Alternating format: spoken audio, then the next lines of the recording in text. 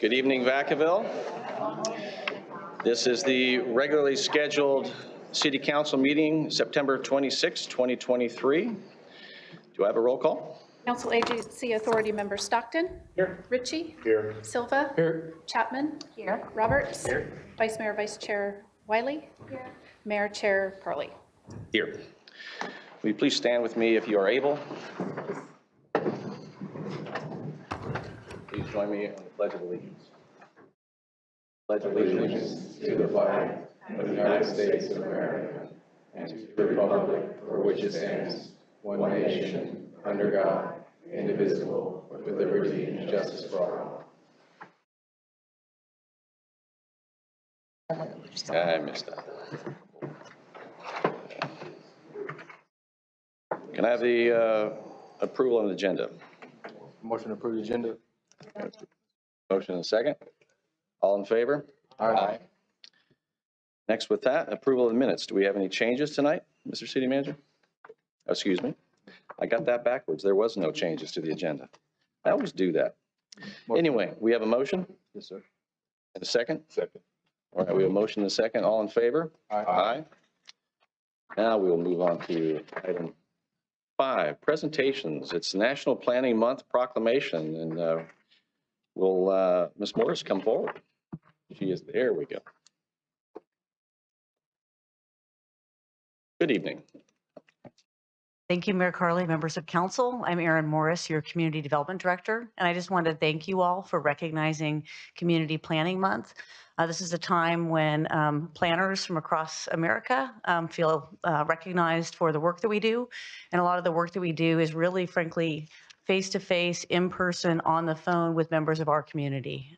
We as planners care a great deal about the built environment, as do the people that call us and come and talk to you as well.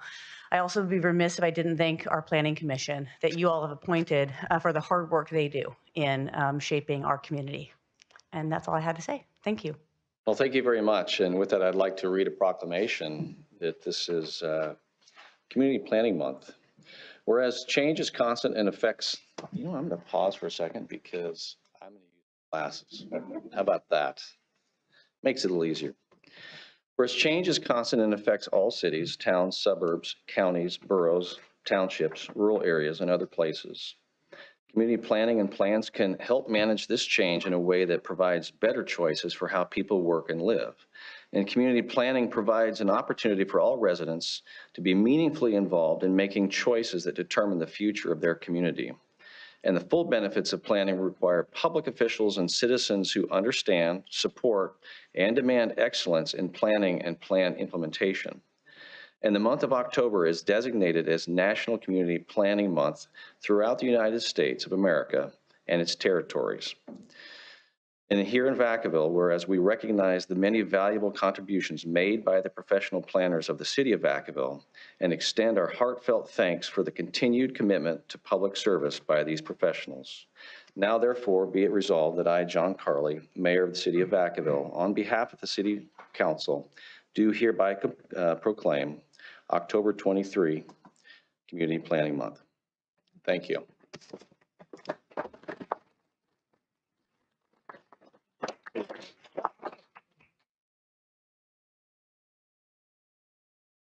Right. Moving along, it's also another proclamation, and can I have Justin Cole come forward? Justin? Thank you very much. Would you like to share a few words? I would. Thank you, Mayor Carly, Right. Vice Mayor Wiley, council members. The Utilities Department has a proclamation for California Water Professionals Appreciation Week. Unlike planning, we're only asking for 1 week.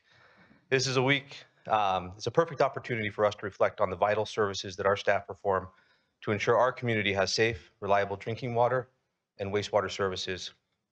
I know you're going to read the proclamation, and it talks a lot about the importance of what we do. I thought it might be kind of fun to introduce you to who we are.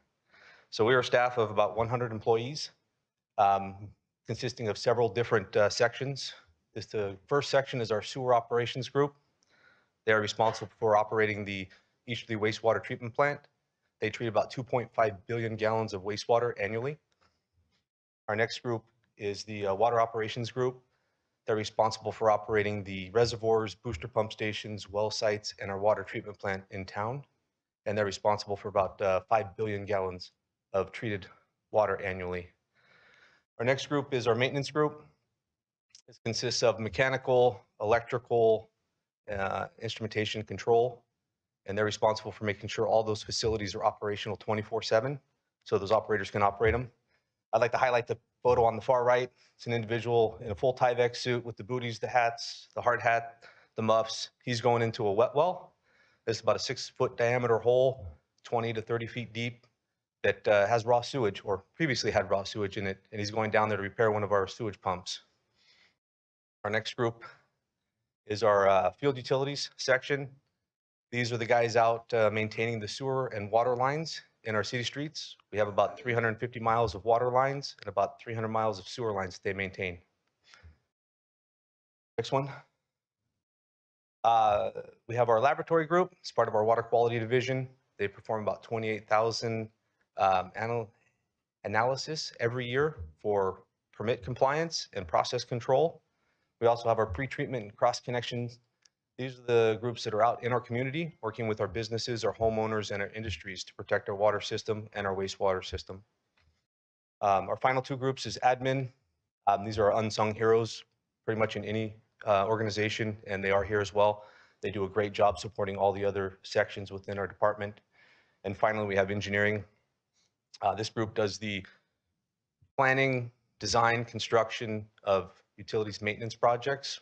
We also do the CIP planning. We manage our sanitary sewer management plan, all in support of our operations divisions. So in closing, I wanted to read it so I got it right. I would like to extend my gratitude and appreciation to all of our dedicated employees who work 24/7 to provide critical services to our community every day. And I'd like to thank the council for their continued support. Well, thank you. And as the director of our utilities, I know that there's so much to be thankful for. Most people don't think about it until it's an issue or a need, but we certainly are grateful for what we have here in Vacaville. And with that, I will read the proclamation. Whereas water is a lifeblood of California, and without safe and reliable water, no community and no sector of the economy, from high-tech to manufacturing to agriculture, can thrive or expand. And now more than ever, amidst the recent drought and pandemic, the city of Vacaville is proud of the important role our essential workers play in making sure our community has safe and reliable drinking water and highly treated wastewater. And California drinking water and treated wastewater meets some of the most stringent water quality standards in the nation, and I would say probably in the world as well. And our drinking water comes from nearby lakes, rivers, and wells, and travels through many miles of canals and pipes to reach our treatment facilities, where it is filtered, cleaned, tested, and distributed in a process carefully managed by trained water professionals. And water professionals at water and wastewater agencies work 24/7 to plan, maintain, and upgrade their systems to improve the safety and resilience of local water supplies for their communities.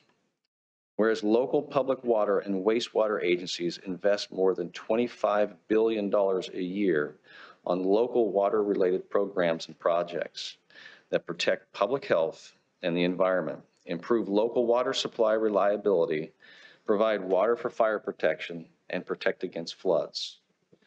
And thousands of essential water, wastewater, and recycled water industry professionals in the state dedicated their careers to keeping drinking water, recycled water, and treated wastewater safe and reliable for use by Californians. Now, therefore, be it resolved that I, John Carley, Mayor of the City of Vacaville, on behalf of the Vacaville City Council, do hereby proclaim October 7th through the 15th, 2023, Water Professionals Appreciation Week. Thank you. Thank you.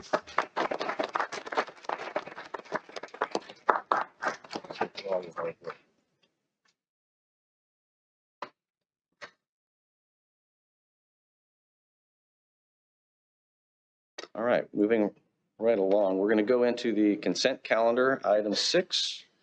Does any member of the public or member of the council wish to pull any of the items A through F from tonight's agenda?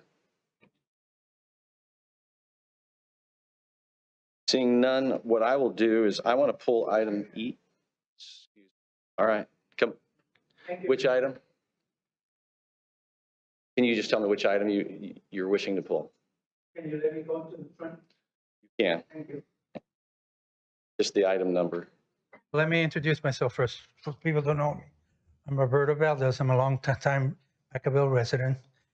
Thank you for giving me the time, council, public, and staff.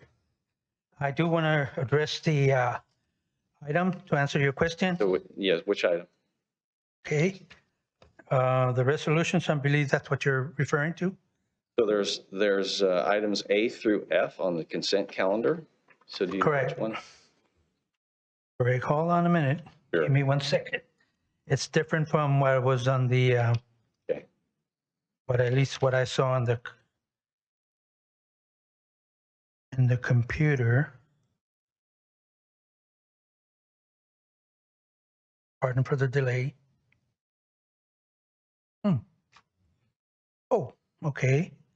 Sorry, I think I missed. Later on in the agenda? Yeah, Okay. I have to look in the public hearing. That's fine. Thank you. I apologize. Absolutely. Thank you. We'll get to that later, and you'll have your comment. So items A through F, seeing no one from the public or the council, I would like to pull item E from this for a discussion. So other than that, do I have a motion?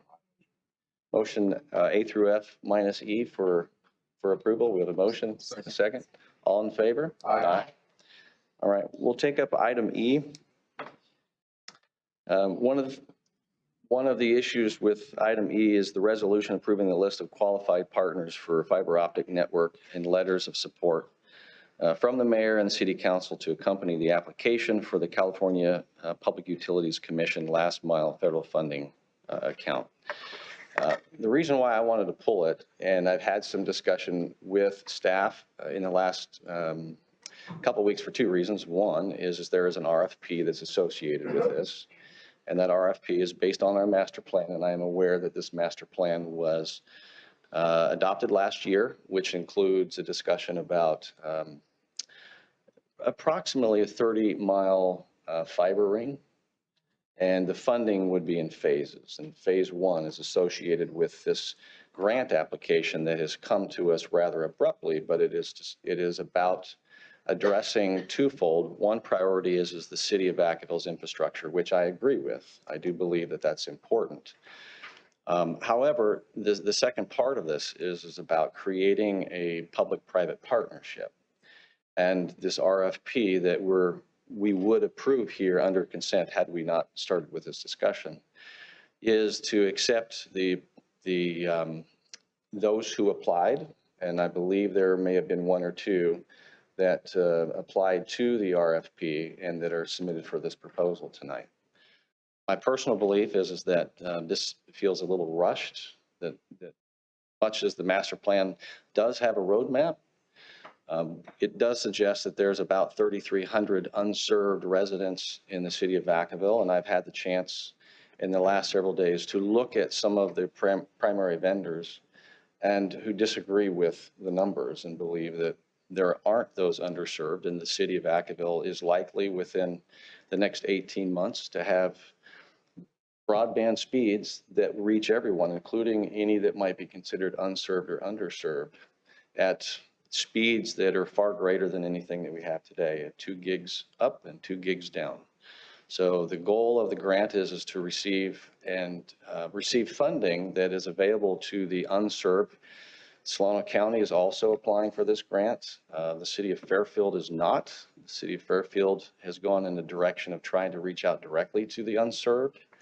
And so I believe, from my view, that that's something that we could do. And so I'm just not comfortable tonight going down a pathway that is, in my view, potentially disingenuous to what our goals should be, and really wanting the staff to consider rethinking what our master plan is, because this is one phase that's $6.9 million, even if we were funded, and yet the whole cost of the public-private partnership ongoing could be significant. And I just believe that the market competition that's out there for what is coming, whether it's the current 8 or 10 broadband companies that are here, I just don't believe that we need to be in that. I believe we need to be working with these vendors to make sure that if there are apartment complexes or locations, that we find ways to work with our current vendors that have near saturation here. And that's just my position. So with that, I would open it up, and I'm not sure, Mr. City Manager, if you have any comments, because I know that we may not all understand the details. I just have my own personal beliefs of this. Thank you, Mr. Mayor. And if need be, I can invite staff to come up and talk about this, but I'll try to address just real quickly the concerns. So with regards to the process itself, the mayor is correct in stating that we are seeking grant funding for this particular phase of the master plan project. We're trying to serve three different components, if you will, for our community. The unserved, underserved is one, so our residents. We're also looking to serve our business community where services are currently not provided and will not be provided by the current providers that serve our residential community, as well as public utility services, so city services that benefit from fiber optic installations. So the concern about the use of the data for purposes of the grant, jumping right to that, is that we confirmed that we relied on the state's data that is responsible for producing the grant. And so if there's a dispute about that, we can certainly evaluate that. That's truly utilizing what the state has put out there for us to use. I apologize, my mic keeps cutting out. So, but as far as what we are pursuing this for is to give us an opportunity to explore the potential to get additional funding to help us with this initial phase, which also gets us into the unserved, but as well as into the next phases with our business community as well, which we currently don't have any opportunity for given the current providers. So I certainly appreciate the conversation. The mayor and I have spoken about this. In my viewpoint, what this does is it gets us an opportunity to pursue this. We are not asking the council to enter into any particular contract tonight. The simple acknowledgement is that we had 2 responders to the RFP that make us eligible to pursue negotiations and discussions with them should we determine that we are interested in a public-private partnership for that bigger infrastructure master plan that we're talking about that was previously approved by the. So this is just really an opportunity to explore the next level, not necessarily enter into any specific contracts. Thank you. Councilmember Roberts. Yeah, maybe I missed in the packet, but what is a tentative awardee date of this grant? Was there? So I'm going to have to call on my staff on this. Sorry, Rika. I need you to come up and help me out on some of those details. This is Rika Gidry, our program manager in the city manager's office, who's been one member of our team that's been working on this project. So, Good evening. City Council. Potentially, the CPUC has about 6 months to respond to our application. So we had about 2.5 months to actually apply for the grant. We entered into a contract with Magellan and Trust in June, started conversations in July. And so unfortunately, to echo Mayor Carly, we did have a speedy application or RFP process with the private companies. But we are ready to apply for this September 29th, which is this week, for the last mile grant with CPUC. Okay, so it's about 6 months before they make a choice if we get approved for the grant or not. According to their guidelines, yes, 6 months. Thank you. Questions? Councilmember Ritchie. Not really questions. Thank you, first of all, Mayor Carter, for being fast. I was trying to find the items. I actually had questions too. I also talked to the city manager. You know, the speed of the process was interesting, but for me, I just saw the dollar amount and like, I'm at a position where every time I see a fee in front of us, I pretend like it's my money, and therefore it's not monopoly money, to make sure that every time we approve something, we're doing it with a manner in which we realize this is their money and we're utilizing it in an appropriate way. And I just wanted to make sure that first level, second level of money going towards any kind of associate or group is going to be money well spent. I just want to make sure like we weren't going to spend a couple $100,000 more to find out we had analysis of analysis and we need more. At what point are we going to be a practitioner and get it done? So that's really one of my things to make sure like, is this money we're spending in conjunction with trying to get a grant going to actually bring to the table something tangible for the community? And therefore, we're not spending money to find out there's another level of analysis to figure out what we really need to do to spend money. That was the one question I had about this. The other one is when I reviewed there's 3 people, like Fox something, and I was really frustrated not to see the big guys. Now, I don't know if those companies subcontract to them, but I wish they could have put that on there as, hey, our company's name is John Doe, and we subcontract with these major providers. That made me feel comfortable because I'm gonna give small business opportunities. But I personally use Comcast for Business. I personally use AT&T. I won't say which one I like more, but when I didn't see their name on there, I was like, wait a minute, how come they're not stepping up, or did they miss opportunity? Were they not fast enough for the window? I don't want to rush this, make sure that the big players that might have the capacity and bandwidth to bring from the so-called ring to the doors, that's going to be a capital cost shared by the developer or the existing landlord. And if they're not ready to pay that, how could a small company shovel that cost to say, hey, listen, we're going to cover this until. So I really want to make sure that we can approve this, grant money is free money, but we keep the door open for the other players to come in and say, hey, this is what we can do to help benefit your city. If you're run across this scenario that there is a multifamily or a mixed use, and yeah, the building's built in 1970, they don't have the infrastructure, we can help out with that. We have the ability without jacking up the cost of the units per suite or per apartment to a point where it makes it unfeasible for the tenant or the resident to afford the broadband. So I just really make sure that we get the free money, but I just don't want to keep throwing good money after another analysis and have like, I have this big problem with like California and like the rail system. I swear we're spending more money doing analysis of analysis and we're just throwing good money for bad money. Let's make sure that as long as I'm here, like we're fiscally responsible and making sure our dollars are spent well. So that was where I'm at. I'm going to open up to the public for any comment on this item.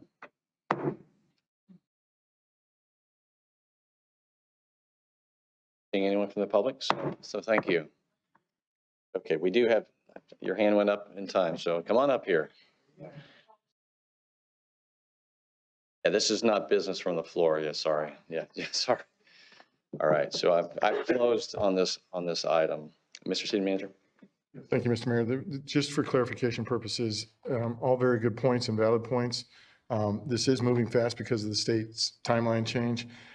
We all recognize on this, the team working on this, that there are more questions to be asked and answered. And so during that 6-month timeframe that, we'll be waiting to hear if council goes forward with the grant application, we'll use that time diligently to make sure that we ask all those questions of all the parties involved, including those that were a bit surprising not to see in response to the RFP, and to see what kind of opportunities there are out there to address these things. So again, this is just to get us in that other arena to make sure that we don't miss out on the opportunity, because if we don't apply, that's council's prerogative, but then we know for sure that we're not eligible. Whereas during this time frame while we're waiting, it gives us an opportunity to ask those important questions and follow up. Thank you. Councilmember Roberts. Yeah, City Manager, just because we apply for the grant does not mean we have to accept it if it does get approved by the state, correct? That's correct. We have if we are awarded it, we have the right to refuse it. Okay, thank you. And just a quick comment. I will tell you that I did ask that question. Why wouldn't, and I didn't speak to them all, but one said, we're virtually 100% saturated here. Our infrastructure is already here. There's a roadmap. It's a national company. And so they're not going to be spreading into what would be a plan that is desirable, right, to reach this unserved and underserved. But their view of the RFP, the timing of it, at least one of them, and the fact that they already have a roadmap for the next 24 months to achieve the goals is the reason why at least one of them didn't apply. Thank you. So it's a business model. And that, I think for me, the issue is, you know, there's a level of capitalism in this, and the process doesn't feel right to me. I understand the need to go for grants. I've been familiar with grants most of my career. The concern sometimes is we have to chase it with our own dollars, and does it go down a path? And so regardless of what the council decides, that would be absolutely the recommendation, is to cautiously and carefully go down that path, because I'm aware that one of them that made the list would be the competitor. And so goal number 2 that's listed in the RFP and in the broadband is to create competition. And I just didn't know that it's in the city's business to be creating the competition that's already in the free market. So just my view of this, and I just think that there's other things to focus on, and they have different business models. It's the structure of the grant, so we can't change the structure of the grant. It's just my position on it. So with that, I would need a motion. Motion to approve 6E. Second. All in favor? Aye. Opposed? No. It passes. So my ask is that we be very careful when we move forward on that. So thank you. With that, we will move on. At this time, this will be business from the floor. And this is a time to come before the council on items that are not on the agenda, but that are within the subject matter purview of the city council. But before we open up the microphone, what I'd like to do is there's a couple things that I would like to make sure that you all here are aware of, and our viewers who are still awake, because it's early in the night versus trying to do this at the end, is a couple of announcements. So, Mr. City Manager. Thank you, Mr. Mayor. To your point, so for the past few council meetings, we've had several topics continue to be raised during the business from the floor session. Staff has finalized when we can bring those items to council. And so the first item that you see here is with regards to a special meeting that we will be conducting related to our flag and proclamation policies. That will be held on November 15th at 6 p.m. at Ulatis Community Center. For more information, please use the QR code there so that you can get more information on that particular meeting for those topics. That will be the only topics covered at that particular meeting. The next item that will be discussed at a specific date that we're able to finalize is the subject of a homeless update that will also address the regional JPA that's underway right now in Solano County, as well as the topic of a cold weather shelter, cold weather center. So that those two topics will be brought to the council at the next October 10th meeting. So we've heard, we are prepared, and we'll have presentations on those respective topics on those particular dates. So that, Mayor, thank you. Thank you. That's better to get that announcement out now. So I appreciate that. So good evening. Yes, come on up. Thank you. Good evening. Me llamo Linda Maribel Martinez. I could not wait until October or November because I'm a passionate Latina and I need to speak my mind when I feel like it. You can't put it on hold for 2 months. I've come to speak for several reasons. My husband cut the cable a long time ago and I haven't been able to watch local news consistently. I was either too busy being a full-time wife and mother to 2 happy, healthy, grown adult children, or working at Ford Motor Company and 3 different airlines. People find inspiration in various forms. Unfortunately, in my past, I've had to learn the hard way. I'm so happy that that young gentleman spoke up at the last city council meeting. I don't believe he stated his name, but I understood him when he said he was lonely and depressed. I'm glad he found Police Activities League. I also empathize with the LGBTQIA+ community. Absolutely no one should be shot over a flag. Speaking of our flag, that 50-state one over there does not represent every American. Where's Puerto Rico on that flag? Where's the District of Columbia, otherwise known as Washington, D.C.? What about the U.S. Virgin Islands and/or territories? American Samoa, Guam, the North Northern Mariana Islands. I did a quick Wikipedia search today to find out that a self-governing commonwealth. That's what the Mariana Islands are, in association with the United States of America. I would rather much our nation wake up from their deep slumber. In God we trust. Who's God anyway? Is it the Christian pagan one? Is it Allah? Jehovah? Jehovah's Witnesses? I could go on and on. This nation was supposed to be free of religious persecution, yet we still recite one nation under God. Who's God?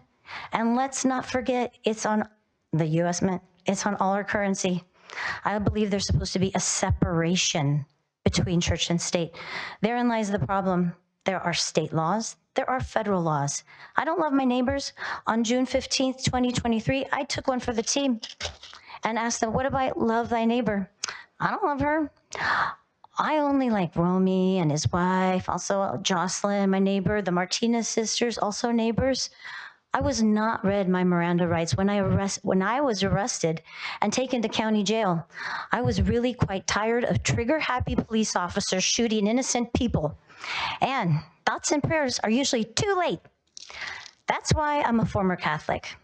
I had to help prove my hypothesis. I believe in science. In my theoretical world, Dr. Martin Luther King Jr. and Rodney King have the same exact message. Why can't we all just get along? Oh, that's my time. Thank you. Thank you.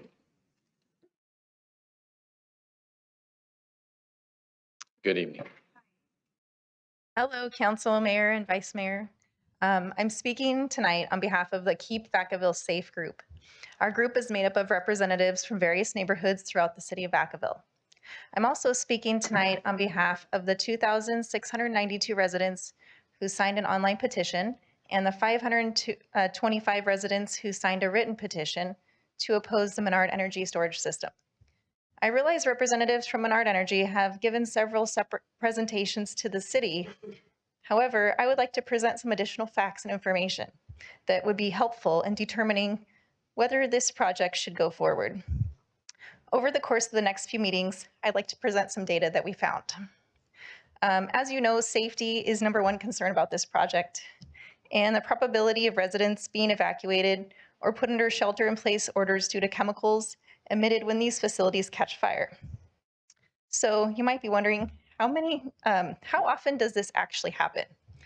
I'd like to share a database for all the best fires created by the Electric Power Research Institute. The database contains valuable information, including the location of the facility, the size, the battery type, the age of the system, and whether or not it was working at the time of the incident, because they have caught fire during the installation phase.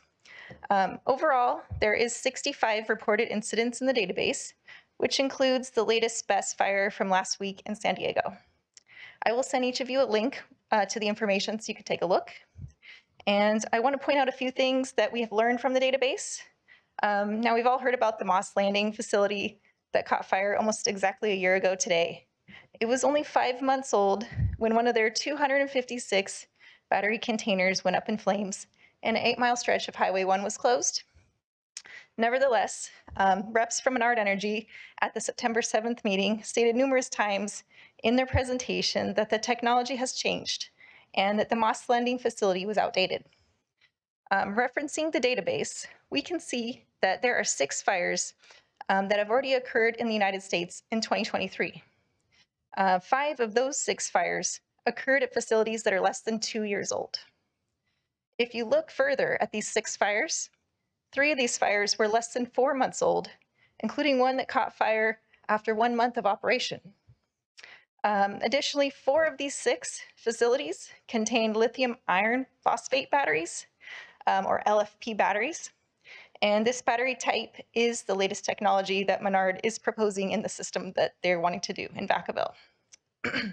So I hope you find this information useful.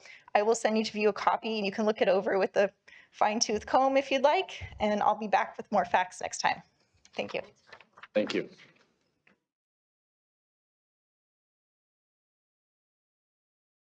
Good evening.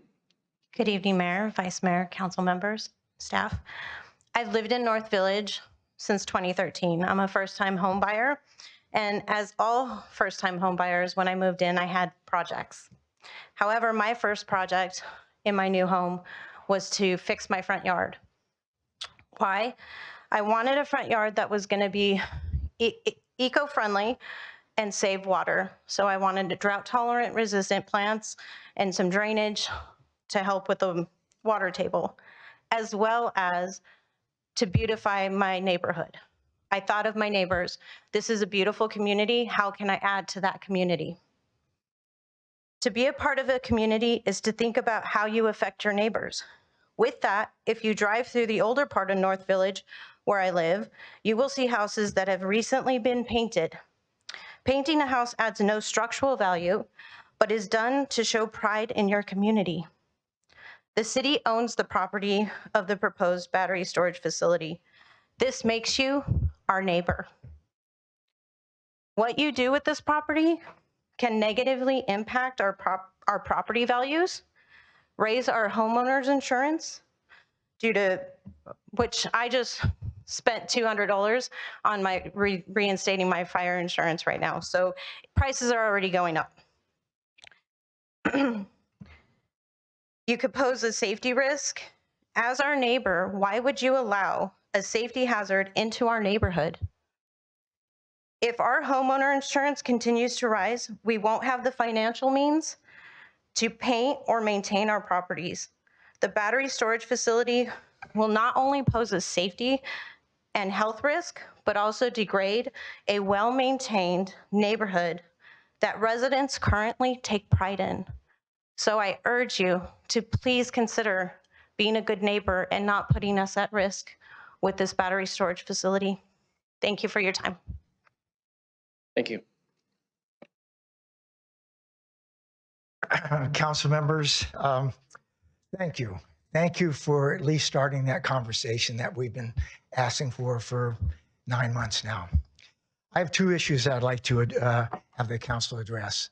One is there seems to be some misunderstanding as how someone from the public can get something agendized. Does that require one member of this council, a majority, formal motion, second? So I'd like to have an answer for that, if I may, before I leave the podium tonight. The second issue is Councilmember Chapman, on the 22nd of last month, during councilmember comments, asked the city manager, where are we at? I'm paraphrasing, obviously. Where are we at on the cooling and warming center? And Councilmember Roberts and the city manager both said, well, wait, we're waiting on the strategic plan. We're also waiting on the County of Solano. So I contacted the County of Solano, and their answer to me is, I don't know what they're talking about. And so I was able to get a copy of the Extreme Weather Annex. And this document is pretty precise as to what happens when there are 2 consecutive days of 31 degrees or below, or 3 days that are 105 or above. And the thing that surprised me the most, it's dated January of 2023, the same time that a group of us came forward asking that we start the discussion on the homeless and the homeless warming and cooling. And I shouldn't call it homeless, because there are community members out there, some of your constituents, that don't have heating or cooling, elderly, youth. So this is not a homeless issue. This is a community issue. So I'm a little surprised that this document has been in existence for the last 9 months when we're being told that we're waiting on the county and the JPA. Mind you, I think a reasonable approach to homelessness is the way to go.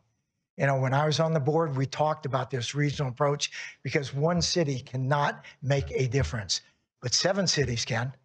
And so we're hoping that this discussion that we're going to have in October will be the start of that. And we're ready, willing, and as I said before, able to assist you in this manner. So thank you, and constructive criticism. Thank you. I appreciate that. Good. My name is Gail Thompson. I'm here as an advocate for the homeless and a warming and cooling center. I was a little surprised at the last meeting I attended when Councilman Chapman asked how many visited these warming and cooling centers, and she was told a total of 5. First of all, the libraries are not warming and cooling center. Our homeless are not welcome there. They're county buildings. They're designed for families and children. Our homeless smell, plain and simple. Some of them haven't showered in 6 and 7 months, and the little kid reading his first book doesn't want to sit next to him. I understand the Three Oaks Community Center was open, and that's a great location. The problem with that is many of us who are involved with the homeless did not know that center was open.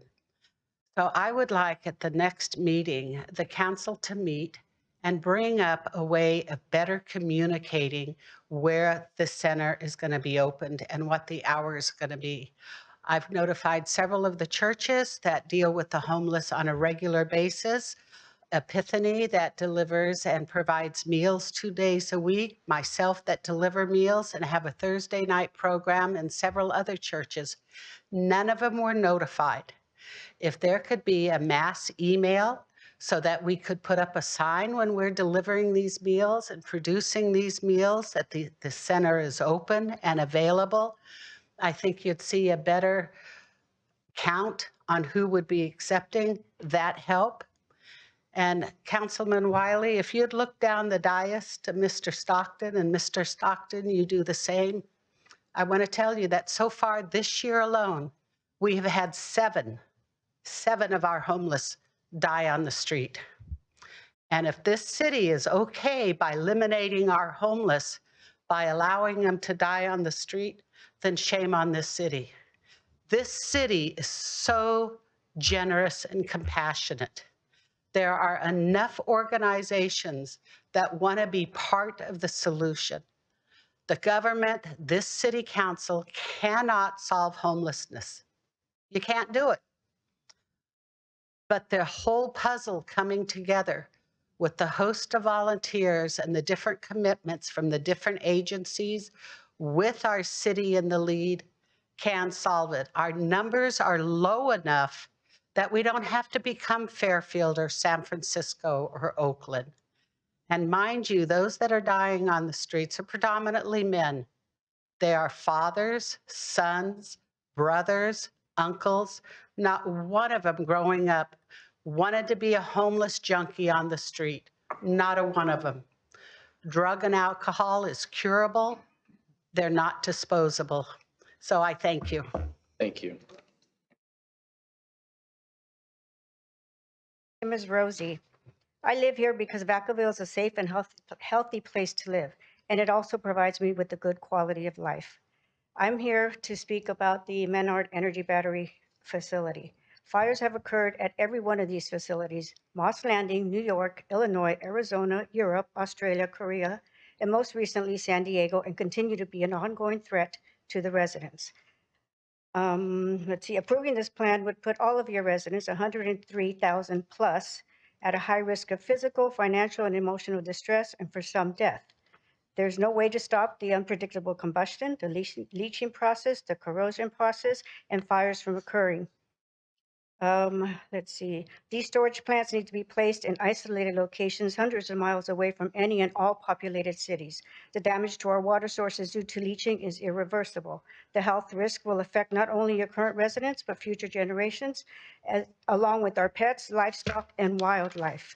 At the September meeting, we were told that the people at that meeting in January thought that having a sports center is a good idea. This translates to the people at that meeting thought that having all of its residents being exposed to toxic chemicals for a period of 20 years is a good idea. I truly hope that was not their intent. If this plan is approved, it's only a matter of time before we can no longer use our faucet water for drinking and cooking our meals. Groundwater cleanups can take up to 30 years to complete. Read the story about Hinckley, California. Families will be torn apart. Our financial resources will be used to pay for medical care. Some of us will not only lose our lives, but also lose our homes. And all along, Menard will continue to turn profits for the next 20 years while your residents' lives are falling apart. Let's see, where am I?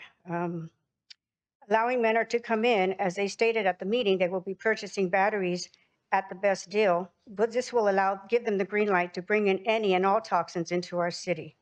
They also said that there are no risks and that we should trust the science. Science tells us that long-term exposure to toxic chemicals such as lithium iron phosphate and nickel magnesium cobalt cause cancer, organ damage to our heart, lungs, and kidneys, weakening of the immune system, asthma, birth defects, and the list goes on.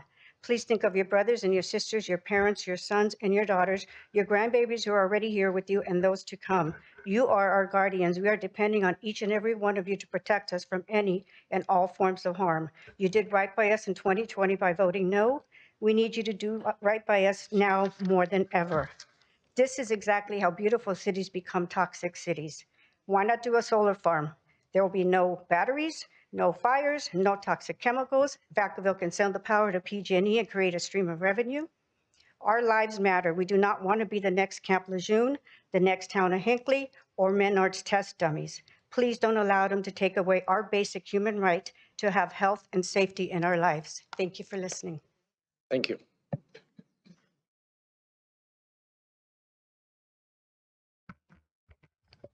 Hi, Mayor Carly, Vacaville City Council, and the city staff.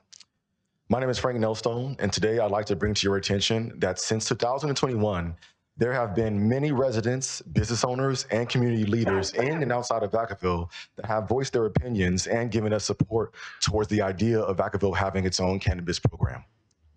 When asked for their opinion on this topic, Haley Andrew, the CEO of Dixon Wellness Collective, said it was a step in the right direction. Not only said, quote, it was a step in the right direction. Not only will the tax revenue bring monetary benefits to Vacaville and its citizens, but cannabis companies will also be an asset to your community by providing jobs. Also, cannabis businesses love to volunteer within the community, which is true, end quote. Another leader, Kimberly Cargile, the CEO of a therapeutic alternative in Sacramento, also stated support for Vacaville's cannabis program. She stated, quote, cannabis businesses would make a positive impact to Vacaville's economy. Citizens of Vacaville deserve to have lab-tested and regulated cannabis products available in their own hometown. The majority of customers we serve as are seniors, and they need the one-on-one in-depth consultation that only a storefront cannabis dispensary with educated consultants can provide. I've personally met with at least 2 other local business owners whose opinion on this topic aligns with the others. This is the general consensus that we get when we ask people on their thoughts on Vacaville's cannabis program. Business owners want it for reasons like increase in customer traffic, boost in business economy. Residents of all ages and all backgrounds need it for recreational and medicinal uses, and the city of Vacaville needs it to help fund more exciting and impactful projects that the city has on its roadmap. I'd like to also remind the city council and staff that there is already a Vacaville Cannabis Code and Regulations plan currently created, submitted, and received by the Department of Economic Development here in Vacaville. These plans have been reviewed by our city staff as well as our third-party cannabis consultant agency at the end of 2021. But some city plans like this one, it's been sitting on the shelf for some time now and waiting for the right group of people to take action, and we feel that the time to take action is now. The next step to take, I got my mic taken off already. The next step to take is actually quite simple. Members of the city council, we need you to convene with the city staff and the city manager to put this topic on agenda for any of the upcoming agendas, so we as a city can at least start having discussions on it and better prepare for its eventual rollout and deployment. Thank you.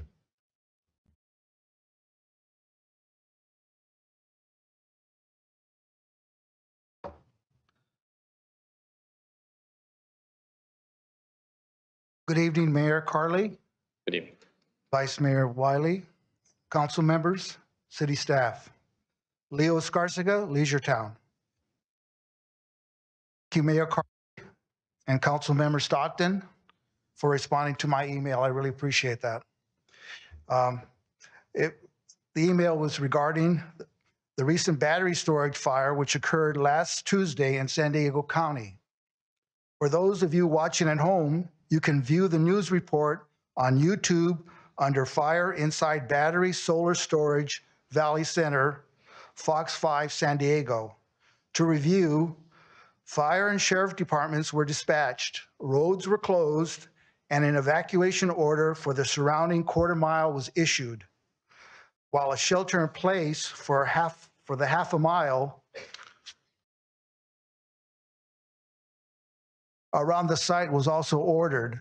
These directives were kept in place for 4 hours. Could such an incident occur in the city of Vacaville at the proposed Menard Energy LLC lithium-ion battery storage facility? It certainly could. So a quarter mile evacuation order would impact approximately 100 North Village homes and approximately 40 properties in the unincorporated portion of Vacaville. How would that unfold?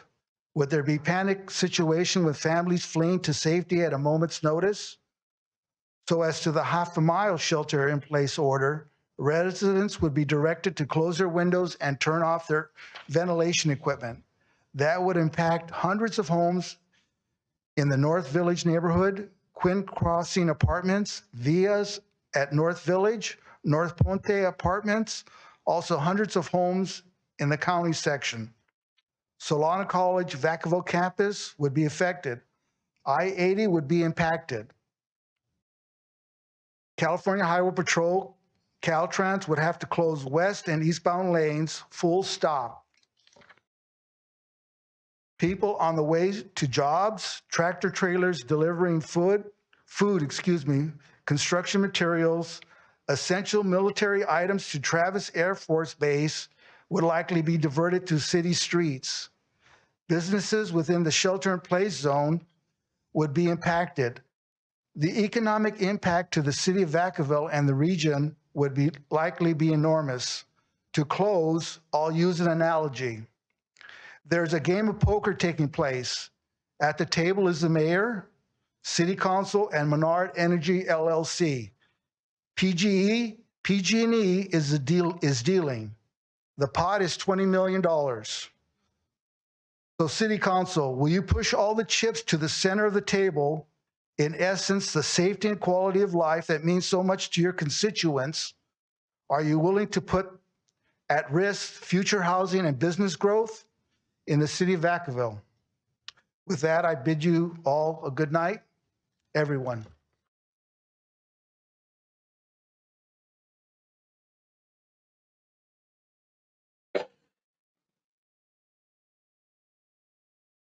Good evening, Mayor Carley, Vice Mayor Wiley, council members, and staff.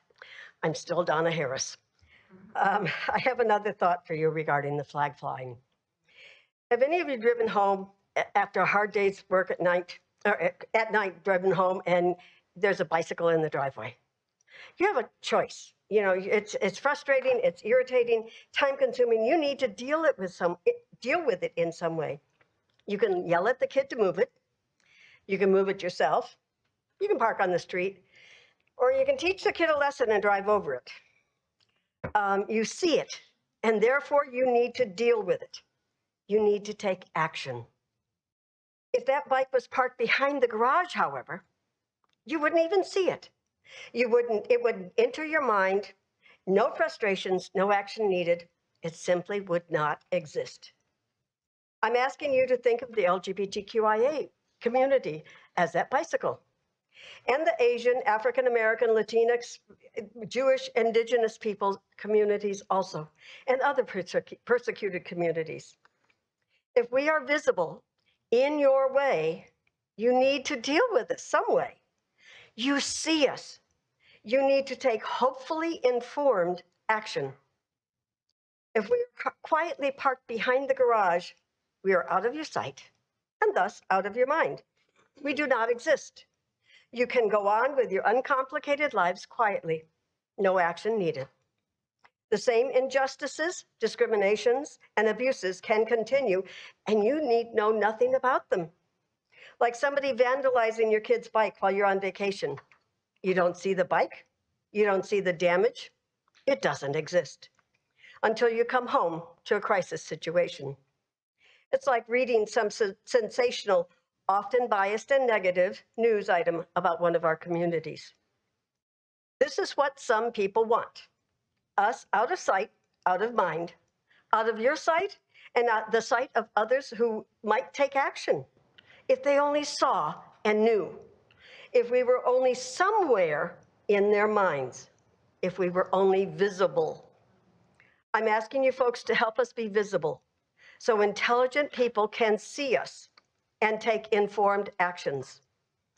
Learn about us honestly, accept us, support us, join us if that's where they need to be, or simply walk their lives and let us walk our own with equal freedom and justice. That is what the American flag promises. Please let our other flags help those promises be realized for everyone. Thank you, and please stay safe. Thank you. Good evening. Good evening, Mayor Carly, council members, and staff. My name is Dave Hammerschmidt. I'm one of the board members for 11 Kids, and tonight I'm here to just say thank you. Really thank you for the continued support of 11 Kids. In particular, I want to thank you for the support on the community development block grant that you helped push through so we could help serve our community through serving 11 Kids and the 3 11 Kids centers that we have here in Vacaville. For those of you that are unfamiliar with 11 Kids models, we go ahead and we put our centers in the locations that have the greatest need. We try to meet these families and these kids where they are at. So it's not a center that they have to go to or drive to or requires transportation to. It is a center that meets these kids and their family where they live. So thank you again for your continued support for 11 Kids and allowing us to better serve the community. Thank you. Thank you. Good evening. Good evening, Mayor Carly and council members. My name is Eugene Cordy. I was here at the last council meeting because I can't get the local police to take a report on a crime that's been going on for a while, and the police said he was going to have somebody call me the next day, Captain Poland. I never got the call. I called the number I was given for him and left a message. It was not returned. I called the chief's number, and that was not returned either. Now I still have this problem that's been going on, and I need to know, and I need local jurisdiction investigation in order to get it expedited up, because it's way my capabilities to handle. It's causing this invasion of privacy, criminal harassment. Could I direct you to speak to either our chief or staff or the captain who's in the rear of the room right now? Turn around, you can see there's Captain Kellis right there who's willing to help you right now. All right, well,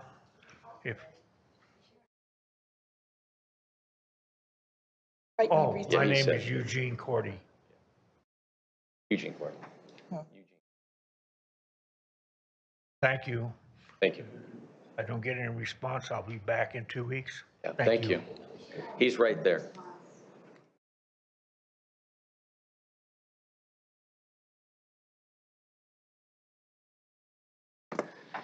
Seeing no one else, I'm going to close business from the floor and bring it back to council.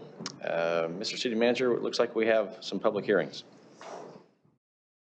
Thank you, Mr. Mayor, Vice Mayor, members of the City Council. The first public hearing I'm before you tonight is several actions related to the Vanden Meadows Specific Plan and Development Agreement Project.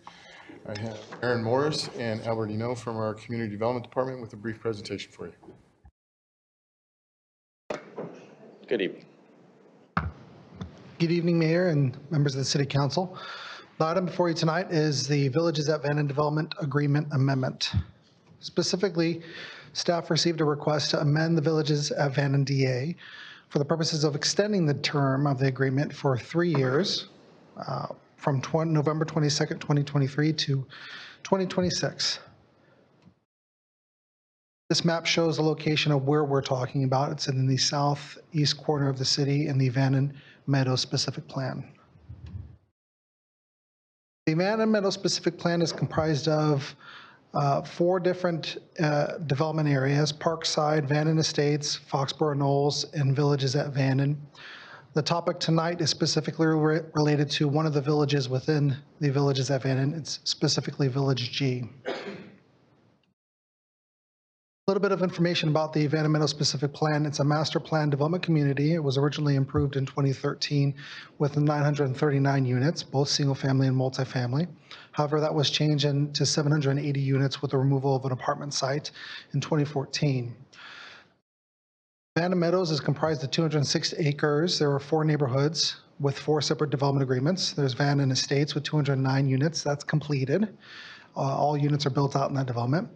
Villages at Vanden is currently under construction by Meritage Homes. Parkside with 50 units has also been completed, and Foxborough Knolls is under construction by Pulte Homes.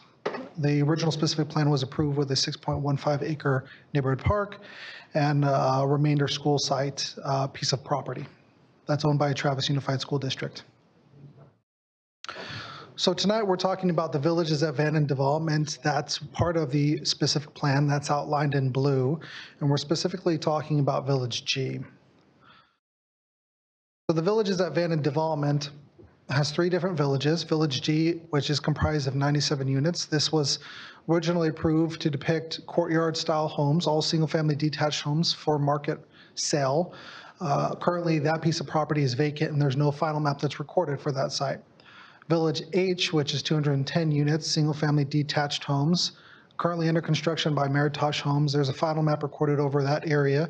There's 180 units left remaining. Village I is 157 units, again, single-family detached home, 120 units remaining as Meritage is building out their development. Currently, the development agreement for the villages at Vanden is set to expire November 22nd of this year. The only portion that is still in effect for this development agreement is Village G, as the others have vested their rights through the recordation of a final map for those specific areas. So what does Village G look like? Well, it's designated in the general plan as residential medium density. The density allows 8.1 to 14 units per acre. So they could develop under the general plan with 88 units at a minimum, 152 units at a maximum. As I mentioned earlier, there's 97 units that were originally vested with the approval back in 2013. The zoning is residential medium density, also consistent with our general plan. Minimum lot size is required to be 40,000 square feet. Single-family residential development is conditionally permitted. Multifamily is permitted. Currently, again, right now, what's vested under the development agreement is single-family detached homes. It's a courtyard design, missing middle design. Originally approved by City Council in 2013, the development agreement identified a number of city benefits that were required of the developer. The first was annexation into a community facility district. Right now, the site, as well as the adjoining developments, are annexed into CFD number 11, so that one's taken care of. There's also a requirement for the developer to pay a park development impact fee and a special water annexation fee with every single-family home. There's also an obligation for the developer to construct street frontage improvements and setback landscaping as part of the public right-of-way. There is a new provision that's being added to this development agreement by the developer, and that is item to disallow any build for rent type of product, that they are committed to only doing a for sale detached market rate single family product on this site. And so that's something that the developer has come to the table with. There are some effects if the City Council decides not to take an action on this development agreement amendment. First, the developer wouldn't be required to pay that special water annexation fee.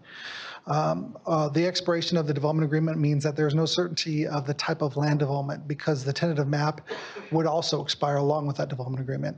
And what that looks like is there could be a different type of development. So there's that range of 88 units to 152 different development units. So you could go anywhere from single family detached to multifamily apartments out on the site. Another item that would expire is the developer's obligation to construct the frontage improvements along with their development. And then also the certainty that's provided with the development agreement with the tentative maps is this courtyard home design. It's a missing middle type of design that we don't have a lot of in Vacaville. And so with the expiration of the development agreement, that would also disappear too. And then it would be a fresh, clean start that the developer would have to present something new. Could be the same, could be something higher density. During the development review process for this one, we sent out a number of public notices, starting off with a notice of application that we received soliciting comments from the public. We also sent out public notices that were mailed for the Planning Commission meeting. Comments were received on August 14th, and there was a supplemental memo that was provided to the Planning Commission responding to those comments. That's also included in your staff report. There were identified, the comments that we received went through a number of different concerns. One was related to the CBC fee that was done away with the adoption of the AB 1600 study and the fee program last year. There were also some concerns about the permit and school fee comparison, compliance with the Vanden Meadows specific plan, previous actions with a development agreement, and also some funding mechanisms for public improvements. At the Planning Commission, we discussed those responses, which we had on August 15th. The public comments we received during that meeting ranged from questions about how city staff processes development agreements through that process. There were also questions about the removal of the CBC fee. That's a community benefit contribution fee that was originally required in the specific plan. But with the adoption of the AB 1600 study, City Council authorized staff to move forward with removing the CBC fees from all of the development agreements throughout the city. There were also concerns from the public about overflow parking in adjoining neighborhoods. At the end of the night, Planning Commission decided to vote 5-2 to recommend to the City Council that you approve the development agreement amendment.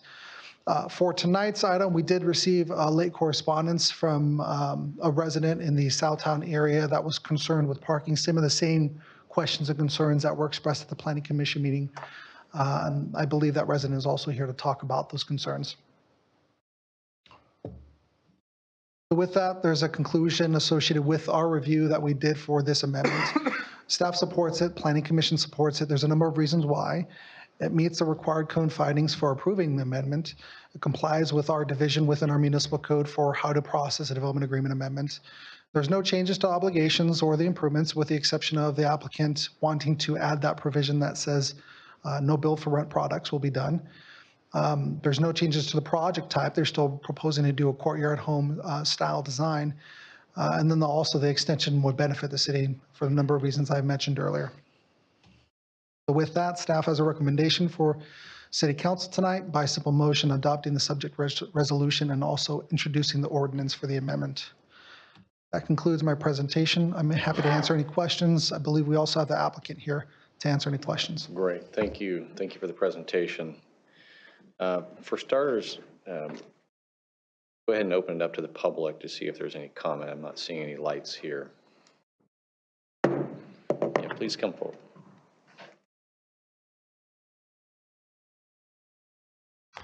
My name is Kevin Pewitt, and I submitted some documentation today to explain my issue about the parking issues that I believe that are going to happen. Did I say my name? Okay. As of right now, I do not believe that there is. It's my understanding that there is no housing development in Vacaville that has put in the parking that meets the minimum standards for Vacaville. And so we have no experience in Vacaville for that occurring. There are two similar projects that Albert informed me of, and that's the Portofino development and the North Village development. Both of those areas provided a lot more parking than what this one will be allowed to provide. In the Portofino, they provided 3 to 3 1/3 parking spaces per home. And in the North Village, they provided 5.5 spaces per home.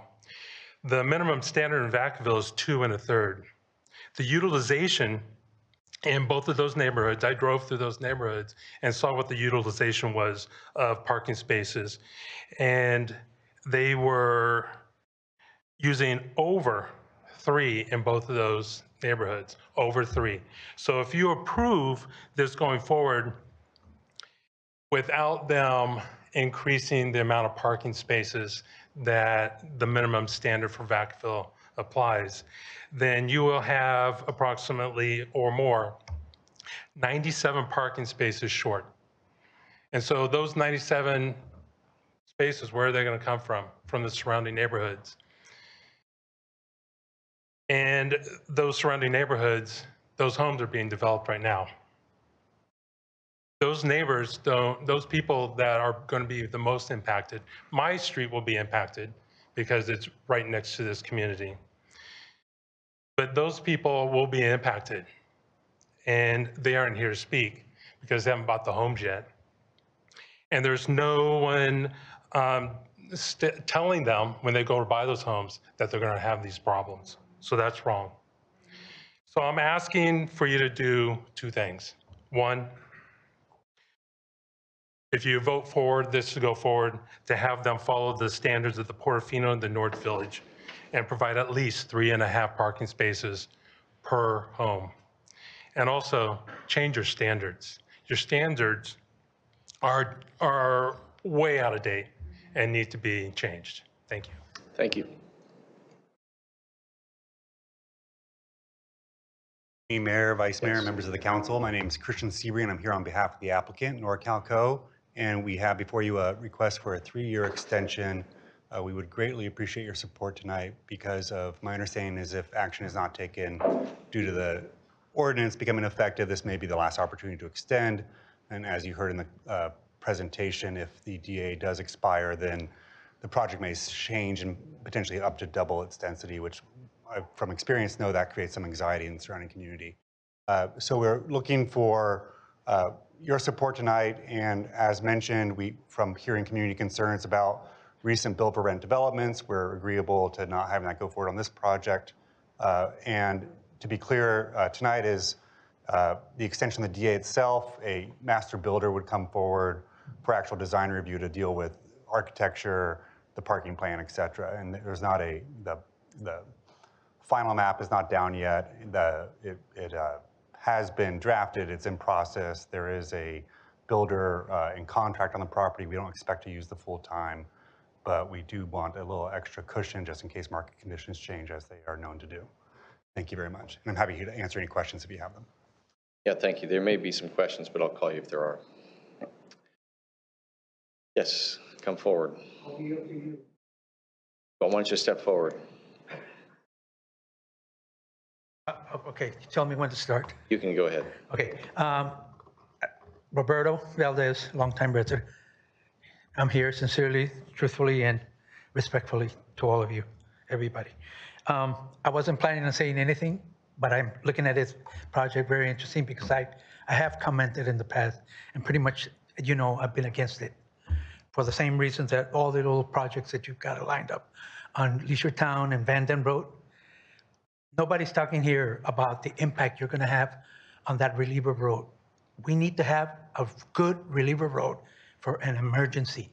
You're building homes near the water waste plant. You're building homes near the railroad station, and it's a matter of time when something might happen. And I appreciate what the gentleman said about his parking, but to me, there's something more things that you should think about, and I hope I can convince you of that, you know, is that the impact it's having on Leisure Town. Yes, if you ask me, would I like to see another development project, and I respect the developer there? No, I'd rather see a park. We need more parks in the city, and that's a good example of that. You look around the whole area, it's changed 360 degrees. I don't even recognize it anymore. You've had impact on the wildlife. You had impact on the, on the congestion, everything. You know, all of you who are here, many of you are new. I don't know if you can go back 20 years, but that project's not new. And, you know, and I respect all the thinking that goes into it. But I think you should not cancel the purpose of that reliever road. Right now, you're building homes and you're not thinking about that road. And I understood you were thinking about 4, 5, 6 lanes. You might need 10 if we have an emergency to get the people out of here, out of Safeway. You know, I don't think I have to elaborate more than that. but I think you should seriously think about the impact. And it's the impact that you're having with all this development in Vacaville that is of concern. And I respect and appreciate all the residents, including your staff and, you know, and you, what you have to say. But frankly, I'd rather see a park. You've had enough impact. It's continuing. Is there no space for parks here? Amen. Thank you.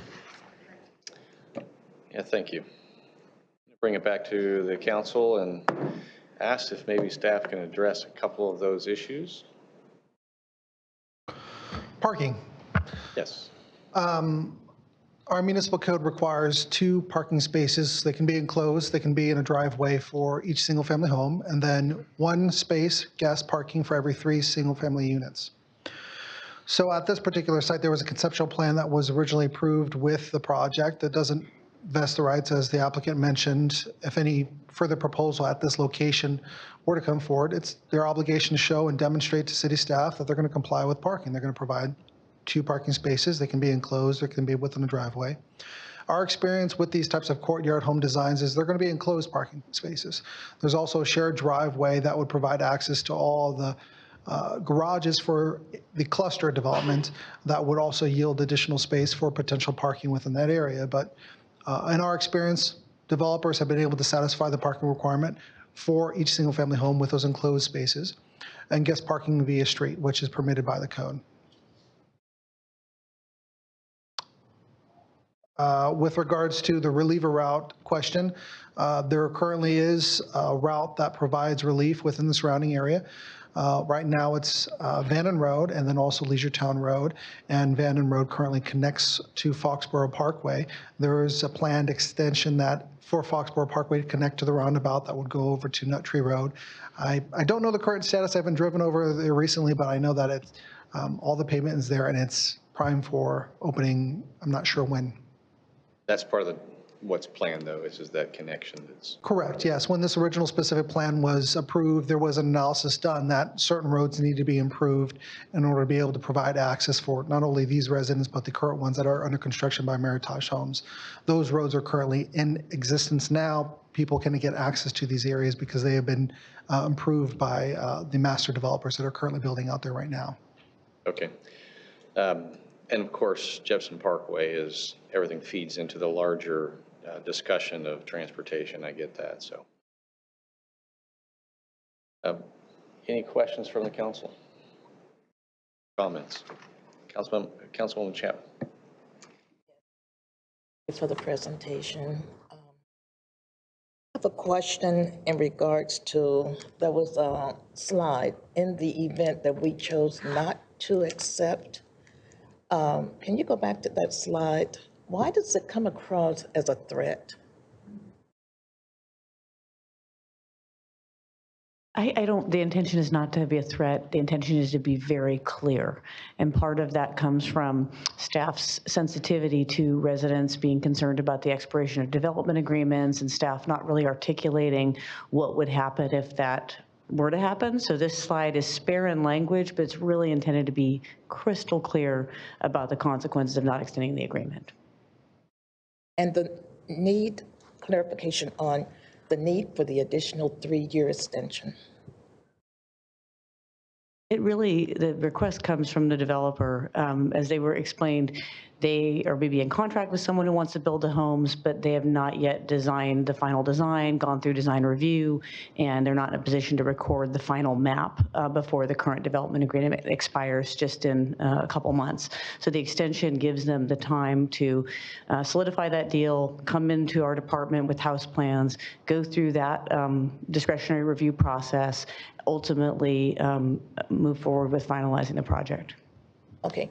The other permits that have been taken out by other developers in the area, where would they stand? I mean, is there a perceived procedure? Is there a perceived procedure according to the way permits are taken out as to which developer will be coming in so that you would know what additional impacts may occur as you proceed? Does that make sense to you?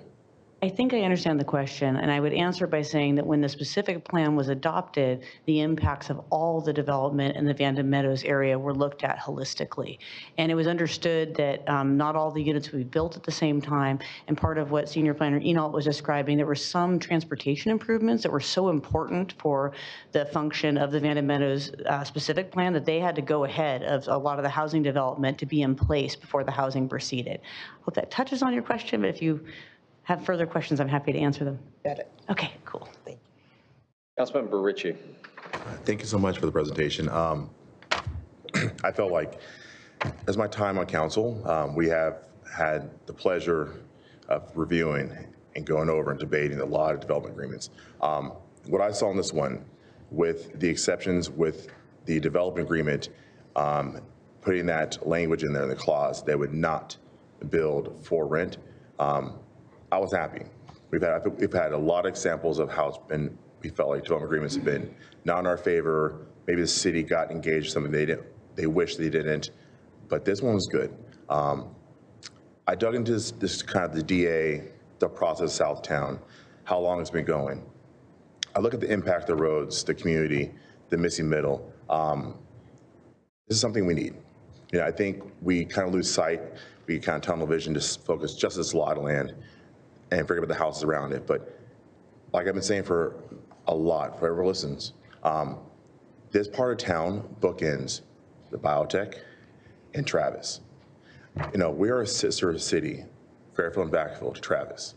It's very important, as they just brought the KC 46 team, that we maintain that responsibility to be a better community to Travis.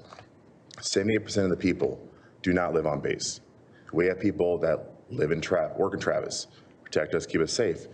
They drive to Winters, Dixon, Woodland. West Sacramento is a huge place. They need housing for rent, for ownership that's in close proximity to Travis Air Force Base. The same channels that we're talking about, Jefferson Parkway and Vanden, give them great access to the base without having to spend an hour and a half that we're serving our community, serving our country onside that base, driving all the way to West Sac so you can find a place that's affordable. We need this in our community. It's not homes that are only estate homes. They're the missing middle. It's what we need to make sure we can house airmen and women, a lot of working professionals. It does a lot.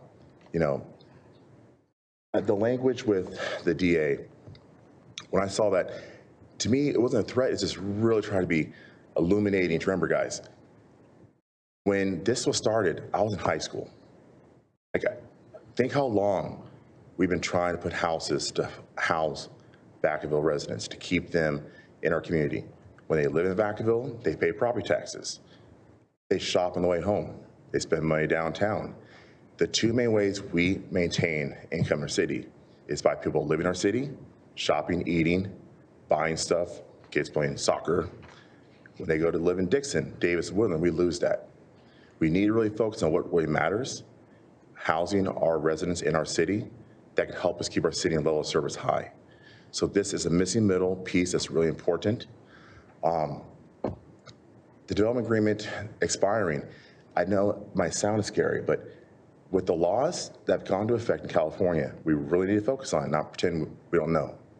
98 till now, it's been a lot different. They can press a nuclear button. They can build wherever they want. If we screw up and let it expire, they can do multifamily, any type on that property, because the California housing laws allows for it now. So the fact that they are not going to build for rent, they're going to build missing middle and stay true is a huge bonus to me. They have the right and ability to do what the heck they want. So I'm very supportive of this, and thanks for your time. Vice Mayor Wiley. Thank you for the information. And because I'm not well-versed in all the real estate, I just want to make sure that my understanding of a courtyard home is correct. My understanding would be like near the fire station down in Southtown. So everyone, it is a single-family home. You own your home, and you have a front yard, but in the back is sort of a shared driveway where people come in. Is that the correct understanding of a courtyard home? Correct, yes. And is this whole section G going to be courtyard homes, or is there just going to be a few pockets of courtyard homes like near the fire station? It'd be the whole section G, And how many units was that? 97. So 97, like 6 kind of in a courtyard, or is it 6 or 8, or how many are usually in a courtyard? It looks like if you look on the map, it's really hard to see, but it looks like there's groupings of maybe 8 or 9 in the clusters. Okay, and then, so this is in the final map, that will come back to us if this is approved. Correct, yes. Okay, Not under a land use entitlement, but under a separate process. I just wanted to make sure that I was thinking that courtyard home. So that was my question. And then just in the other slides that you showed, when you said this one had this many, this one had that many, and you had this many had units remaining, so that they have not even been built yet. It's not like they're standing for sale. They're just not yet built if they're units remaining. Is that correct? Correct. Units remaining that they've received approval for the construction of house plans by Meritage Homes. In Village G, there's just been no house plans, no final map recorded at all. Right. And then my final question, in some of the other rental units that we're looking at or considering across Vacaville, it wasn't what was approved, but someone sold it and then someone new is doing that. So if this developer or owner wanted to sell, would this DA go with it, or would it be all washed away if someone says, I have a great price, I want to buy this from you? It would go with the land. The DA would stay with the land? Correct, yes. Okay, all right, thank you. Those are my questions. Thank you for those clarifying comments. I think that's the importance of a DA. And given our past history and the state laws that are in effect, at least the control that we can hold on to, I would hope that the builder and the process would not require another extension. I think 3 years is reasonable trying to work with a developer. I too am concerned with, while it's right if you can develop the way you want within the guidelines, but the risks of these build for rent can completely reshape our neighborhoods in a way that seems okay because of for-profit in a rental environment. The goal is home ownership in that missing middle. And so for that, I want to thank staff. I appreciate, gentlemen, it does require probably a discussion in the future because, you know, in the world of VMT, we're packing people into smaller quarters and everyone drives, and there just isn't a place for cars. And so I would encourage the developer to get creative in being able to do that because it's an impact. So with that, Councilmember Silva. Just 2 questions. Number one, you mentioned that in our experience, the parking ratios, the current parking ratio suggested has been satisfied in other examples. Can you cite some examples for that? And then number 2, what's our code as far as proximity of residential areas to a park? And does this satisfy that?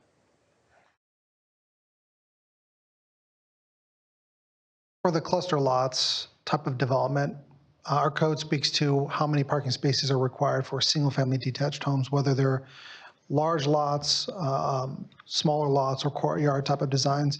The obligation of the developer is to demonstrate that they can provide 2 spaces per piece of property. And what we have found is that they're usually provided by garages because people want garages for a different variety of uses.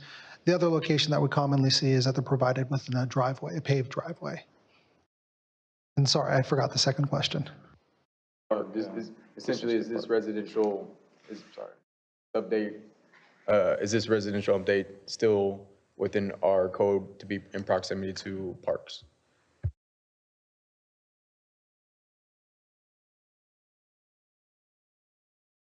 This development will be able to utilize the closest proximity park would be Magnolia Park to serve its residents, which is currently existing right now. Right, is that within our code? Is that distance within our code? I believe it's neighborhood parks or community parks are approximately a half mile or quarter mile to a half mile distance within location, and this would be within that location. There was as part of the original specific plan, a brand new neighborhood park based off of the number of units that this development was going to be providing. adding to the city that there was an obligation for the developer to dedicate land for a neighborhood park, and then the city would design that park and construct it. That park is not within this development, but rather it's located as part of the Vanden Estates development. There's a portion that's just below the blue area south of Opal Way. That portion is to be given to the city, and the city will be developing a park on that location. So that, when we talk about the master plan, was there a park that was designed for this overall specific plan? That's the location where it is, but also Magnolia Park was designed to serve Southtown, but also the surrounding development. Councilmember Stockton. Quick one. So would anything prevent a home buyer that buys one of these from converting the garage into an accessory? That version of it? That would be allowed under state law. Would there be any sort of parking requirement that would prevent that from occurring if those are the two parking spots that are being utilized to meet the criteria for this? If there's an obligation to provide parking for each single-family home, so if they converted the garage, they'd have to demonstrate where the other two spaces would be provided, as well as the one additional space that's required for an accessory dwelling unit. Junior accessory dwelling units, which are much smaller, are not obligated to provide parking spaces. So the city could prevent that from occurring if they can't? It's less an analysis about preventing and more about if a homeowner is wanting to take advantage of what state law allows them to do, the homeowner needing to demonstrate that they can provide parking elsewhere on their property for their residents. And if they can manage to do that, then we'd be able to process that. But if there's an issue, then we would have a non-compliant item.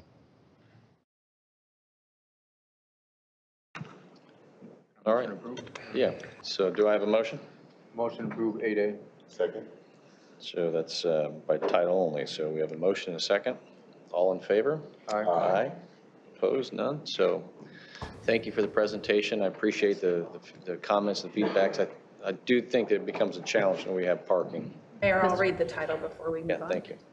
Ordinance of the City Council of the City of Vacaville adopting the First Amendment to the Development Agreement by and between the City of Vacaville and NorCal Company to extend the term of the development agreement by 3 years regarding the development of real property commonly referred to as the Villages at Vanden Meadows, located east of Vanden Road and west of Leisure Town Road, APNs 0137-050-290 and 0137-050-300. Thank you for that. With that, we will move on to item B. Mr. City Manager. Mayor, Vice Mayor, members of the council, this next item is multiple actions for the council to consider for community facilities districts in the Lower Lagoon Valley. Ken Matsumiya is here to give you a presentation. Thank you. Good evening, Mr. Mayor, Vice Mayor, members of the council. I think, Mr. Mayor, there's a script related to the actions tonight. Yes, there are. Okay. I'll do my best. Thank you for the highlights. With that, these are the public hearings and the council's proceedings for the annexation of territory to the city's Community Facilities District Number 13, Lower Lagoon Valley Improvement Area Number 1, and Community Facilities District Number 13, Lower Lagoon Valley Improvement Area Number 2. The hearings are to inquire into the annexation of territory and the levy of special taxes in the annexation territory for the purpose of financing public facilities and municipal services. Does anyone wish to file a written protest? And if so, they must be filed with the city clerk now.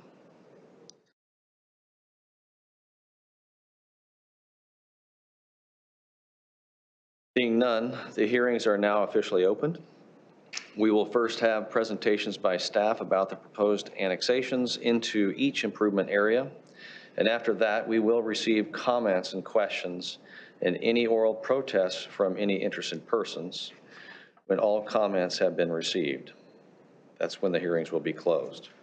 So with that, we'll go ahead with the presentation. Great, thank you. So tonight is the second step in a three-step process to annex the annexation process to agree the Lagoon Valley CFD boundaries to the recently approved Lagoon Valley final map that was adopted and approved by council on August 8th. So this presentation is going to be very similar to the one that was given on August 8th. And so starting off with some background, CFD 13, Lower Lagoon Valley, was established by council in 2021 over a series of 4 meetings, as the CFD formation process requires a number of legislative actions, including a public hearing and landowner election. CFDs are a financing tool allowed in state law that funds the installation of public improvements and or ongoing services within an identified area. And a special tax is levied on taxable property within the district's boundaries, and the revenue received is used to fund the CFD's authorized public facilities and services. Given the size of the Lagoon Valley project and phase development, the CFD was formed with 2 improvement areas, improvement area number 1 and improvement area number 2. And the use of improvement areas is common in larger projects that we built out over a number of years as a way of grouping the parcels of land in a CFD according to the development phasing plan. When a CFD is formed, a boundary map is recorded, which defines the region to be included in the district. And when improvement areas are used, like with the Lagoon Valley CFD, the boundary map will also identify which land parcels belong in each improvement area. Each parcel of land can only be in a single improvement area. So the purpose of tonight's annexation item is to conform the boundaries of the CFD improvement areas to the Neighborhood K and Business Village large lot final map that was approved at the August 8th council meeting. With the approval of that final map, there are parcels of land that are in both improvement areas number 1 and improvement area number 2, and they can only be in one. And so there is no simple administrative fix for this in CFD law. And so in order to remedy the situation, both the city and landowners must go through an annexation process and de-annexation process, very similar to the process we go through with the normal CFD annexation. The first step in this process to annex some property currently in improvement area number 1 into improvement area number 2, and vice versa, took place at the August 8th council meeting. And so tonight's actions are the second step in the 3-step process. These actions include conducting a public hearing regarding the annexation of territory into CFD 13 improvement areas 1 and 2. And then following the public hearing, there will be a special election of the subject landowners to vote for or against the proposed annexations and levy of special taxes on the annexation territory. In anticipation of tonight's special election, the landowners have completed and submitted the ballots to the city clerk to be opened this evening. And if the results of the election are in favor of the proposed annexations and the levy of the special taxes, the council will be asked to adopt resolutions finalizing the annexation of the affected parcels into the appropriate improvement areas and removal of the parcels from their current improvement areas. The first reading of the ordinance levying the CFD tax and the affected parcels will also occur this evening.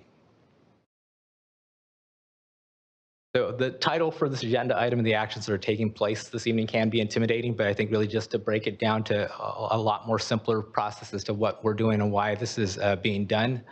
So the CFD boundary map, which is the map on the left, is what was adopted when we formed the CFD in 2021.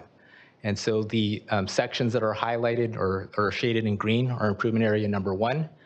And then the sections that are in purple, that is improvement area number 2. And so when the Lagoon Valley final map was approved in August 8th, you'll notice that in this section in the business village area, that larger parcel is now it's now smaller parcels. And as mentioned, those parcels can only be in a single improvement area. They have to be in either 1 or 2. And so if we were to keep the map the same, it would be in conflict. And so what we're doing tonight is taking these actions to amend the map and adopt this new map to agree to the final map. And unfortunately, there isn't a quick administrative way to do that. We have to take the actions that we're taking tonight in order to accomplish that. So the following slide summarizes the 3-step annexation process. The first action of adopting the resolutions of intention and setting a date for the public hearing occurred on August 8th and was amended on September 12th to set this evening's public hearing date. This evening is the second step in the process, which I covered a couple of slides ago. And then the final and last step of the annexation process, adoption of the ordinance, would occur at the next council meeting on October 10th. The recommendation is to conduct the public hearing for the annexations of property, adopt the subject resolutions, and introduce the ordinances levying special tax within CFD 13, Lower Lagoon Valley, improvement area number 1 and 2. And with that, we'll be happy to take questions. Thank you. I do not see any questions. All right. Vice Mayor Wiley. So this is a multi-step thing, I think. So this is just step 1. So in that one map that you showed on slide 8, the green area that's currently in the CFD is reduced by quite a bit when it's moved to the other. So is part of it not going to be in any CFD, or is that going to be in the other CFD? So it's all a single CFD. What's changing here is, let me see if I can pull up the highlighter. But it looks like there's a lot that was green before is now going to be blue. Correct. So it's just moving between improvement areas. So it is a single CFD, but this section right here, that was all in improvement area number 1. You'll notice that now in the new map, that's now in improvement area 2. It's still a single CFD. It's going from improvement area number 1 to improvement area number 2. Oh, I thought you said the purple area a while ago, which I thought was the purple area on the right, but the purple area on the right is nothing? Yeah, I should clarify my colors. So it's the green and the blue. Okay, all right, because I wasn't sure what was the blue then. So the blue is 2 and the green is 1? Yeah, so green, this color right here that I'm pointing to, that's improvement area number 1. And then this color that I mistakenly called purple, that I think is really blue, is improvement area number 2. Okay, that answers my question, thank you. This time I'm going to open this up for the public for comments and questions.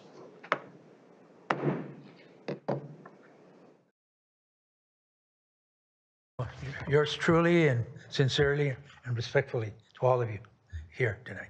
I don't think I'm being out of line, but I'm asking questions, what's going on? And I heard, and I appreciate your comments, clarification of what's going on. I didn't get that response, or I didn't hear that response, or that discussion on the September 12th. And I think the public should have been given a better, clear understanding what's being discussed tonight at the previous meeting. So in that respect, I would give the public a chance to respond, besides me, okay? I think I'm still part of the public. Anyway, and this is because, again, I said I gave you last time to respond to my question. And my question was basically, and I'll say it again, and I'm gonna say it again and again until you hear me. That is, what's going on with Lower Lagoon Valley Development Project? That's the project we're talking about. That's the project that's been discussing for at least what I've been about 25 years, with other people, a lot more people, and they do share my interest.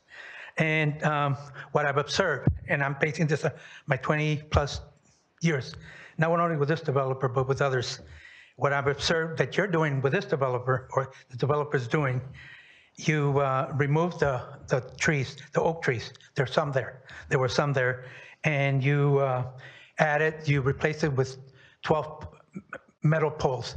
I don't know what the purpose of that is. Anyway, but can I speak? And then I'm sorry. And the other thing you've done that I've observed is the filling of the riparian creek along Lagoon Valley Road. That whole creek was there. It's gone. To accommodate the project and of course the road. Okay, Lagoon Valley Road. You widen it. Okay.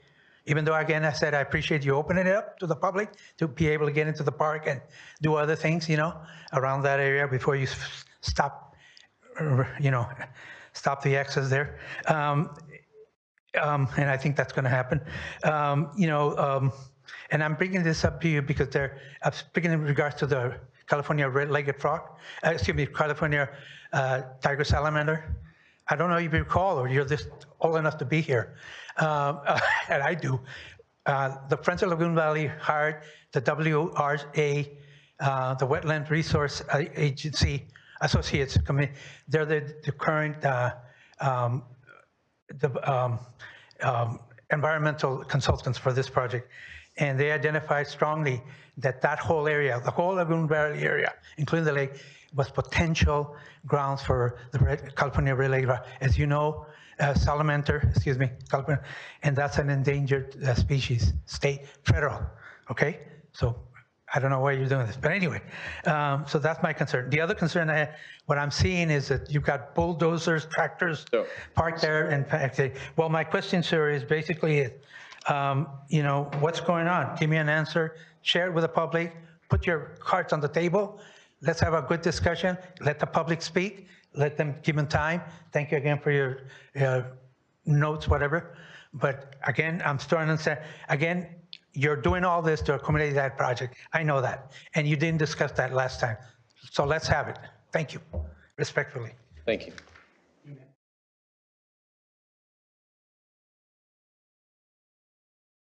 Anyone else want to share in this public hearing? None, I'm going to bring it back to the council. And this public hearing is officially closed. Are there any other questions from any member? We'll now consider and adopt 2 resolutions calling for clarification. Yes, absolutely. So just for clarification, so switching the CFDs, does that diminish the ability for this project to meet its financial goals to reimburse anything or put any liability to the city or anything to that effect? No, what we're doing here is agreeing to the boundary map so that we can tax appropriately, and so that we're not changing anything with tax rates or anything of that nature.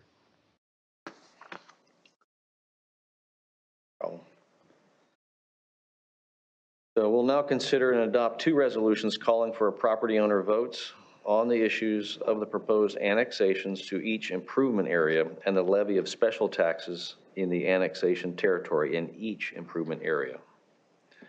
At this point, we're going to consider and adopt the following resolutions.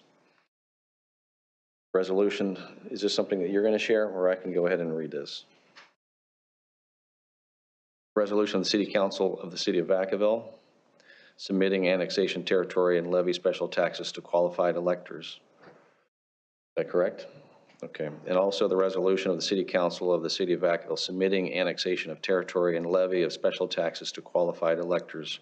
This is for CFD District number 13, Lower Lagoon Valley, Improvement Area number 2, and Annexation number 1. The first one was Improvement Area number 1, Annexation number 1, and this is Improvement Area number 2 to Annexation number 1. So, do I have a motion? Motion to approve. Second? I'll second. We have a motion and a second. All in favor? Aye. Opposed? That passes. We'll move on. In anticipation of the election, the ballots have been completed by the property owners in the annexation territory and submitted to the city clerk. At this time, I ask the city clerk to open the ballots and announce the results of the election.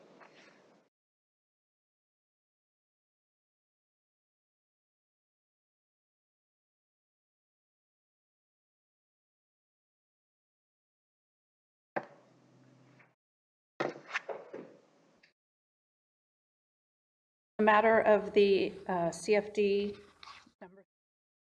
area number 2, annexation number 1, ballot measure number 1, property owner votes affirmative, and ballot measure number 2, property owner votes affirmative. Matter of CFD number 13, improvement area number 1, annexation number 1, the property owner votes in favor of ballot measure number 1 and in favor of ballot measure number 2. In anticipation of the election, the ballots have been completed by the property owners in the annexation territory and submitted to the city clerk. At this time, I ask the city clerk, I've already done that, sorry. I got behind myself here. The results of the election being unanimously in favor of the proposed annexation and the levy of the special taxes, we will now proceed with the final actions for each improvement area of the district. At this time, we will consider the adoption of those resolutions.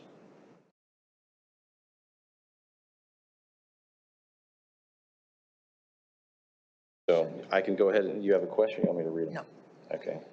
These resolutions, again, are the resolution of the City Council of the City of Vacaville declaring the results of the special annexation election, determining validity of prior proceedings, and directing recording of amended and restated notice of special tax lien.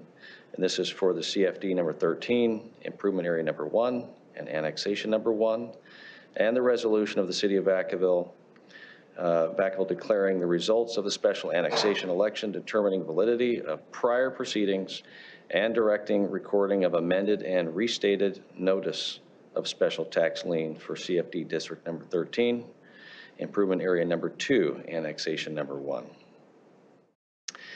So that's just to be clear. I think we've covered everything. Is there any other point of order on this other than do I have a motion? Motion? So we have motion and a second. All in favor? Aye. Opposed? Motion passes. At this point, is there anything else that we need to do to conclude this business?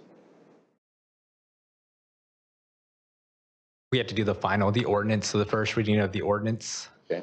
And then the back page has the resolution of the cessation. So those have to be read and approved as well. So the final reading of the ordinance at this would be an ordinance of the City Council of the City of Vacaville levying special tax within improvement area number 1 of the City of Vacaville, Community Facilities District number 13, Lower Lagoon Valley, including certain annexation territory. An ordinance of the City of Council of the City of Vacaville levying special tax within improvement area number 2 of the City of Vacaville, Community Facilities District number 13, including certain annexation territory. So do I have a motion? Motion to approve. Motion and a second. All in favor? Aye. Opposed? The motion passes. And so with that, there is an additional on the back page. This is lengthy, but we're getting through this. The resolution of the City Council of the City of Vacaville determining that the special tax shall cease to be levied and approving and authorizing related documents and actions to CFD number 13, improvement area number 1, and resolution of the City of Vacaville determining that special tax shall cease to be levied and approving and authorizing related documents and actions for CFD 13, improvement area number 2. There we go. Thank you. Wow. Need a motion to approve. I know, that's what's next. I'm just pausing for a second. Do I have a motion? Motion and a second. All in favor? Aye. Opposed? Seeing none, the motion passes. Thank you. Yes. With that, can we take 5 minutes? And we'll be in recess.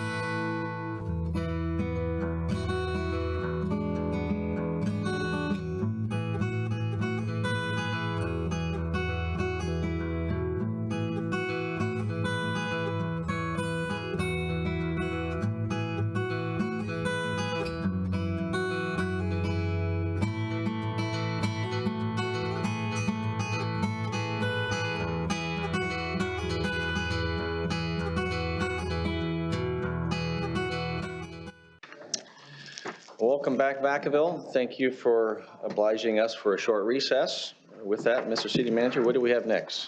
Thank you, Mr. Mayor, Vice Mayor, members of the council. This next business item before you tonight is a Community Development Block Grant Annual Performance and Evaluation Report. Tamara Colum from our Housing and Community Services Department is here for the presentation. Good evening. Vice Mayor and council members. Tonight, I'm here to present on the Community Development Block Grant Program Year 2022 through 2023 Consolidated Annual Performance and Evaluation Report that I will refer to as the CAPER moving forward. Tonight, we are asking for you to accept comment from the public, to provide comment, if any, to incorporate into the report before it's finalized, and then approve that report and submit to HUD. So for a little bit of background, the Community Development Block Grant Entitlement Program, or CDBG program, provides federally funded grants to cities and counties with a goal of developing viable urban communities and providing decent housing and expanding economic opportunities. Since 1988, the city of Vacaville has been an entitlement community receiving CDBG funds from the U.S. Department of Housing and Urban Development, or HUD. The CDBG funds allocated to us locally are used to address priority needs that are identified in the City Council's 5-year consolidated plan. And the goals, these goals include supporting youth public services, improving public facilities and infrastructure, and addressing the challenges posed by the COVID-19 pandemic. As an entitlement community for HUD's CDBG program, Vacaville is required to submit an annual CAPER that covers the progress toward meeting those goals and strategies that are listed in the COM plan, or in the consolidated plan. This year's accomplishments include youth development, leadership, and early childhood education through support for Vacaville Neighborhood Boys and Girls Club, 11 Kids, and Child Start, Head Start. 11 Kids and Child Start are located at the Mayor Poston Center. It also included funding the Sidewalk Repair Grant Pilot Program. It included sidewalk improvements in CDBG target areas that include the installation of ADA ramps. The accomplishments also include programs and supports for affordable housing through a variety of housing-related programs housed at the Buck and Eldridge Social Service Center. It also included improvement or expansion to affordable housing through rental subsidies, housing counseling services, and leveraging land and city funds for new development. And it also included programs to address the COVID-19 pandemic. So as a reminder that it was funding to Opportunity House that was fully funded in July of 2022. Funding for emergency grants. That funding was given to the Family Resource Center. They began activities in March of this year, and funding will continue to be used towards those emergency grants until the funds are fully expended.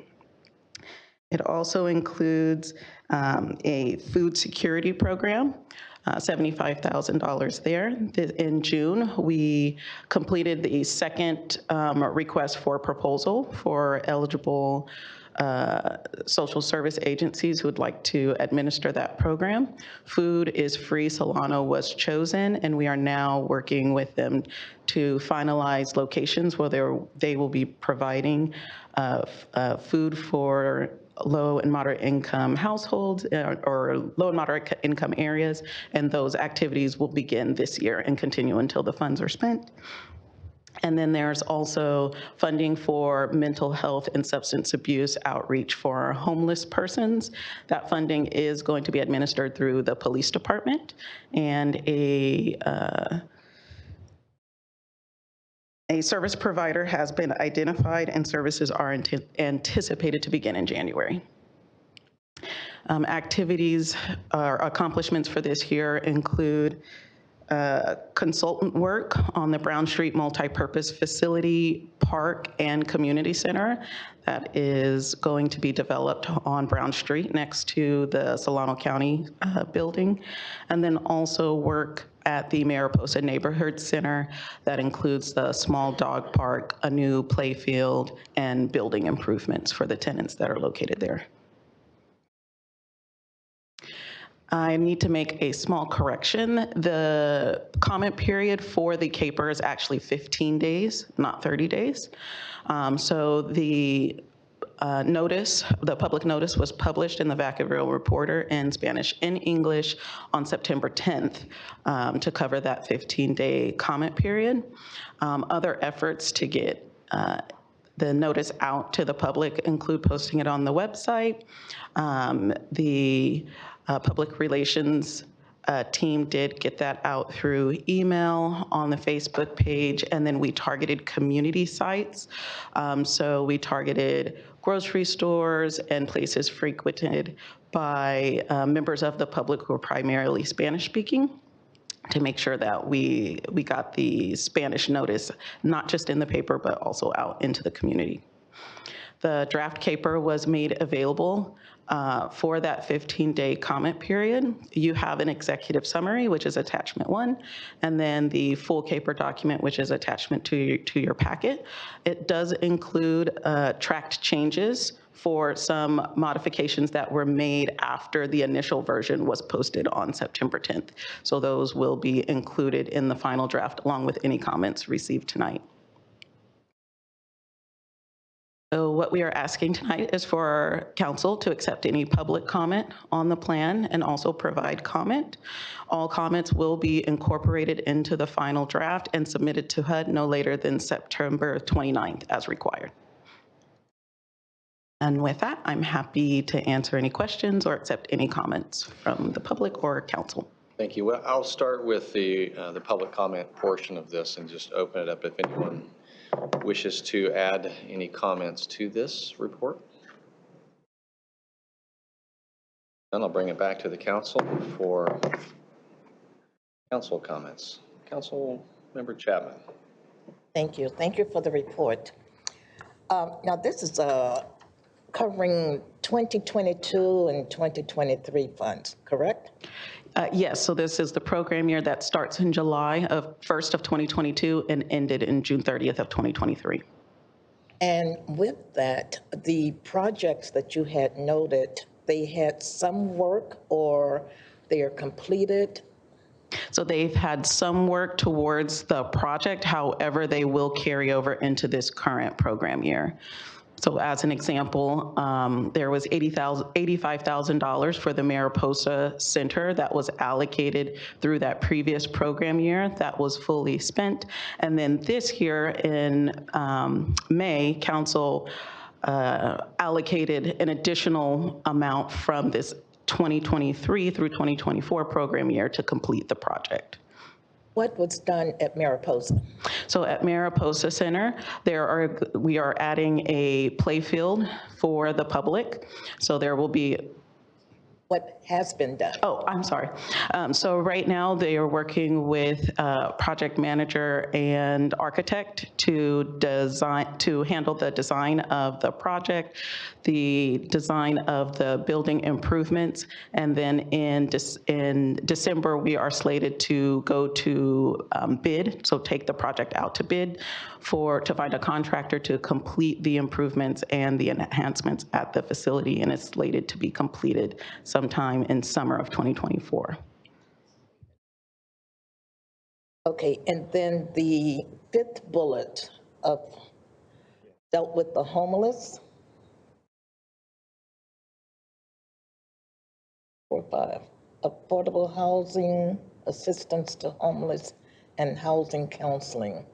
All of that was performed how or where or when, and to whom? Yeah, so that bullet is related to programs and supports for affordable housing through a variety of housing and homeless related programs that happen at Buck and Eldridge. So the Housing Authority is administered out of Buck and Eldridge, so the Vacaville Housing Authority is located there. There's also Vacaville, which has space located at Buck and Eldridge. They provide food assistance to low and moderate income persons. And then the Vacaville Housing Authority also serves through voucher assistance, emergency housing voucher program, and mainstream special purpose vouchers, provides assistance to low income applicants, and that can include homeless persons. Okay, so the affordable housing portion, now our list for subsidized housing was closed for quite some time, and it is open now. How did we, and if these fundings were available for 2022, 23, I'm just curious as to exactly, and I know we're going to get a report, so I probably should just wait until that housing report come in, but since she's reporting, I just, and it came to mind, I'm, So there are no direct CDBG funding that went to those activities. So at the Buck and Eldridge Center, which is a CDBG property, those activities take place out of that property, but no CDBG funding goes to support those activities. Okay, so I was looking at everything you had up there as far as those funding contributing to implementing or having the work done. Yeah, so in the CAPER, we do report on activities that the city completes towards the overall goals listed in the consolidated plan. That doesn't always mean those activities are supported directly with CDBG funds, but they are activities that lead to outcomes that are listed or in the consolidated plan. Okay, so this is for reporting out for accountability purposes. Correct. Okay, thank you. Any other comments from the council? You have a motion? This is just to accept the public comment, any of our comments, and approve. So do you need a motion to approve it, or it doesn't say so, but I would assume that we have to approve it. Yes. We'll go with a motion then. Motion approved. Yes. It's approving the report, taking the public comment and any comments we have here. So we have a motion and a second. All in favor? Aye. Opposed? Thank you very much for that. And Barely met the, I'm sorry. go ahead. Just the 29th deadline, so you have to get this report submitted to the state by the 29th? Yes, it's submitted to the Department of Housing and Urban Development. So this is a federal program, so it's submitted to a federal agency. And there's a database which we upload this, and then it's submitted. Okay. Yeah, makes a difference. Thank you. All right, next item, 9B. Thank you, Mr. Mayor, Vice Mayor, members of the council. This next item before you is an update and an action related to flood control measures within the city. This is a topic that we presented to the council at your goal setting session in May of this year. Brian McLean, your Public Works Director, is here for a follow-up. Thank you. Good evening, Mr. Mayor, Vice Mayor, and City Council. As the City Manager said, I'm going to provide you an overview of what the department has been doing over the last several months as it relates to flood mitigation. First, I'm going to go through some background. This past winter season, the 2022-23 winter season, as you know, was a record. In January, from January 1st to the 8th, the city received approximately 4 inches of rain, sporadic but consistent, saturating the soils. And then on January 9th, we saw 2.5 inches within a 24-hour period, which resulted in flood levels reaching a critical stage. So much so, as I mentioned at our strategic meeting, that we had to adjust our creek monitors to compensate for that added spike. The result of that sporadic flooding, which occurred on January 9th and pushed us into a flood event, resulted in the flooding of Beelard and Tulare areas, along with Wood Glen, and Duxbury. These are the traditional areas historically where we've seen this kind of flooding occur. And these are other areas of town as well, but typically on the south side of town in the Peabody, Alamo area. In addition to the January 9th event, shortly thereafter on January 14th, we had an additional flooding event. This one was new to me. It actually occurred during broad daylight, approximately 10 o'clock in the morning. I happened to be standing on the corner of Beelard and Tulare, or Beelard and Gregory rather, and Tulare and Gregory, correct, sorry. And watched the creek waters flow back, so reverse flow from the creek up through the drainage inlet and out into the street. I could tell that it was coming from the creek because it had the typical brown silt of Alamo Creek. Made a mental note of that particular location to come back and look at our maps and talk to our hydrologist about what we had witnessed there. And I'm going to come back to the flap gates, which we'll talk about a little bit later, because this was one of those aha moments, and we'll talk about what we've done in the city in the last few months to prepare for winter. The other big thing that the city did is I came in and brought the department together, and we basically, wiped the table clean. Fresh eyes on everything. We're starting anew. We're going to come at this from a new angle. We're going to bring a new, renewed energy to this particular issue.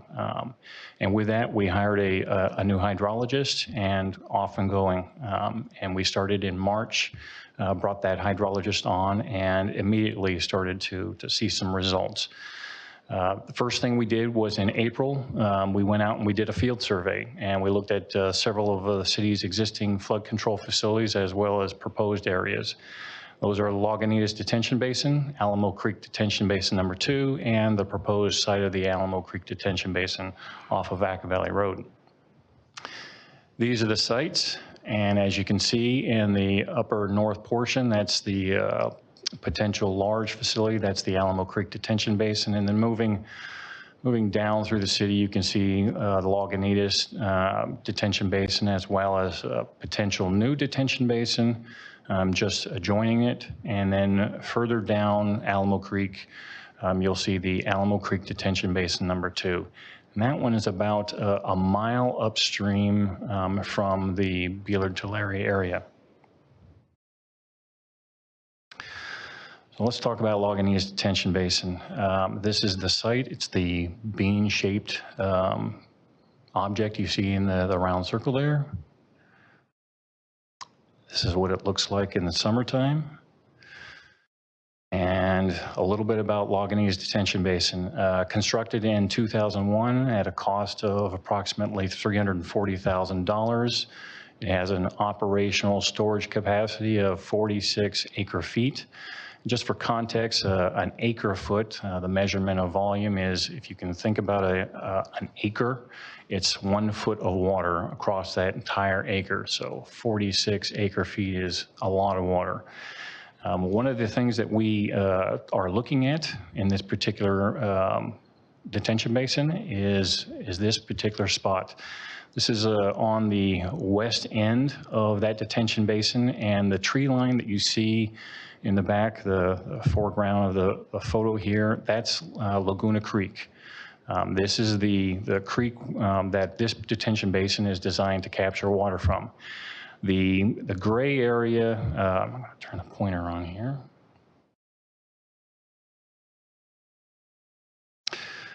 The gray area here is, if you're familiar with the site, this is the walking path or the maintenance road that goes around the detention basin. This area right here is actually the spillway, and what it's designed to do is when the creek rises to a particular level, it spills out over from Laguna Creek into the detention basin. What we're looking at doing is potentially working the inlet so that we lower the inlet that will allow us to be able to activate the detention basin sooner, thereby taking more of that stormwater off of the creek, because Lagunita flows into Alamo Creek, and that's what goes downstream to those historic flooded areas.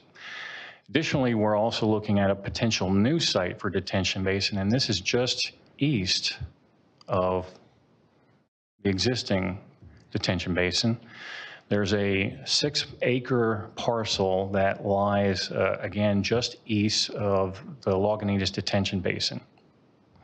And again, if you take a look at the photo here, this is the Lagunitas detention basin right here. And this is an interesting site. Right here, this is Laguna Creek. And right here, you can see this is Alamo Creek. This is actually the convergence of these two creeks. This is a site that Balance, our hydrologist, is looking at in particular, because it could be a critical area for a potential new detention basin. The next site we're going to look at is Alamo Creek Detention Basin. This is located by Southwood Park, and if you can see from this broad zoomed out view, the snaking green path here, that's Alamo Creek. A little bit more of a zoomed view. This is Southwood Park. This is the detention basin. And this is Alamo Creek Detention Basin number 2. Constructed in 2003 at a cost of $504,000, has an operational capacity of 15.7 acre feet. Initially, when we had arrived at this site and began our inspection of the particular site with Balance, our hydrologist, we identified some peculiarities with this detention basin and some areas that we could effectively create some additional storage and also create some immediate impact moving forward into this current winter season. Talk about the additional storage first. Think about this as a cross-section of the detention basin. What we're looking at doing is diving down into that detention basin another 3 to 4 feet, which would add additional capacity to that detention basin, additional storage. Again, more water that flows off that creek that we prevent from going downstream and hitting those low-lying areas. Additionally, we're investigating this as a potential groundwater recharge site. That, if that's possible, and actually I just signed the permit this morning to allow for the drilling of a borehole out at Bore Wells at this detention facility so that we can get an understanding of what the soil strata looks like. If it is capable, in fact, of potentially having the percolation effect that we need to be able to meet the groundwater recharge thresholds that the state requires. If it does, that opens the door to a substantial number of additional grant funding opportunities. And then finally, the big site. This is the Alamo Creek Detention Basin, the proposed site northwest of Vacaville. See the I-80 in the red running down the middle, and the zoomed in version. This is the site itself. The Public Works Department started construction of this detention basin in 2012. And quickly discovered culturally sensitive issues that halted the project. Shortly thereafter, federal funding that we had tied up with this site evaporated, and the project went on the shelf. It was essentially determined to be unfeasible in the state it was in terms of the design. But what we are doing is we are keeping this on the table. We are looking at the basin size, the layout, and how we potentially could utilize this site in different ways to be able to meet our overall objective, which is to mitigate the flooding downstream. I'm going to shift gears here. So winter's coming. I mean, we're getting ready. I'm going back to the flap gates that we talked about earlier. After seeing that the silt come out of that drainage inlet back in January, we immediately went back to the maps and talked to the hydrologist. We found 3 outfalls that didn't have flap gates on them. Ordered those flap gates, and in August, maintenance went ahead and performed the installation. So those 3 outfalls now have flap gates, which will help mitigate that reverse flow up, back the pipe and out into the street. So we're preparing for winter, and this is going to really help. The other thing that we did, and again, this is Alamo Creek Detention Basin. This is one of the major improvements and quick improvements that we're able to make this past summer. This is Alamo Creek Detention Basin. We're looking east.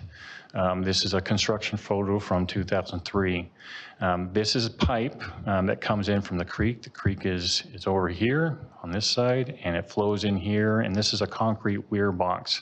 Problem is that concrete weir box forces the water to rise another 4 feet, thereby constricting, unfortunately, the flow into that detention basin. So what we did, again, working with our hydrologist and analyzing the conditions of the project site and the variables that we had related to that weir box, we removed the concrete weir box, and maintenance began work on installing a brand new 48-inch flap gate. So if we receive flows like we did last year, this detention basin will now go active.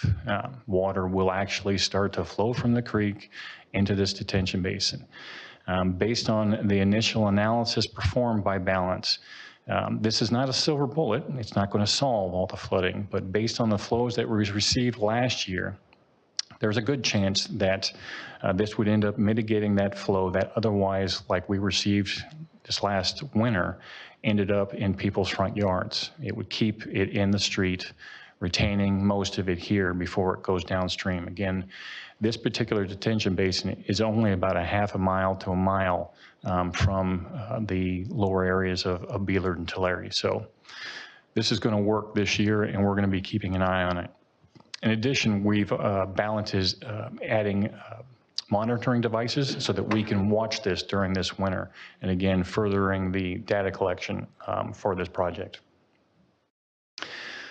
I want to give you an overview of how this, our efforts and the task before us looks like, and be totally transparent with council. You know, I've mentioned it before, myself personally, as well as the department, we're completely dedicated to seeing this resolved. So where are we at? Phase 1, moving left from right. We started in March by hiring a new hydrologist. We have compiled past studies. We've reviewed hydraulic models. We've looked at the stream gauge data. We've formulated new design tools. We've identified data gaps, and we've identified both long-term and short-term changes to our detention basin, our flood mitigation structures that we currently have, which we've already enacted, as I mentioned previously, this past summer, which will help in this coming winter. The next phase is phase 2, and that's the piece outlined in red right there, the technical analysis piece. This is the meat and potatoes. What we're looking at doing is installing additional monitoring stations, developing stage elevation relationship to calibrate the hydraulic model, stream flow measurements we're going to be taking to validate against the water surface elevation, and refining the topographic data, it's called LIDAR, to run against the hydraulic model. So, Brian, what does all that mean? It means that we're taking available data, fresh data. For example, on the LIDAR, LIDAR is light detection and ranging. For the first time, we're going to be using fresh data from FEMA, 2018 fresh data from their LIDAR database. LIDAR allows us to be able to look through the tree canopy and actually see the width and the depth of Alamo Creek. So instead of taking measurements, across Alamo Creek that are problematic, we're actually going to be able to see real-time measurements of that creek in all of its flow from point to point. This will allow us to be able to calibrate that model, which we will then run against the variable proposals that we have for the constructible detention basins that I previously mentioned. That'll allow us to be able to finalize and move to the technical documents that Balance will end up producing and providing us that roadmap to be able to say, these are the detention basins or these are the flood mitigation strategies that you need to take. We expect, there's two pieces to this, because we think the Lagunitas detention basin, that the inlet change is minor enough and not as complex as some of the other pieces, that if we are moving forward with this, if council agrees that phase 2 is the way to go, we anticipate to be able to get a technical document on that particular detention basin and its adjustment, its modification, by sometime in November of this year. That would allow us potentially to work with the regulators, the California Department of Fish and Wildlife in particular, and to move this forward into our CIP next year, so next summer. There is a chance, knock on wood, that we potentially could get this into the CIP next summer for that particular project. Otherwise, the rest of the technical documents and the analysis that Balance would finalize would be completed by April of next year. That's again, the meat and potatoes, the technical analysis of phase 2. Phase 3 moves us into the funding and the planning. This is really the big piece. We have the technical documents that then allow me and our department to go out and start hunting for that grant funding. The grant funding agencies, they need to be able to see, okay, what's the project look like? What are the variables of the project? That's what the technical analysis is going to provide us. And additionally, when we hired Balance, we were looking for Balance Hydraulics. We were looking for a vendor, a hydrology firm that had experience in being able to identify and go after grants on behalf of their municipalities. Balance has that experience. They have been successful with other agencies and other municipalities in being able to get federal and state funding for flood mitigation. So the first thing we would do is put them on that road, go out and find me money. Then we would go through the process during that time period. So May 2024 through May 2025, we would come back to council and we would say, look, these are the recommended options for flood mitigation. I'd be able to, at that time, hopefully give you an idea on what those grant opportunities are and the ones that we're pursuing. We'd begin the design work. We'd start the site environmental and the cultural and regulatory work. And again, potentially, depending on the complexity of the Lagunitas detention basin inlet design, may be able to enter that into our CIP in this coming year. Finally, phase 4 is construction. At that point, again, depending on if we've been successful, and I'm going to say positive and say that we're going to be successful at this, we're going to find the funding. We would end up moving to construction in 2025, develop those construction documents, get the bid awards, and start constructing sometime in that year. It's a fast track. But I think we have the resources, we have the energy, we've got the people on board that, again, are the right individuals and vendors to be able to help us move this forward. So what's the ask? Phase 1 is done. That's completed. Phase 2 is that, again, the heavy technical analysis and deliverables that allow us to be able to move this project forward. So on behalf of the Department of Public Works, I am recommending that City Council take $300,000 of Measure M money and put it towards phase 2 of this project to help this department move forward and potentially help to mitigate the flooding that is going on in the south of I-80 areas. In terms of environmental impact, this action has no CEQA impact. For fiscal impact, that's the $300,000 that I'm requesting of Measure M funds to fund phase 2 of this project. And the strategic goal and initiative is goal 4, to maintain effective and efficient services. Recommendation, by simple motion, adopt the subject resolution. And I'd be happy to answer any questions that you may have. Thanks, Brian.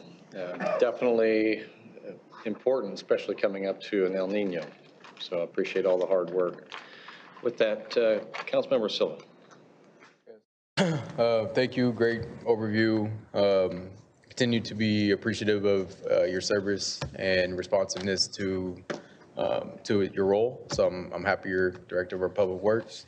Also got to make sure that your staff know, when we had those heavy rains the past 2 years, anytime there was some type of drainage backed up, street flooding, they were on the spot to relieve it. So rather than, being sheltered at home, they're out there in the rain, digging through whatever is backwashed and everything. So deeply appreciate all the staff for their efforts in those the past couple years. Question,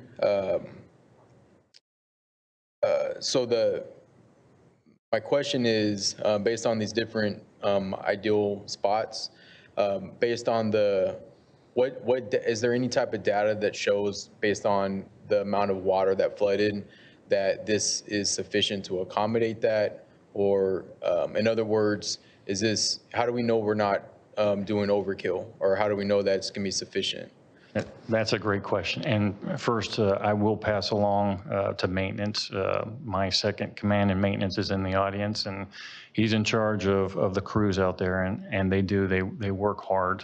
So thank you for the kudos. We appreciate it. Your question is an excellent question. That is exactly what we're doing in phase 2 is through the development of that model of understanding exactly, what the volumes and the velocities are along Alamo Creek, using that LiDAR data that allow us to really dig down and understand, not in an assumption model, in real terms of real data, using LiDAR and understanding what that volume is in the creek, in Alamo Creek. We'll be able to then apply that to the model, which will then allow us to be able to understand exactly how much we need to be able to prevent the flooding downstream. That'll help us inform the next decision as to which of the potential projects or combination of projects that we need to be able to get to the point of you need to take off X amount of flow from the creek, and these are the projects that can do it, or this is the project that can do it. That's what those technical documents and what balance would end up doing in this technical phase, the analysis phase. I appreciate the work that's already been done to mitigate that for this upcoming expected rain season, and so thank you. Vice Mayor Wiley. I also want to say thanks to you and the whole department. And, that has been a longstanding problem. And I'm glad that you are, seeing what can we do to try to fix it at this point, since it has, rather than just say, well, it always floods.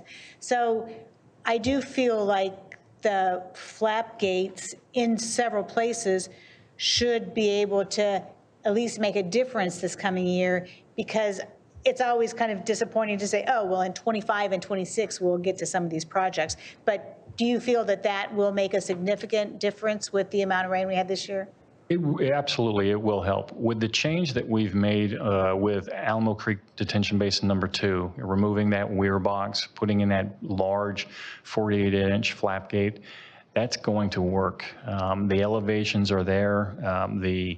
We crawled down into the creek and actually were able to see the high flow area of the creek from this past winter season, and it definitely was in the pipe. So it came into the pipe and it went into the weir box, and it didn't go over the weir box.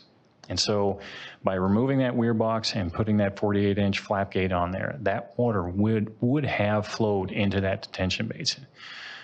And activated earlier, preventing that water from flowing downstream and impacting those low-lying areas. So I'm keeping my fingers crossed. Again, it's not a silver bullet. El Nino is coming.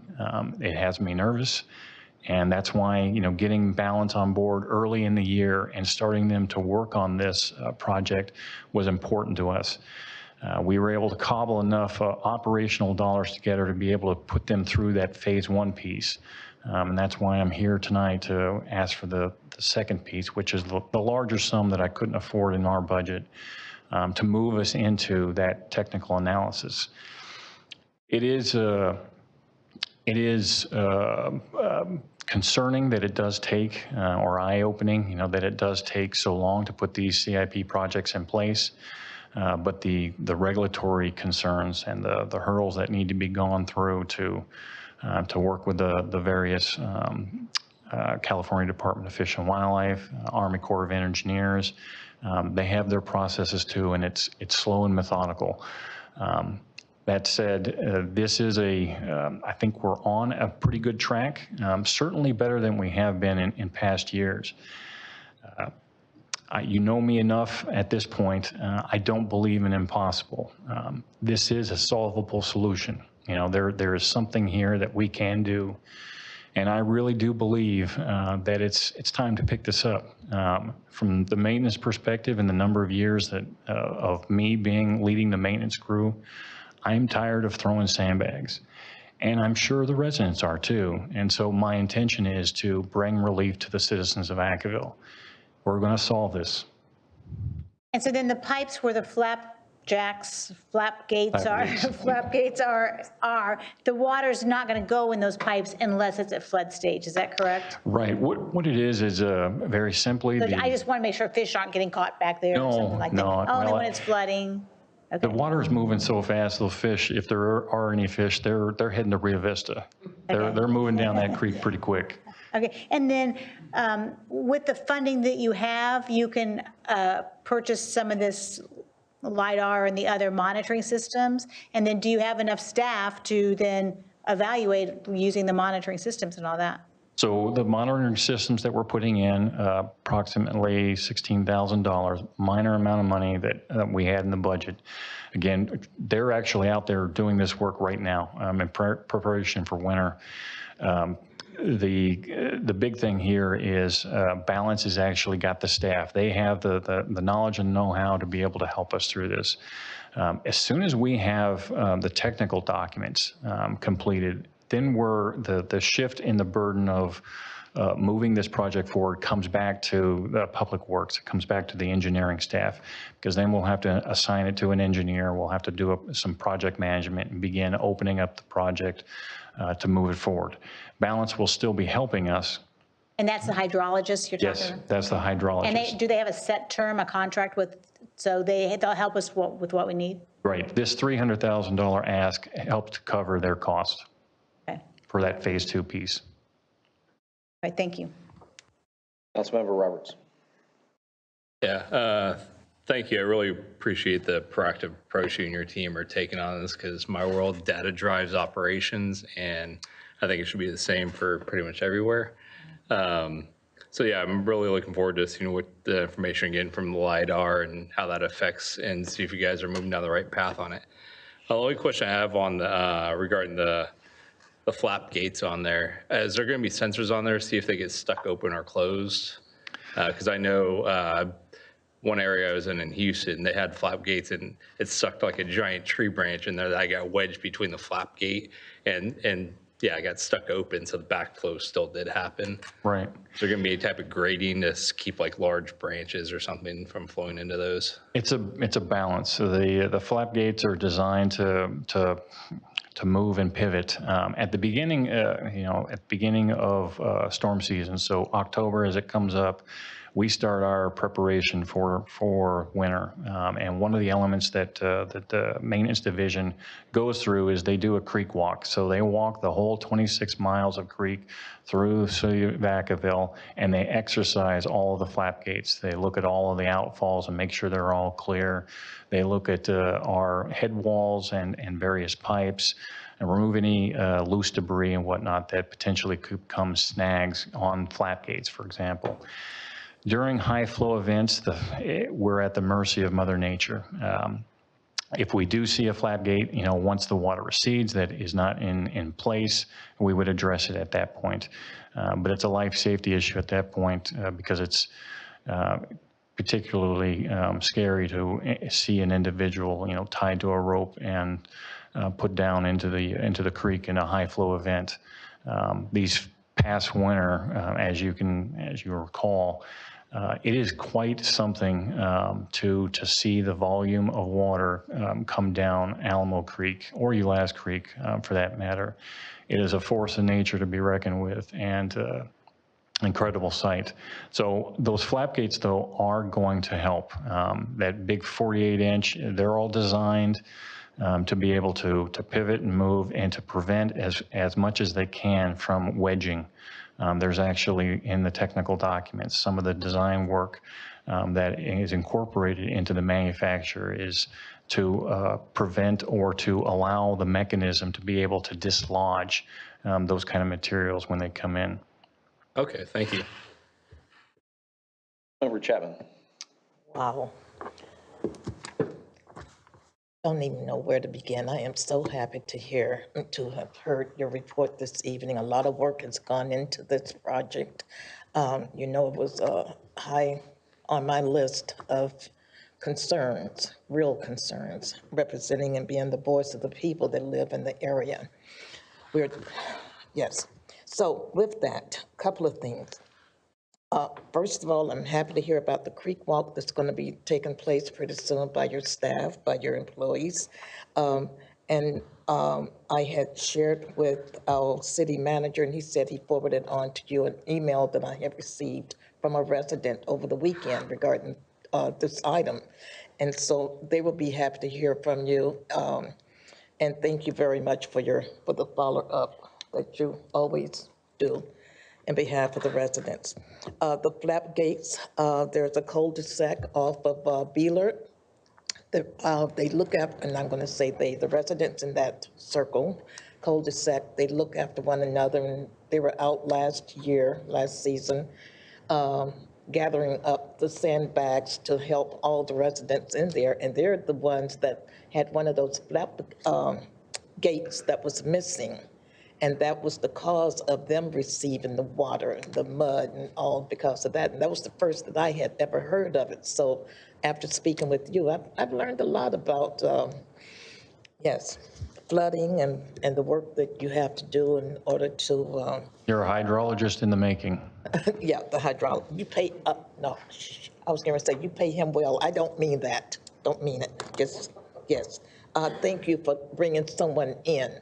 That was something I always ask. Isn't there someone else that's an expert in this area that we can call upon? Through the years, you're the first, and I'm sorry if I'm misspeaking, but to my knowledge, you're the person that put forth this much effort to solve the problem we've been paying for over and out in the flooding zone area.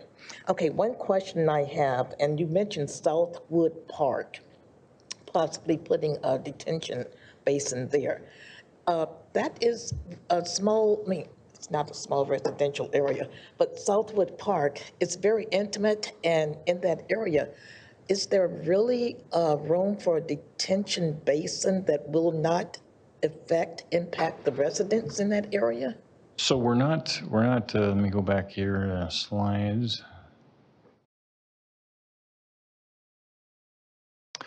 This is Southwood Park right here, and this is the Alamo Creek Detention Basin number 2. So we're not looking at, we were originally, I think when I provided the presentation to the council at the strategic meeting in May, this was one of those particular sites that we were potentially looking at, the Southwood Park as a detention basin.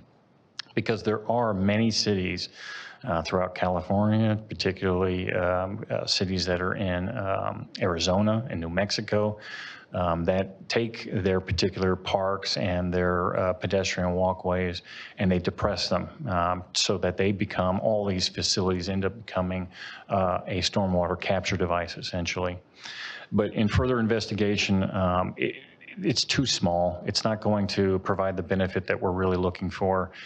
We would be better off in terms of that cost-benefit analysis to put our effort into the upgrades and modifications to the existing detention basin to either lower the depth of it, provide more storage, or other modifications, rather than building a detention basin in Southwood Park. Okay, and my last question, how high are we above sea level? And only, you know, that came, would say about that much, about a foot too. Huh? I was going to say the detention basin. Let's see here. Oh yeah, here we go. Nope. The weir box here is at 138 feet at the top of it. So, yeah, we're in that just over 100 feet, 97 to 100 foot level. Okay. So when you decide to dig down somewhat, there a fear, I'm going to use the word fear, of possibly going too deep, that will create another problem? Oh, absolutely, and that's why we're going through this analysis. The bore well, the drilling well that we're putting in over the next couple weeks, they're going to be putting balance. We'll be putting monitoring devices down into that bore well to get an understanding of the soil strata in that particular area. Is it clay? Is it loose? You know, what's the percolation factor? If we're intent on looking at that particular detention basin as a potential groundwater recharge site, all those factors are particular to being able to understand, can we go deeper, which is one of the things that we're trying to accomplish here, increase the storage in this particular detention basin. So that's part of the work that Balance will be performing. Thank you. Off of 4 feet, it's 174, not 178. Councilmember Stockton. Thank you. Thank you for the presentation. Absolutely wonderful. Just a couple questions, great questions and comments from everyone. How much are these flap gates? Jake, you might have to help me out here. Was it $20,000, $16,000, I think, for the total? For how many? Is each, I guess, let me rephrase my question. Is each one with installation over $1,000? Yes. Okay. What methods, I think it's great that you walk it before winter. What methods are you using to keep track of any sort of vandalism that may occur throughout the year? So that's a great question. That creek walk, which is something we've been doing since 2006 after the big flood of 2005. Again, that's an annual walk. We do it religiously. It's documented. We have forms that we use. We take photographs. And the creek crew look at all of the particular elements. We do it in October, right before winter season. If you do it earlier, you got to go back out because of that particular issue, vandalism or damage. Typically, it's damage, and Councilmember Roberts mentioned, you know, the snags. I have seen, I literally have seen trees that are 60 feet long and 4 foot in diameter, gunboats roaring down those areas through Alamo Creek. And they hit the bridges, they could potentially hit these flap gates and tear them off. And so we want to do that creek walk as late in the season, but before rain as we can, to be able to identify those issues and correct them before winter is upon us. Just to clarify, what material are they made out of, the actual gate portion? Steel and aluminum. Aluminum, okay. Is that because the weight has an issue with? Exactly. They're designed to require just enough pressure back in the pipe to open up and be able to spill out. But they need to be heavy enough that when water gets above them, that the hydraulic pressure pushes back against that flap gate and provides that seal against the pipe that prevents any water from moving back up the pipe. So it's a balance. Those devices are in particular are fairly well engineered. Flap gates have been used for hundreds of years, but the ones that we're buying now, particularly the newest ones that we've purchased for Alamo Creek Detention Basin number 2, and those outfalls are the newest variety. And how heavy are these gates? I'm just curious. If it can be easily carried away. I have the excavator, the photo of the excavator in place here, taking out the weir box. I do have it, but I didn't put it on here. We had to use an excavator to pick that thing up. And Well, that, of course, but as far as the actual the flap gate, we had to hook chains to it and use the excavator to pick it up and mount it against can't that strap pipe. this thing to your back. It's not going to walk away from us, right? You'll need a truck. Okay, outstanding. That's exactly. Lastly, I just wanted to add on to some of the comments that were made. I mean, year after year, Public Works and the employees in Public Works are first responders when it comes to natural disasters, fires, hand in hand with our police and fire department. What you're really doing right now is legacy stuff. Like, you've taken an issue, all of your people that within your department have really come together to do something that is going to have generations of impact for our community and the quality of life here. So I just really want to applaud you, your leadership, the buy-in that you've gotten from your people, and to really accomplish something that's really meaningful and helpful for our community. So thank you very much. Thank you, council member, and I appreciate it. I feel blessed that the department is actually, I think all of us, including myself, we're standing on the shoulders of our predecessors who had the foresight to put some of these facilities in. And so my job at this point is just to take it to the next level and improve that efficiency of those existing detention basins and perhaps put some new ones in the ground. I dream of excavators and bulldozers when I go to bed at night, digging a great big hole. So that's kind of where I'm at when I say I'm committed to this project. Thank you. Realizing where we're at, I'm going to go ahead and open this up for public comment, but I know how special this has been to the council. So anyone wishing to comment from the public, come on down.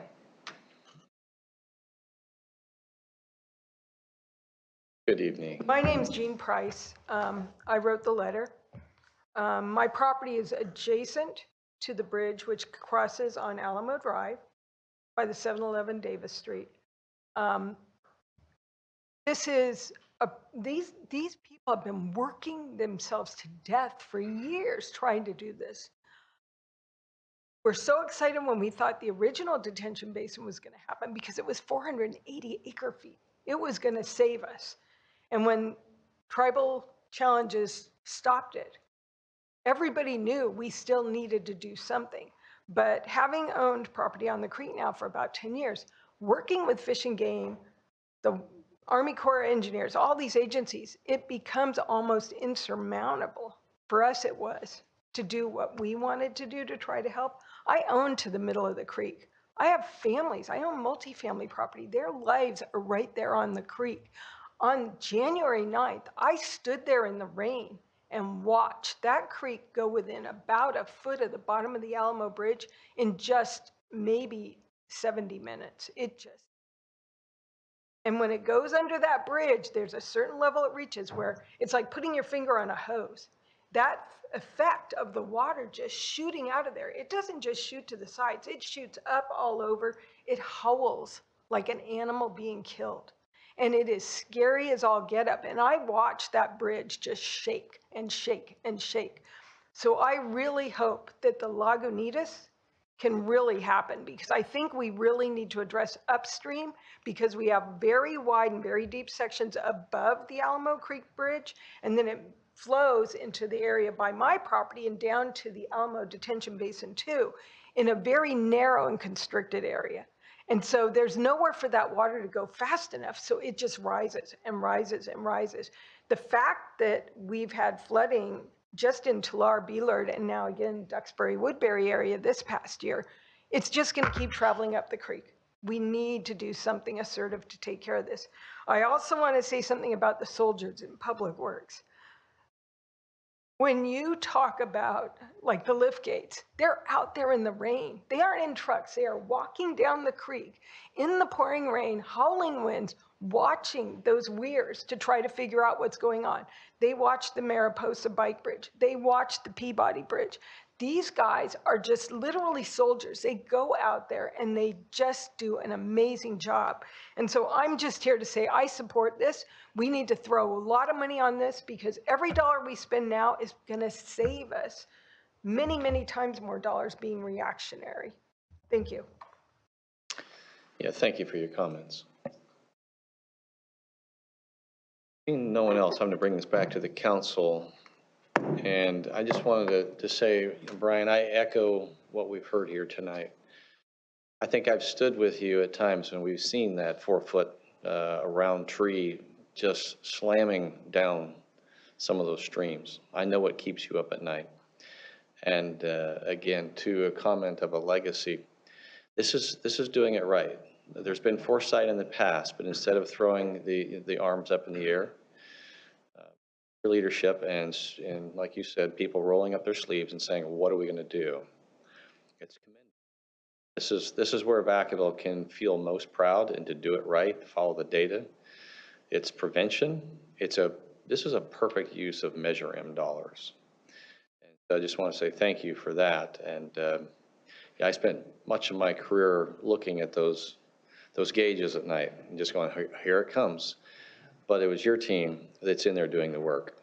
So just thank you to all that you have done over the years and to do this. Thank you, Mayor. We do appreciate it.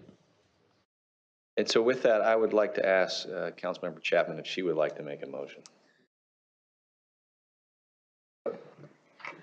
In the blind, without the slide on the screen, I would like to make the move that we approve the $300,000 of Measure M funds for the purpose of this project. Motion, we have a second. All in favor? Aye. Thank you. Appreciate that, and this is good for Vacaville. So with that, we go to item C. Mr. City Manager. Mayor, Vice Mayor, members of the council, this last item before you tonight is another public works project that I'm very have them present to you tonight. It's an update on the school's zone traffic safety survey evaluation and a proposed new program to use data to evaluate situations in our community that we have Brian McLean once again, as well as our traffic engineer, our Director of Public Works, Gwen Owens, to make a presentation for you. Good evening, Mayor, Vice Mayor, and council members. Tonight we're here to talk about the update to the school zone traffic safety survey evaluation and the draft Public Works school zone safety evaluation program. Next slide. Okay. So basically, Safe Routes to School is a movement to create safe and convenient opportunities for children to walk and bike to and from school. The goal is to increase walking and biking to school.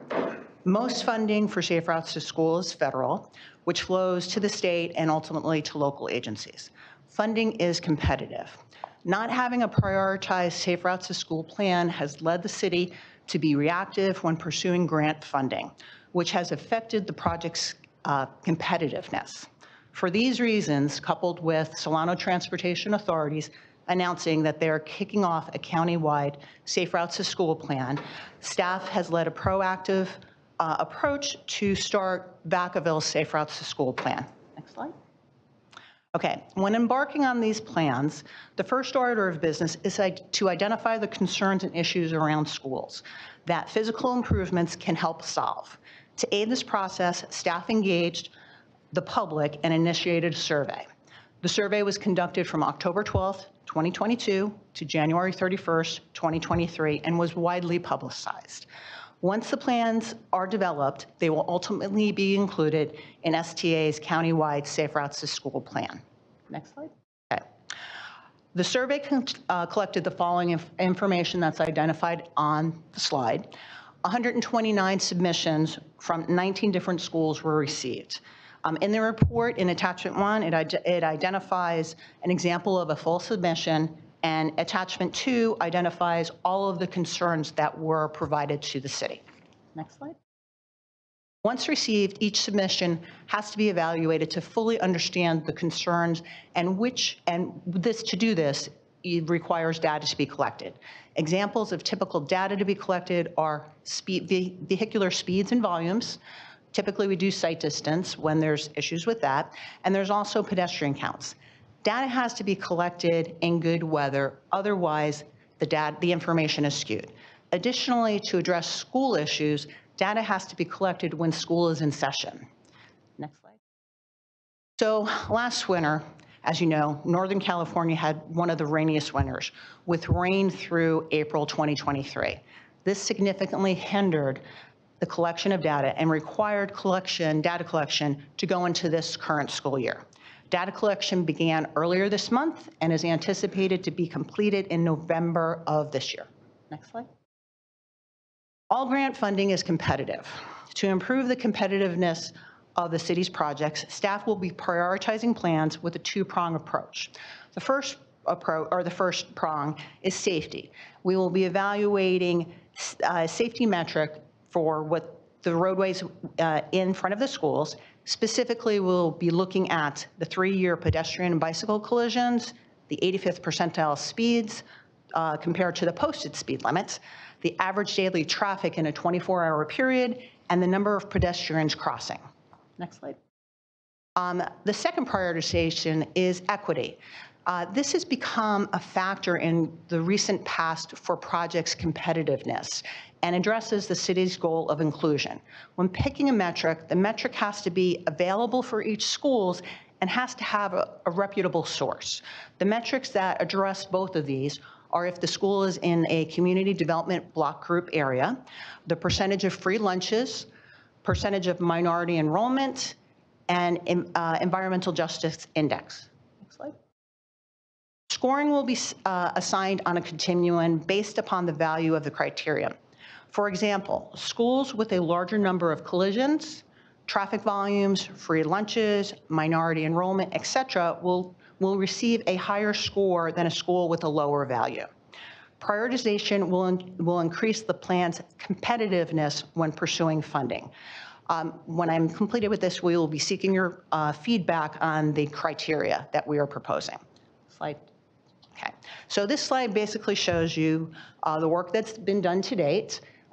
Basically, the information about that we had the surveys, we have received 129 submittals, we're started collecting data, and we're evaluating them. So where we're at now is we are continuing collecting data until November this year.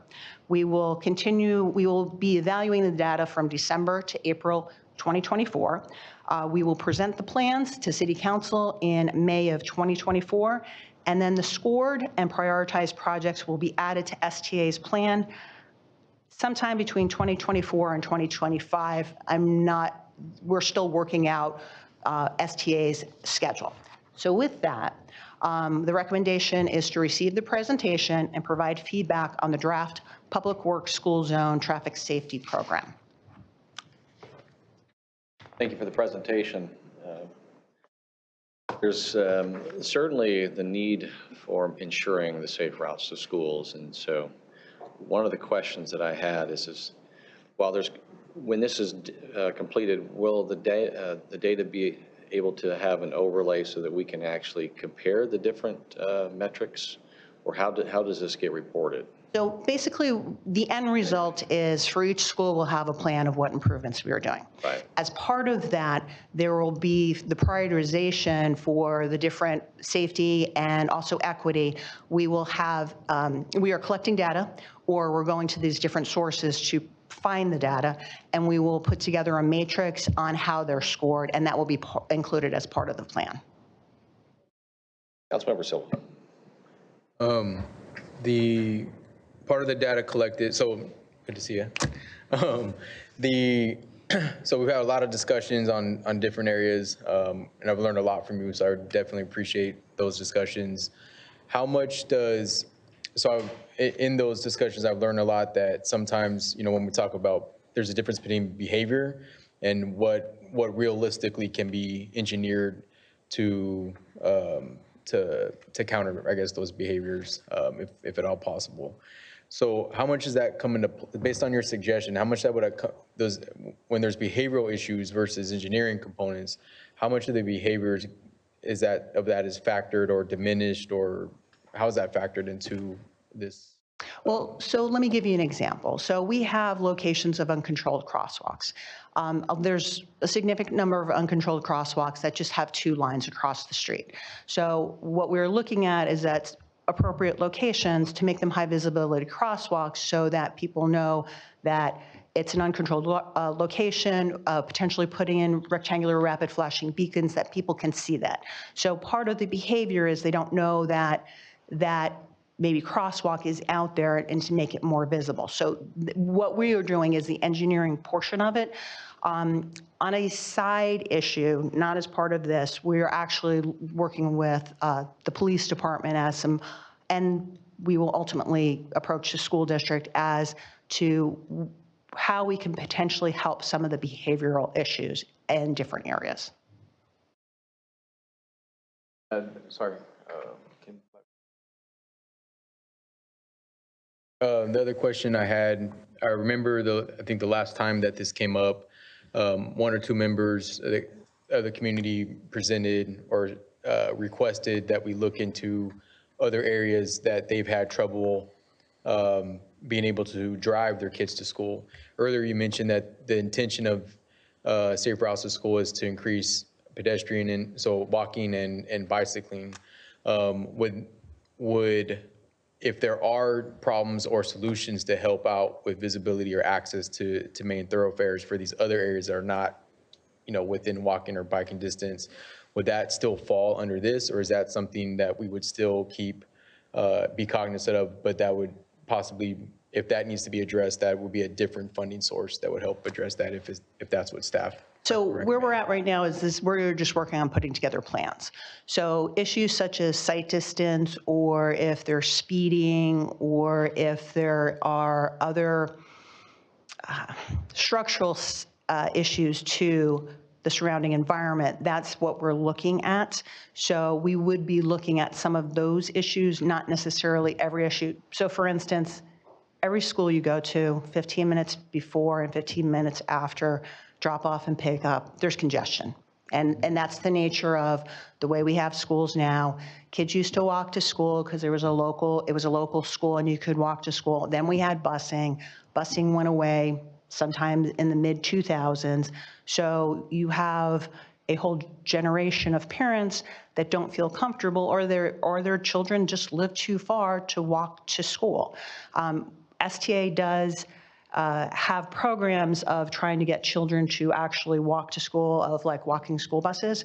So getting back to the congestion, we can't solve the fact that there's congestion. There's going to be congestion. And that is just something that, unless we build our roads, twice as large as they are now, we'll never be able to solve that. If we did build them twice as large as they are now, they'd be unsafe for crossing, there'd be speeding, there would be other issues. So there are certain driving to school issues that we can help with, and others that are just the nature of the beast when you deal with schools.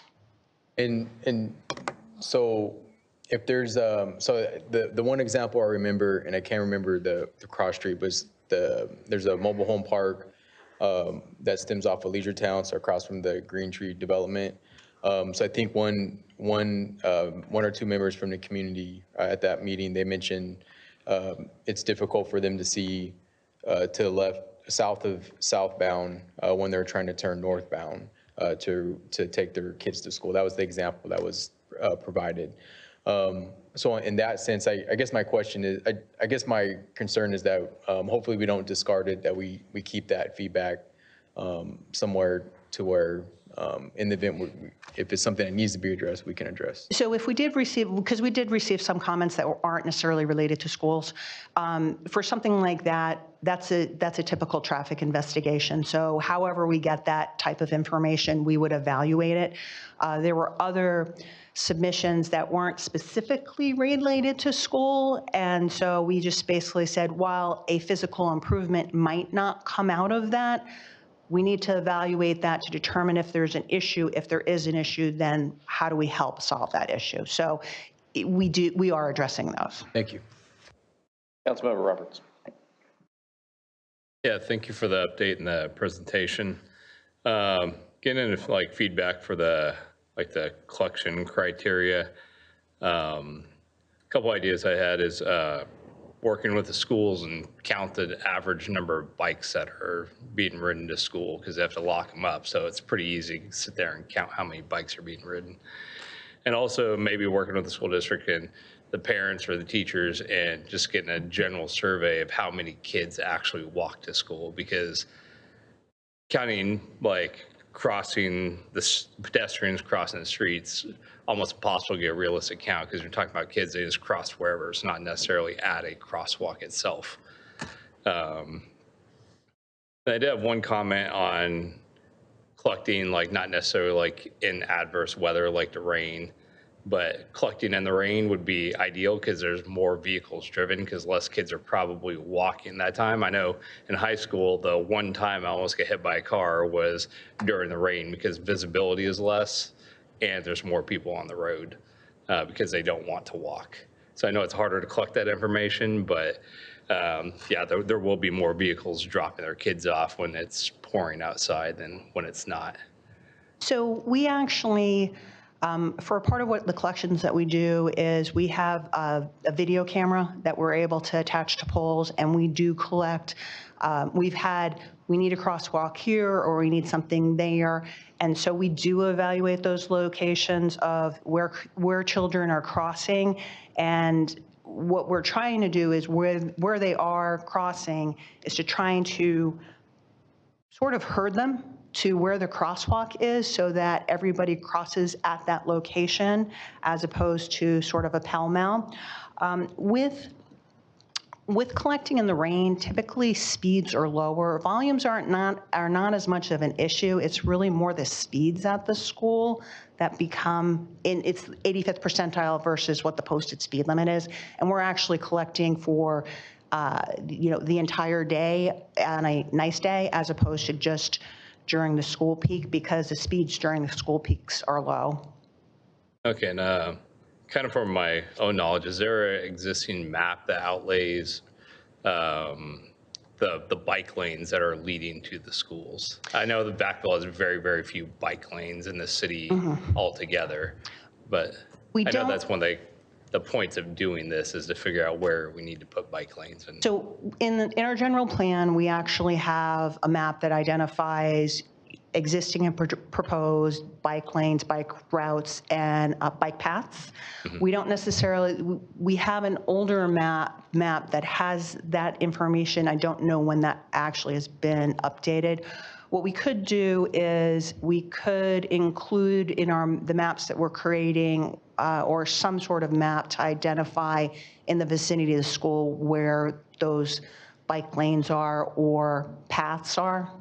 yeah, I've seen the older one, but more of a current one, because just because it's on paper doesn't mean they exist anymore with all the slurry seals and wear and tear. Because I know because I do a lot of cycling, so I know where you can see where there used to be a bike lane, but there's no longer one there anymore because of just wear and tear, or it got slurry sealed over and doesn't exist there any longer.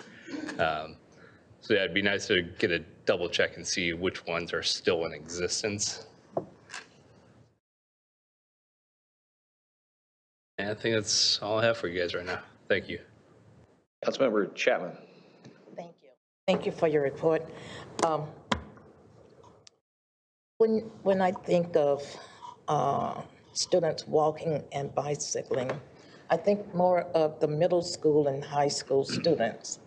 Yet the focus, I'm going to say, when I look at Part 2 equity criteria, and what those criteria, what's noted here. And then I think about the pre-K to 6th grade students. That's where I'm looking at the greater safety issues. With our middle school and high school students riding the bicycles, they need to learn and obey the bicycle laws, and they need to learn to be obedient. Parents need to get behind them. Yet parents are the ones that are walking the students to the elementary schools. And that's where I see a lot of, that's where I have concerns about the traffic, the lack of signals. Has there been any thought to some of these current devices that actually slow the traffic down, whether it's the beeping as they're walking across? I don't know. I don't know what's out there, but I know there are things that I said, oh, that's nice, but it's not something that I would register here, but I know they exist. So can we begin to think about, for our elementary schools, where there are real concerns, and I'm going to say real concerns because I think 3 of the schools are in my district, District 4. Payton, Vermont, they're going through some, yes, Sierra Vista. Anyway, they really meet the criteria that's listed here. However, if you think about it, there are no signals. There's nothing out there to deter people in their vehicles to slow it down. And this congestion, the congestion is there, it's real. What can we do now? I'm asking primarily for the pre-K to 6th grade schools to assist the parents getting their children to school. Now, if I use Payton for an example, and I have pictures, I went out there early one morning just to take a video, take pictures. And they're coming in all directions, one lane, but they're making 2 lanes. You can't turn because someone is, I'm surprised, and Lord, I don't want to put this out in the universe, but it's a wonder we haven't had more traffic collisions. Yeah, that kind of thing, thank you. Stop with that one. Stop with that one, thank you, you're not lying. Yes, so anyway, with that, can we think along those lines to really focus on where I feel the greatest need, even though there's the need at all levels, but I'm looking at the primary grades. So even with the primary grades, when you drive your child to school, you can't necessarily park right at school to let your kids off. So you park down the street, you walk up the street, you're crossing at the uncontrolled crosswalk or sometimes controlled crosswalk. And we actually had, like for Sierra Vista, there's some trails back there that they provided. One of the comments was, hey, can we get at this crossing some sort of enhanced crossing because people are using it. So what we do is we go out, put the camera out, look to see if it meets our guidelines to install a uncontrolled crosswalk, because you need a critical mass, because if you only have one person going every once in a blue moon, you never expect people to put, you don't expect somebody to be out there, and you don't want to put devices that warns the driver that there's going to be a pedestrian there, and there's never a pedestrian there. So that's why we collect data, because we have to evaluate it to determine whether or not it meets the guidelines of industry standards. So while the K through 6th grade wouldn't necessarily be walking or biking from their house, they are walking with their parent, hopefully their parents, from where their parents drop them off. Now, when you talked about a signal, are you talking about traffic signals? No. Okay. The enhancement. Control devices. As part, just to add on a little bit more, as part of this project in terms of going through the surveys and doing that analysis, Gwen and her traffic engineering team, they will be looking at each of these school sites, for those particular safety measures. And so those, in an overall perspective, again, looking at all of the schools, including the pre-K, all those safety measures that you're talking about, those potential, traffic control devices to help calm those, the traffic flow, those will be looked at. Again, this is part and parcel of what Gwen's team is doing in going through those surveys and then going through the projects and developing projects that go to exactly your point. How do we mitigate the safety issues that are potential, within each of these school areas?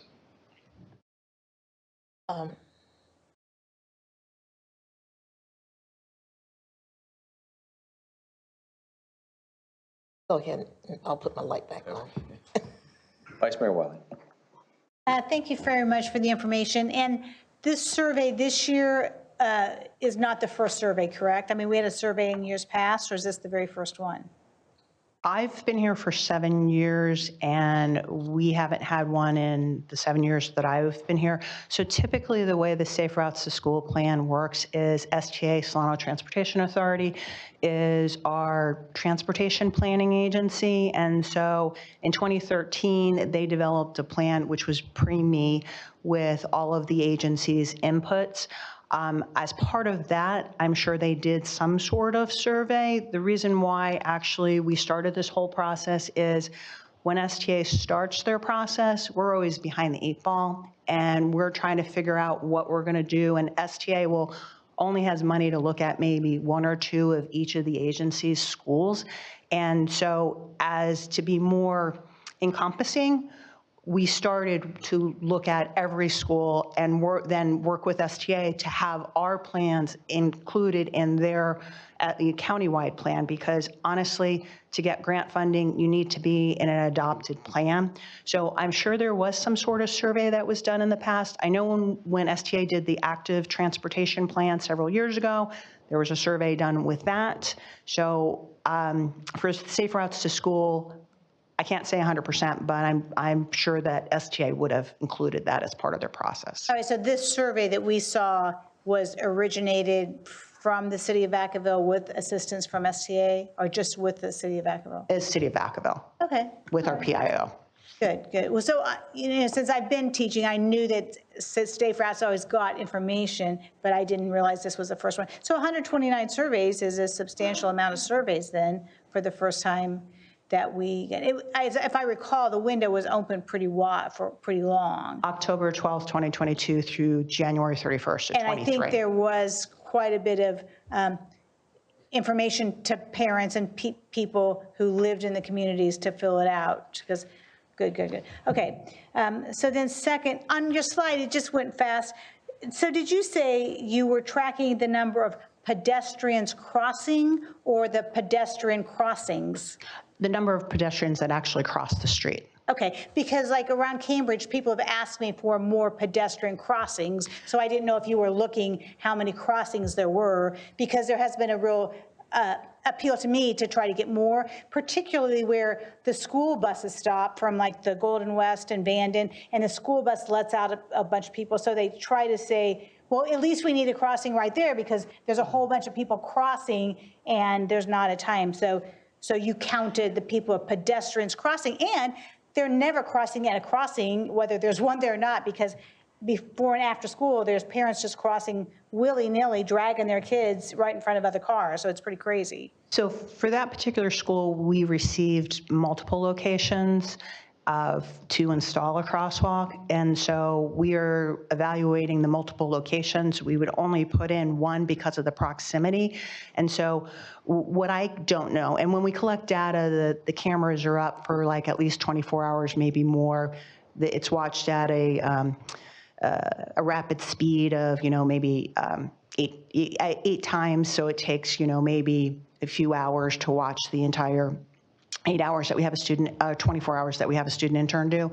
So what we're looking at is we can put in one crossing because of the proximity. I'm trying to find the best location where most of the students and residents are actually going to make it the most effective. And that's why we're collecting data, because I can't be out there for 24 hours to watch where the best place it is to install a crosswalk. And so then you also talked about, you mostly were centering this on during school time, because that's what you were looking at during school time. We collect for at least 24 hours, and we get the sample for 24 hours. So there's other locations that, while they're not adjacent to the school, they're on the path of travel to the school. And so we count the 24 hours, but while it's on the path of travel to school, the highest hours of people using it, because it's a path, might be off-peak or weekend. So depending upon the information that we've gotten from the submitter, and we had to actually clarify, we have their phone number and their email address, we had to clarify when's the highest peak. Do we need to collect on the weekend or during the week, because this is potentially a trail crossing that more people would be using on the weekend. So we did follow-ups with the submitters on those types of clarifications. All right, because last year I think there was a pretty significant accident early in the morning, but pretty close to school. That was an adult, but still it was probably because of the increased traffic, so. All right, and then, and I think just at Cambridge in particularly, and the schools, because there are more enrollment than there used to be, and because we have more support staff than there used to be, there's more staff parking, and so there's inadequate parking for the schools themselves to just park their staff. So then when they're on the streets, then that doesn't leave space for parents. And then the neighborhoods, they're on their street, plus they're, so it is a real issue for parking. So I really appreciate your efforts in trying to see what can be done to help this. And I do think it's a great idea to have this information, because I am on the STA some, and so I've seen, oh, well, you got this grant for this or this grant for that. So now it helps to be able to have the information, so when we're ready, we can say, here, let's do this. So thank you. Just one more thing. When we finish our work on this, when Gwen and her team finish up the survey work, we already have programmed out in the project plan to reach out to have our PIO reach out to their PIO, to the school district PIO, so that we take a look at those variables, those particularly the behavioral type of driving habits that we'd like to see modified, and we plan on working with the school districts to help provide some guidance and look for some additional support from the school districts as well in terms of trying to resolve some of those bad driving behaviors and other things that Gwen and her team are seeing on their cameras and observations. Councilmember Ritchie. Thank you so much. I'll try to make this really short and simple. I fully support the Safe Routes to Schools. I think it's great. I appreciate your presentation. Councilwoman Chapman took the words out of my mouth. It's really that K to 6. I just want a quick win. I fully support us going forward and making sure that, 3 years is a long time. The data takes a long time to collect, but how can we get a quick win to increase safety for like that K to 6? I really don't care about if the school's my district or not. The whole city, like little rascals at that age, they don't pay attention. Like I was one of them. I got hit by a car when I was 4, the 4th grade. They still don't pay attention. How can we get a quick win? 3-year survey, that's the big picture. But what can we do to, I don't care, like new paintings, walkways, like those little reflector lights. Like what can we do as a city to quickly just, hey guys, slow down, there's kids here. Just and allow the study to be organic for the next 3 years. But what can we do just to increase the safety immediately that won't affect the outcome of the survey? It won't skew it, but we can increase safety so it gives kids a better chance, because they're not gonna pay attention. It's reality. Like what can we do to help? Like now, like new signs, new stripping, higher reflective. Like what can we do to get the next 30 days to get some new stuff on the street to make these kids safer? That won't skew the data, but it keeps kids safe. And I support everything. I want to make a motion, but like, is there anything we can do that can just get that quick win to make sure, hey, I want to see kids safe? So I'll respond to this. I'm sure Brian will follow up on my response. So my thought is we're in the process of developing draft plans. Definitely by May, when we have the plans, we would be able to have something that we could do like immediately. There's 19 schools, and I'm not sure how many of them are K through 6. There's a lot of information. There's a lot of work that needs to be done. So definitely by May, we could have a list of things that we could do within 30 days or some items to help with that. But in 30 days from now, I'm not sure that I would have the capacity to be able to do that. So I'll punt it to Brian. Thank you, Gwen. I think Gwen has nailed it. Really, we're on target right now. We're working. Gwen's team is working hard to do these surveys, to get them done. And so balancing at the same time as we're trying to do the survey work and go through and make the phone calls and do the data analysis and collect the visual data via the cameras and sending our traffic interns and other staff out to do counts and whatnot. There's a lot going on just with this survey piece, trying to get to the point where we can come back to council and say, these are the potential projects. This is the project list. At this point, it is, as Gwen said, it's a capacity issue. At the same time that we're juggling the survey and trying to go through that process, the daily grind goes on, and we're still, answering to the public and going out and doing the, particular speed surveys or, concern analysis. So I hear you. What I would say, Councilmember Ritchie, is if there's a particular concern, send it over to Public Works and we'll go out and take a look at it immediately. Otherwise, I would say let the process continue to work through it so staff can focus on getting this done as soon as possible. Honestly, Gwen and I spent a long time talking about the timeline. May was, she can contest, I was May, but there's a lot to this, and for us to get it right, to be able to present to you and provide those potential resolutions to some of these areas, they've got to have the time to be able to spend on the survey and get it cranked out. Like, one thing is, like, could we spend, my district dollars to advertise, try to maybe get more crosswalking guards?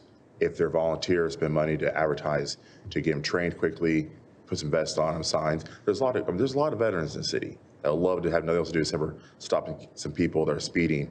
I want to be creative. So I think what we want to do, though, is there's the urgent, direct the urgent for safety, but this is a process that, as I understand being on STA, is to get in a pipeline of projects that can be funded. Yeah. And I don't understand, so yeah. I'm just saying, I understand where you're going with that. Mr. City Manager?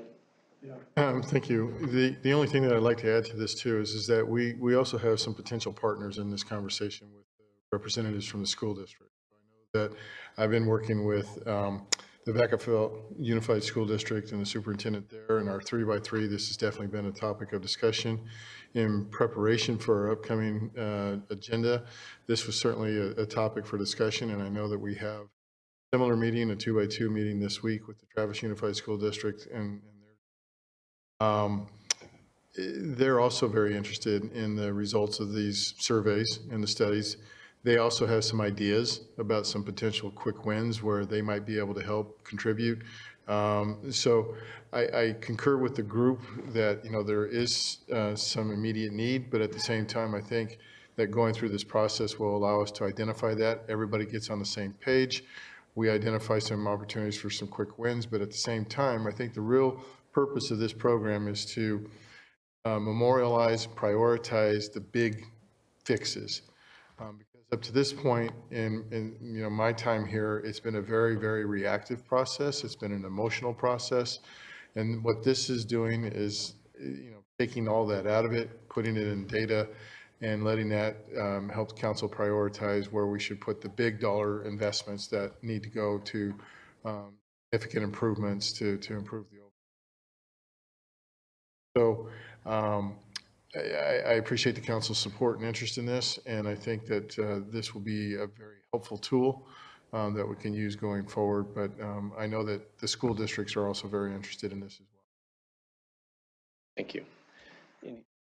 Sorry, I didn't mean to cut you off. I just wanted to. That was it, but if no one else, I want to make a motion to. Oh, we're not there yet. No, there's lights, and I haven't opened up to the public yet. So this is Councilmember Stockton. Thank you for the presentation. Just a couple. Set the scoring criteria.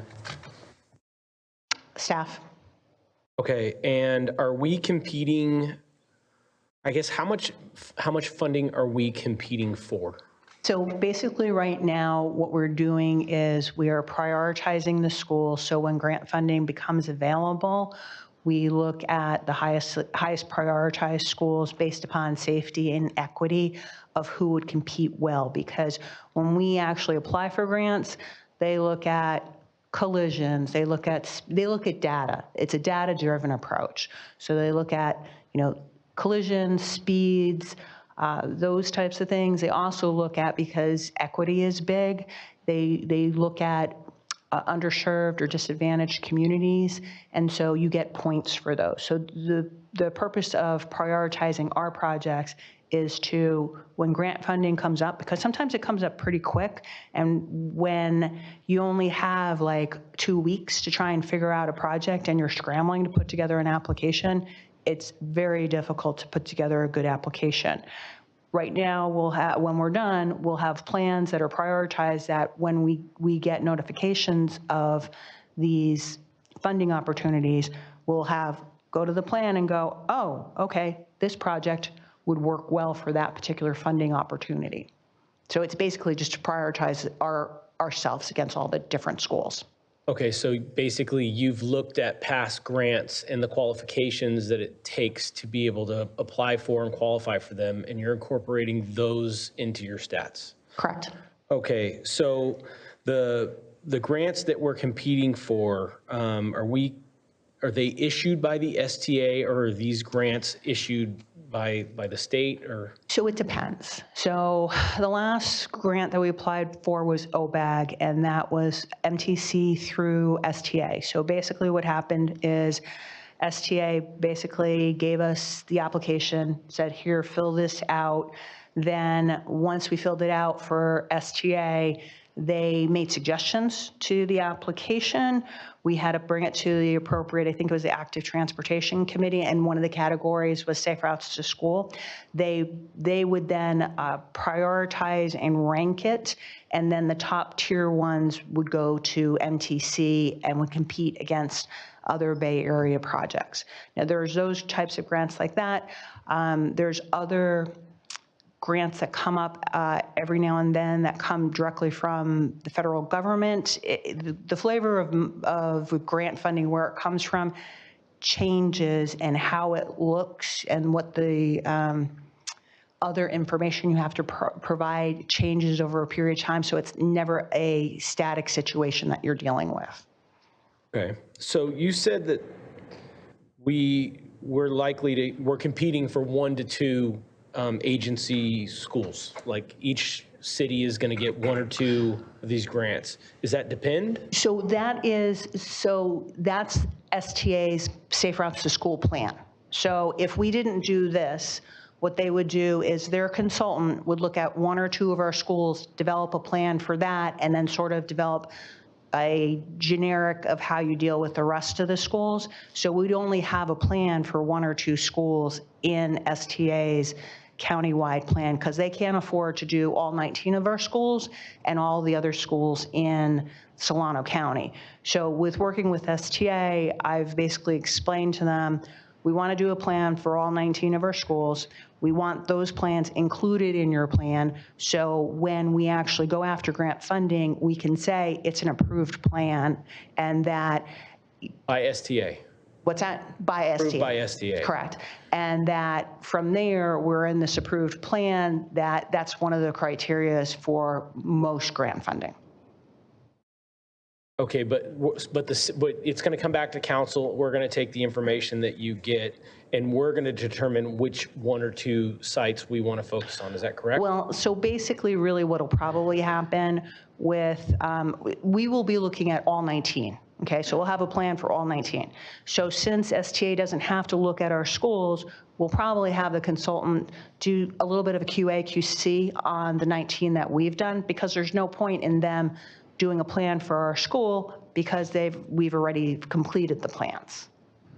Okay. So we're going to be using the consultants in a different way than the other agencies.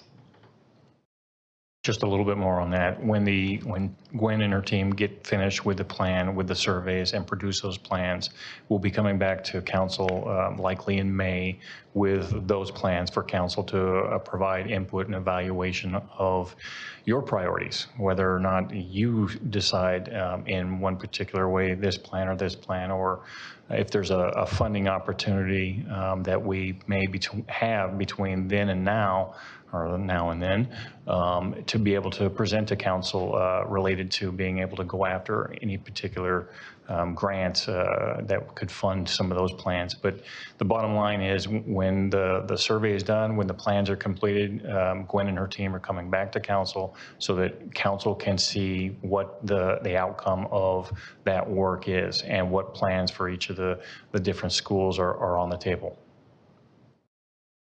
Okay. Councilmember Chapman, you remembered your question. Yes, I do. I have a few. Yes, sir. I hear you. Let's see. All right. As it is, we're looking at 7 months from now before you will be coming back to us. With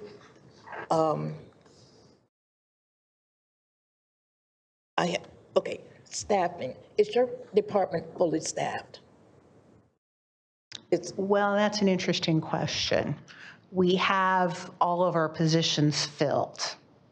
Okay.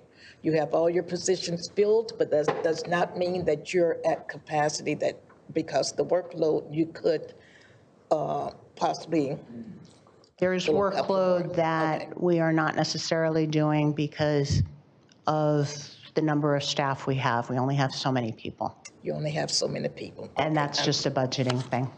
And I know that the scheduling for Public Works is very heavy right now. And at the same time, I'm sitting here and saying, and going to say this is our priority about the safety of our children. Can we really wait until 2025 when STA decide to divvy up those funds? So with that, and I know our city manager has said that, you know, we have others we're in partnership with. However, I'm still going to say this, the safety concern has been a concern, not just today or yesterday, it's been ongoing. And I'm not comfortable waiting for 2 years before we get funding. So why can't, and I'm going to put it out there, why can't Measure M funds that were passed for, I'm thinking, issues such as this, be used to assist in providing safety for our children? I'm saying that. Well, before I have staff respond to that, what I want to just inject here, because I think the issue is every question begets 3 or 4 more questions. I ain't even got to my questions yet. And I don't want to be here all night. I think the key is this. Spent my career addressing safety issues. I think the issue here is also, as I sit on STA, there is a Safe Routes to Schools program, and it's widely adopted. And this is an approach to do assessments.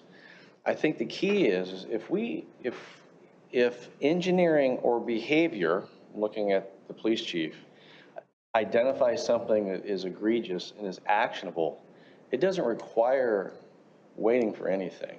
I think, to your point, there's no price you can put on safety, especially when we're talking about children. But following a process to have, well, this is not a shovel-ready type project, but it's a plan that can be funded when opportunities come up, so that it puts things in queue by priority. So that's really what this is. Does that help? Because I don't think that this has to do with anything that, if there was something egregious tonight that said, we've got to act, kind of like I see some of the conversations when I'm sitting at the STA board and some of the locations in Fairfield, they're desperately saying, we got to act right now because someone's going to get killed.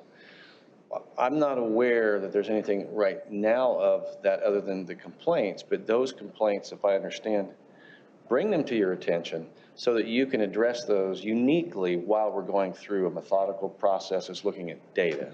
Is that fair? Correct. Okay. Because I'm with you, if there's money that needs to be spent, I'm not opposed to that being an issue. Yeah, go ahead. Okay, if I can finalize by saying, I don't want us to have to wait until STA receive their funding in 2 years to address our immediate safety issues for our children, and I have been specific in saying pre-K to 6. Even though the middle school and high school, they have concerns too, but I'm very concerned about some specific school areas in my district, in other districts. It's not just this is citywide. Okay, let me put it like this. It's citywide, folks. Right. It's citywide, all of our schools. And I think once you analyze the survey data, there are certain ones that's going to rise to the top. And you're going to say, we need to move on this now. And if STA funds are not here yet, then I'm asking that we look at another source. And you have already spoken about grants. I'm finished. No, that's fine. And I know that there's continuing more comments, but I'm going to throw a few things in here just so that we can get to some metrics. You're spot on, and the issue is the part of the assessment should also look at what's the balance between it being an engineering problem or a behavior problem. That's one thing. The other thing that I think would be important, separate than trying to analyze it from just the data portion, is to include your staff and traffic safety from the police department to say, is it something that's an actual problem because of enhanced lighting or things that could be there? Or are there two things? One, behavioral changes that should be engaged with the school districts, and potential from where those schools are potentially facing challenges that we're seeing, is to create opportunities to say, how can the city and the school district for a particular school say, can we come up with a safety plan? And I'll simply give you an example. I lived across from Browns Valley School for 20 years, and it was the bane of my existence because parents run their kids behind bumper to bumper in between traffic. And they'll stack up for, felt like a quarter mile down the road, and people say, I don't care. That's a behavioral problem. And so it's hard to put in a crosswalk when all of a sudden you make a change and then everyone's on board, but we haven't consulted with the right people. Say, well, what impact, just like the water flow, what impact is this going to cause to a school? I think that has to be methodical, but I do totally agree with you on those issues, but we have to be careful. Anything we enact, the data will provide, but then it needs to be interpreted both from the engineering and the behavioral side. So just those things, and then again, we can always prioritize plans, but we don't need to wait for funding if there is, my estimation, if there is a real concern there. There's public surveys. Are we surveying the schools? In other words, yes, we actually had the PIO did extensive outreach. She contacted the school's PIO, and they put stuff out through their parent portal so that they could go out to those different schools. And actually, we sent an email to all of the contacts for the assistant and the principals and the assistant principals of the schools. I received the contacts from STA basically to make them aware that when the survey opened up. And not to put the school districts on the spot, but a lot of the risk is, obviously we've got drivers, they're taking their kids to school, and the behavior around the school is how much of the risk is because of the interaction of the movement of the kids versus the engineering of a crosswalk. And to weight some of that is to be able to comment. Some of this, other than data, is going to be somewhat subjective. Is there needs to be some room for input and commentary, because it's like, how much is this, get it for like an MTC grant?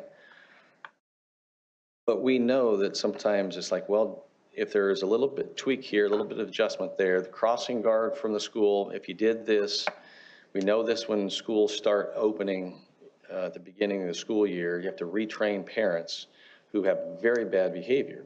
The other question is to, when you meet with the school districts, potentially to be able to inquire, is there data? Every school knows where their kids are coming from. It would be really nice to know the impact of nobody's walking. They're only walking to the point where they're being dropped off for the most part. And it would be nice to know how much of the impact is just because we don't have busing. Where other, potential grants the busing is they're dropping off and it's controlled, but this is becoming an uncontrolled issue because of behaviors in the busing. So those are just my thoughts to that. And I'll come back to you, Sarah. Councilmember Roberts, and then Councilmember Silva. Councilmember Roberts. Yes, one quick thing I wanted to add to what I said earlier. When you're looking at it, I hope that like maybe look at some things that are more project driven for projects that'll affect more than one school. For example, go to North Orchard, there's 2 schools off the same road. So if you can make one project that benefits both schools at the same time, possibly weight those a little bit more because it'll have a much larger impact than before. And same thing for other ones throughout the city, maybe not just look at schools, look at like, for example, if you're, I mean, Fairfield, but if you're looking at like Vanden, because school's getting out at the same time, people are getting off base, getting off work at base. So other things that'll affect traffic besides just the schools that may not be in the immediate area, that where there may only be slight overlap, but there is a significant increase for where the kids are traveling outside of the school area that you're looking at. Yeah, like shopping centers, there's the McDonald's and Dutch, so with the Dutch brothers over there off, was it Nut Tree? Yeah, people swinging in and get their coffee while kids are trying to get to an elementary school just a few blocks away. That may impact, but might be outside the area that you're doing traffic studies for. So maybe look at heavy traffic areas that are in the walking path or cycling path of those students. But then we need the information like the mayor brought up, but where are those kids coming from? So, thank you. Councilmember Silva. Just briefly, I'm curious to see if it's reasonable to accommodate in the scoring system, looking at ADA accessibility. So folks, parents or guardians who are in wheelchairs, mobile wheelchairs, and how they're able to access the actual sidewalk safely to that destination. And maybe it's a code compliance issue, or on the other hand, maybe it's just how some of the older neighborhoods are, the driveways in themselves are sloped to where when they're going down with the wheelchair, it's something that tips them. So that was all. That's it. So basically, for any kind of crosswalk, if you put in a crosswalk or upgrade a crosswalk, sidewalks, that would have to be a bigger picture because of what you said with the slopes. Because what you have is when you do the slopes so that they're ADA compliant, the conformance with the driveway goes significantly far back into the people's property, and then that kind of gets expensive. Path of travel, however, around the school zones is being evaluated as part of this survey. So I want a couple things. We're not throwing out any information from any of the surveys if they don't have an engineering solution. We're looking at, to the mayor's point, the behavioral piece is part of it, and part of this program and the evolution of the program as we move forward is to finalize the surveys, get the data, the behavioral type of information, pieces that can't be solved by engineering is then moved to the second tier, which is to work with the school districts, work with their PIOs, work with the principals, and work with the police department to help try to educate and move those behavioral pieces forward in a logical manner. And then there's the engineering piece, which is, we're looking at all of the, rapid flashing beacons. We're looking at the high contrast crosswalks. We're going to be looking at all of those pieces. And that's why I'll go back to what I said earlier. This is no small task. Gwen and her team, they're all in it. They're all working on it. And I'm at this point as the head seat of the department. I am trying to shield the team from some of the other things that are going on, so the team can finish this high priority work for the community. To Councilmember Chapman's concerns, we have concerns as well in terms of we want to make sure that there's safety across all the school areas, safety across all of our traffic roadway networks. When the team completes the survey work and produces those projects, we will be bringing those projects back to council hopefully in April, May of next year. At that point, council will at that point be able to evaluate what have we determined, what are these projects? And it's council's directive at that point. It's your prerogative to be able to look at the costs and say, maybe some of these are measure in. Those are determinations that council can make at that point. Regardless, we will still be working with STA so that we are positioning ourselves on the grant piece, that we have this document. The way I look at this is these are off-the-shelf ready projects that can go to shovel ready. So being able to be ready for those federal, state, and other funding sources that when they come down, it typically is a fairly quick turnaround.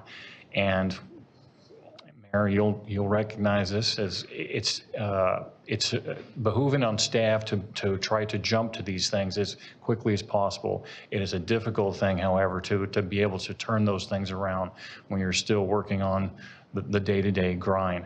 This will allow us to be able to put those projects on the shelf and be ready so that when those grants, those opportunities come, we just pull it off the shelf and we go.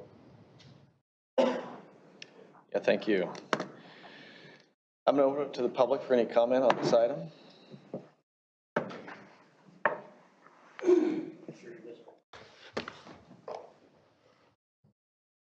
Mayor, thank you. Last night I was at a prayer group, and it's not because I'm a good guy, it's because I need a lot of that.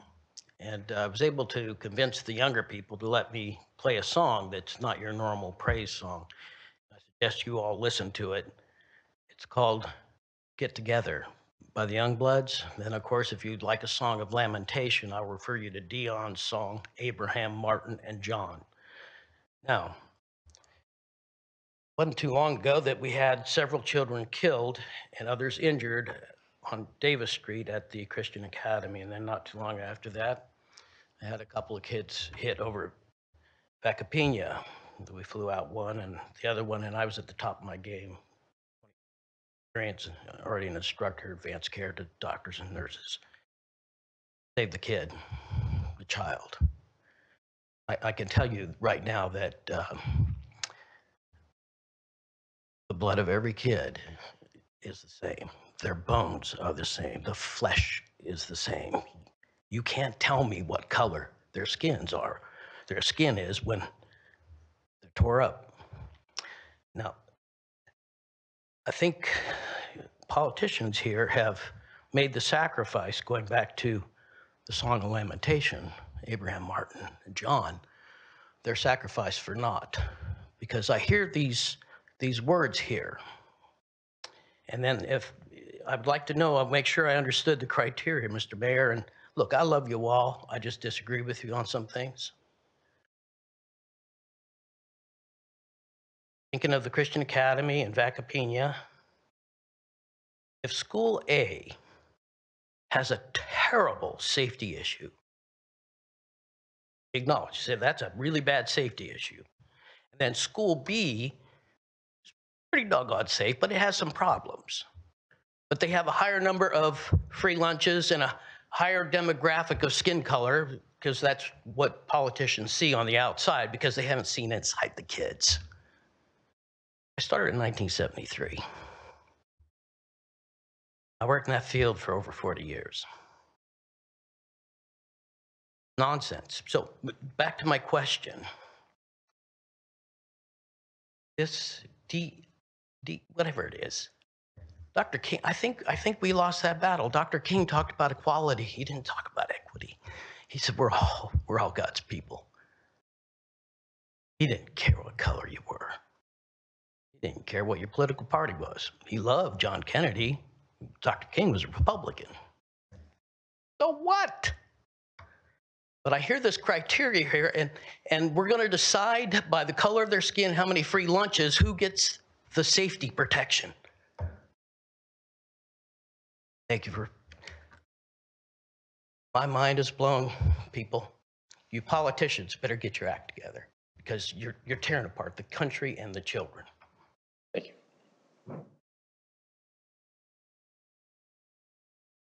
Stockton at the end of the meeting of the Menard Battery, and he spoke about the Brown Act and how you could only have so many people. Many people could be there from the city council, and our mayor was not there. I'm wondering, this November 10th meeting that's coming up, it's also about children too, and what represents us.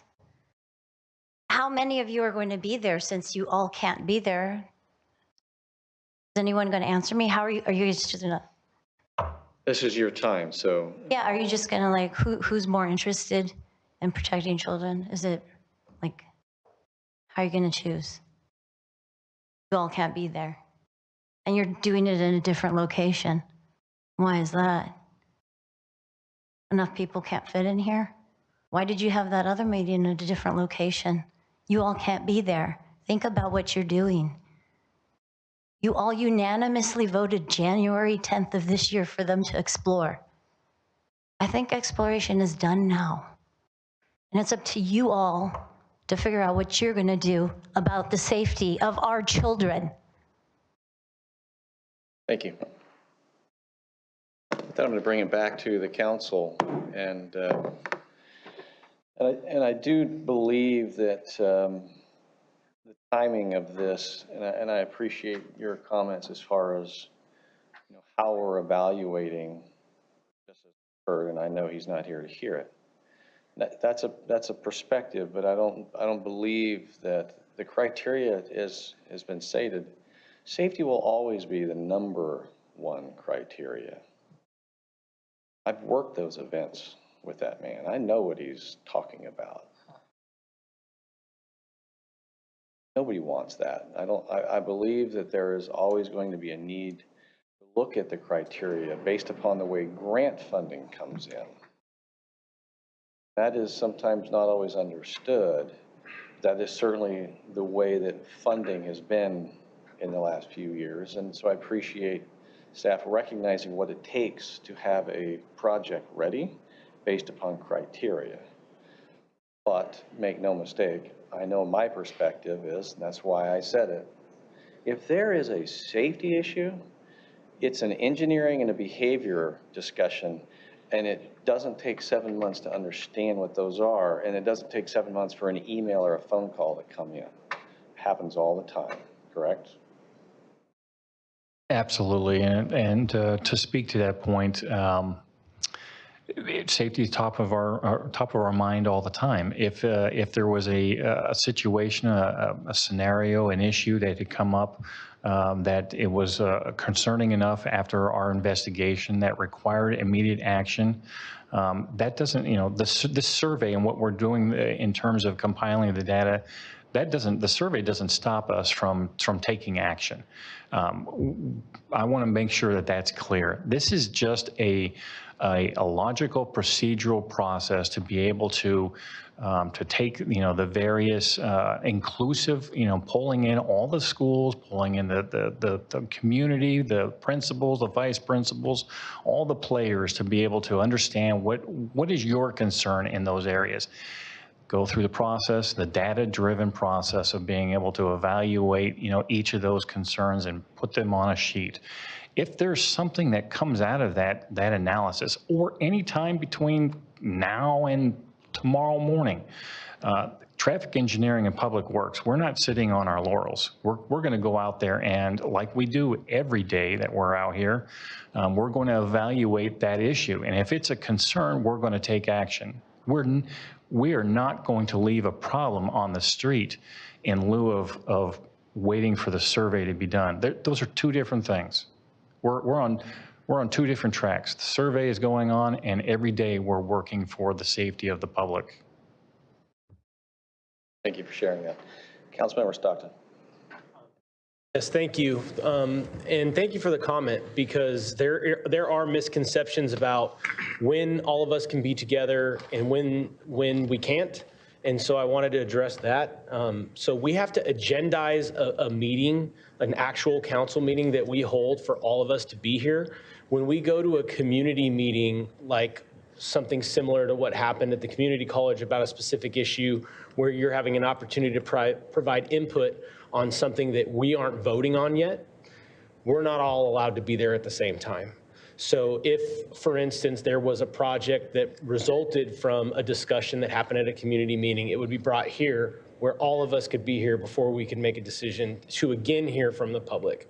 So the reason I believe she made a comment about having a discussion about some of the issues that we're going to have offsite, because we anticipate a large enough crowd that we may not be able to facilitate that here, but we can still agendize that meeting as a council meeting to where all 7 of us can be there for that. So I think that's really important, because I don't want you to think that we're not listening, but we're even limited on what we can say at those meetings. And so just like now, I can have this conversation where before I couldn't have that conversation because of the rules regulating that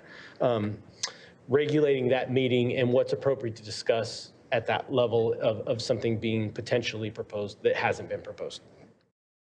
I'm kind of sad that the gentleman left because the gentleman did bring up some good points, and I think that we often feel frustration up here, but there is a process. The mayor has been very, very good about giving us an opportunity to ask questions, give it to the public, and then come back and make some comments. And I wish that he was here to hear this portion, because I do think he brings up some valid points. And I had written something down earlier, but I felt like it was more appropriate to ask now or to bring up now.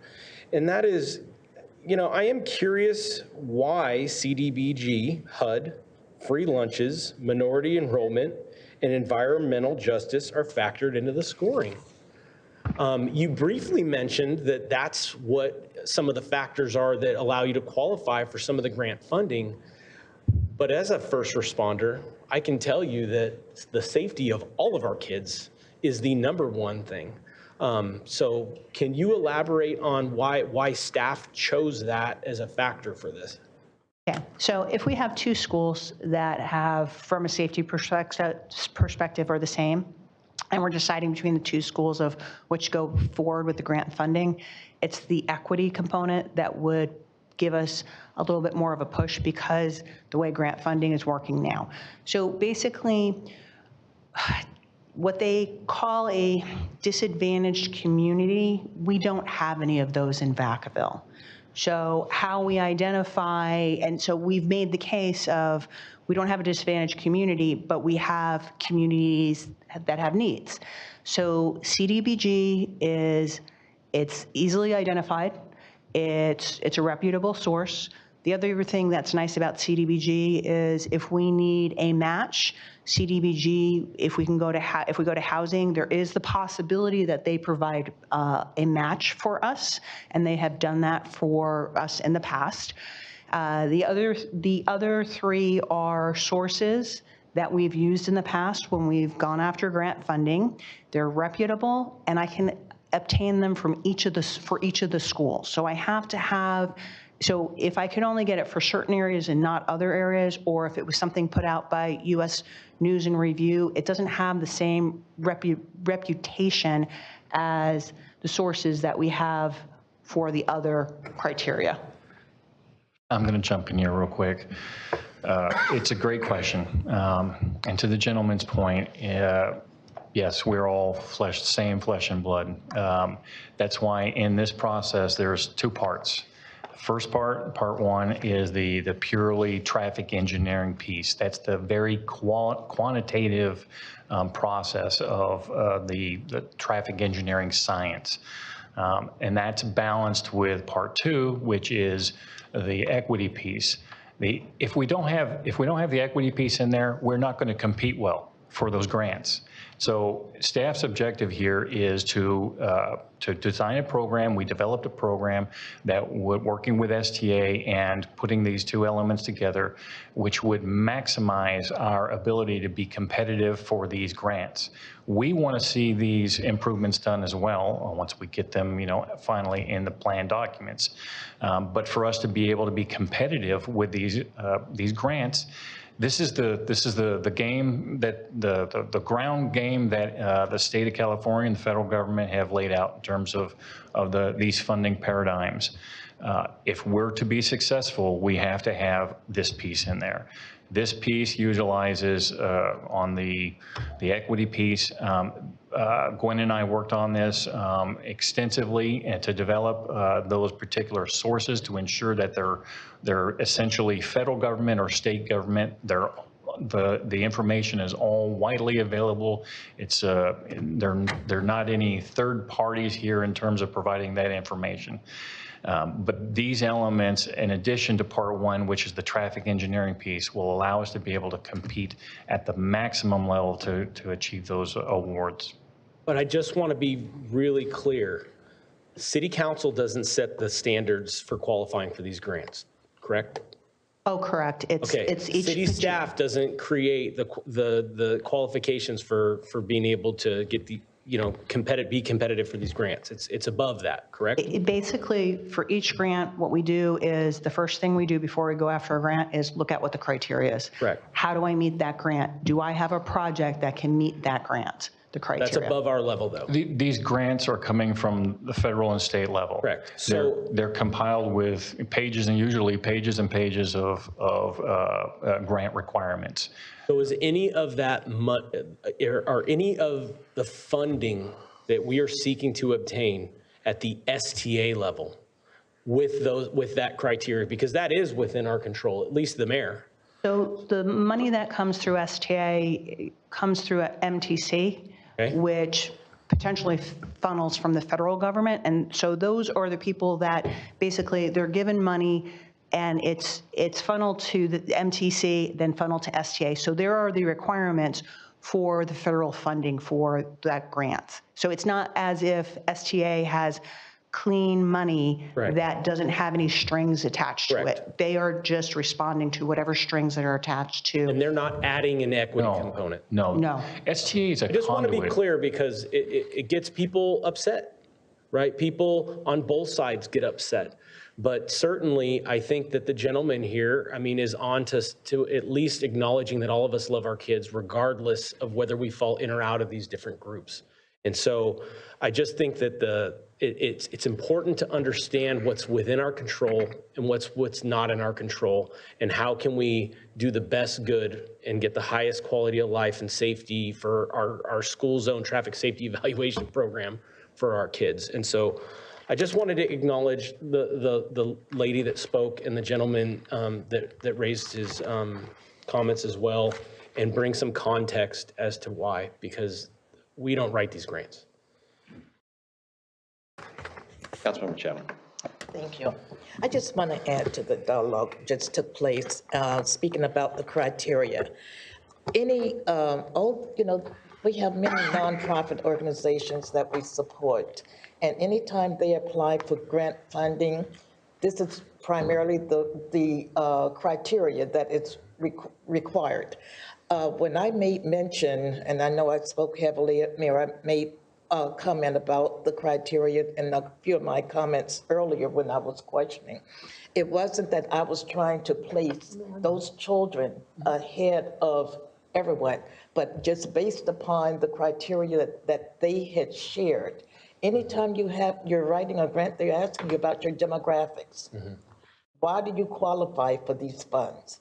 And oftentimes, the criteria they presented or they shared is the exact language that is used in those grants for you to get those funds. Now, if we have the scenario that was used about we have children that are free lunch and all of that, the criteria they spoke of. And then you have the other school that does not, but they still have the safety issues.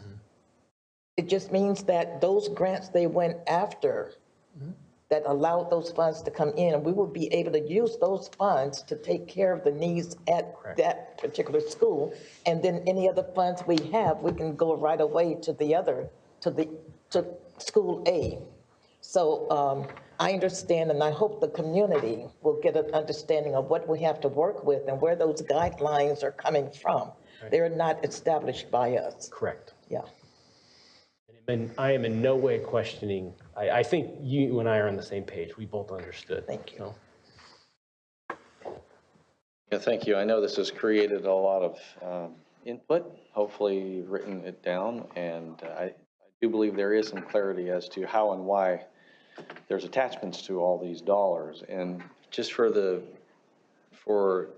all of us here, I represent on STA. STA is a countywide organization that approves these projects. Large projects, small projects, we could be talking about Jepson Parkway, right? And I see firsthand having projects in the ready gives us money like you're not going to get if you're scrambling, and I see other cities scrambling. And so this provides that opportunity in that mechanism. But I do appreciate the fact that while we can include the analysis to help us be competitive, it in no way, in my view, interferes with our ability to make decisions on safety. And I trust staff to believe that both all the work that you've been doing over the years, and Brian and your team, and in our police department, I know very well how much that is the focus. There are times when horrific things have happened in this community that become those moments that will cause us to look back 20, 30 years in a career, because I've done it too, and are tragic. But then there are those general safety issues that we look at both engineering and behavior. And so I appreciate the process and forward to the results of this. And the only ask I would say is you already said it, but if there's things that all of a sudden you go, there's something we need to do now, this comes back to the council. If it does, we don't have to wait for some grant. It's just that we use those grants when they're afforded to us for our benefit. So thank you.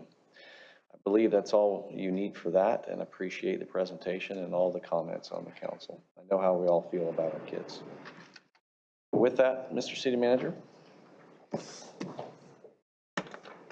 Mayor, just a couple of quick community service items, actually, community announcements.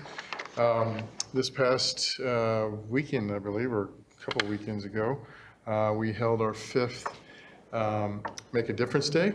Located in, this particular event was held in District 3. And we had a great attendance and very good success. And I just first of all, I want to say thank you to the council for your continued support for this program. It does much more than just clean up a neighborhood. It builds a lot of community pride. And we get a lot of good feedback from those who volunteer. And again, thank you to those on staff who attended and gave freely of your time, as well as to all the volunteers from we do have a quick 3-minute video, if it's okay to share that with you. And then we have some details of what we came away with from that event. So with that, Sheila, can you go ahead and play that? I already saw you on the screen.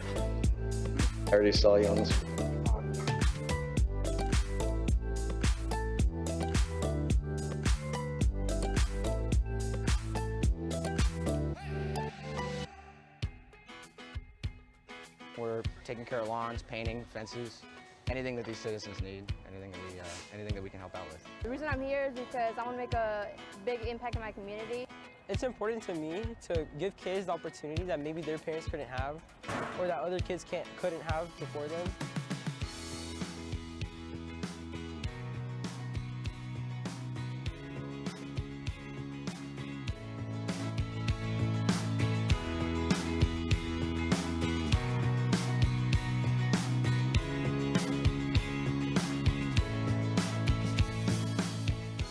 El vecindario se debe de mirar limpio, organizado, y creo que esto está ayudando mucho a que el vecindario se mira mejor, y vecindario mejor, familias mejores.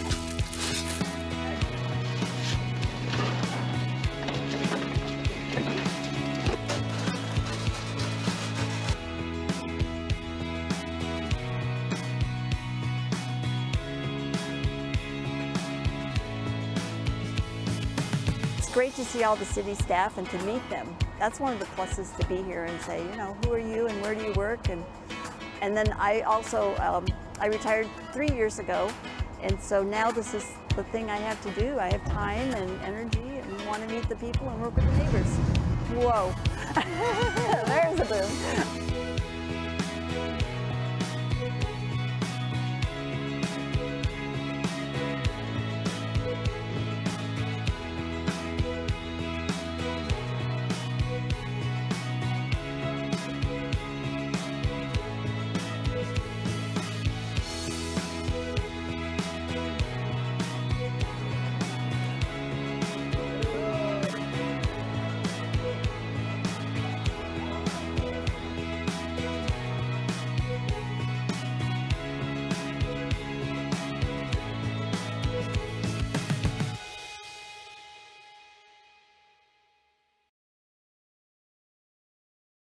So that is a quick tour of our success that day. As you can see here, it was one of our biggest successful cleanups to date, with the number of volunteers and the amount of materials that we brought into the community.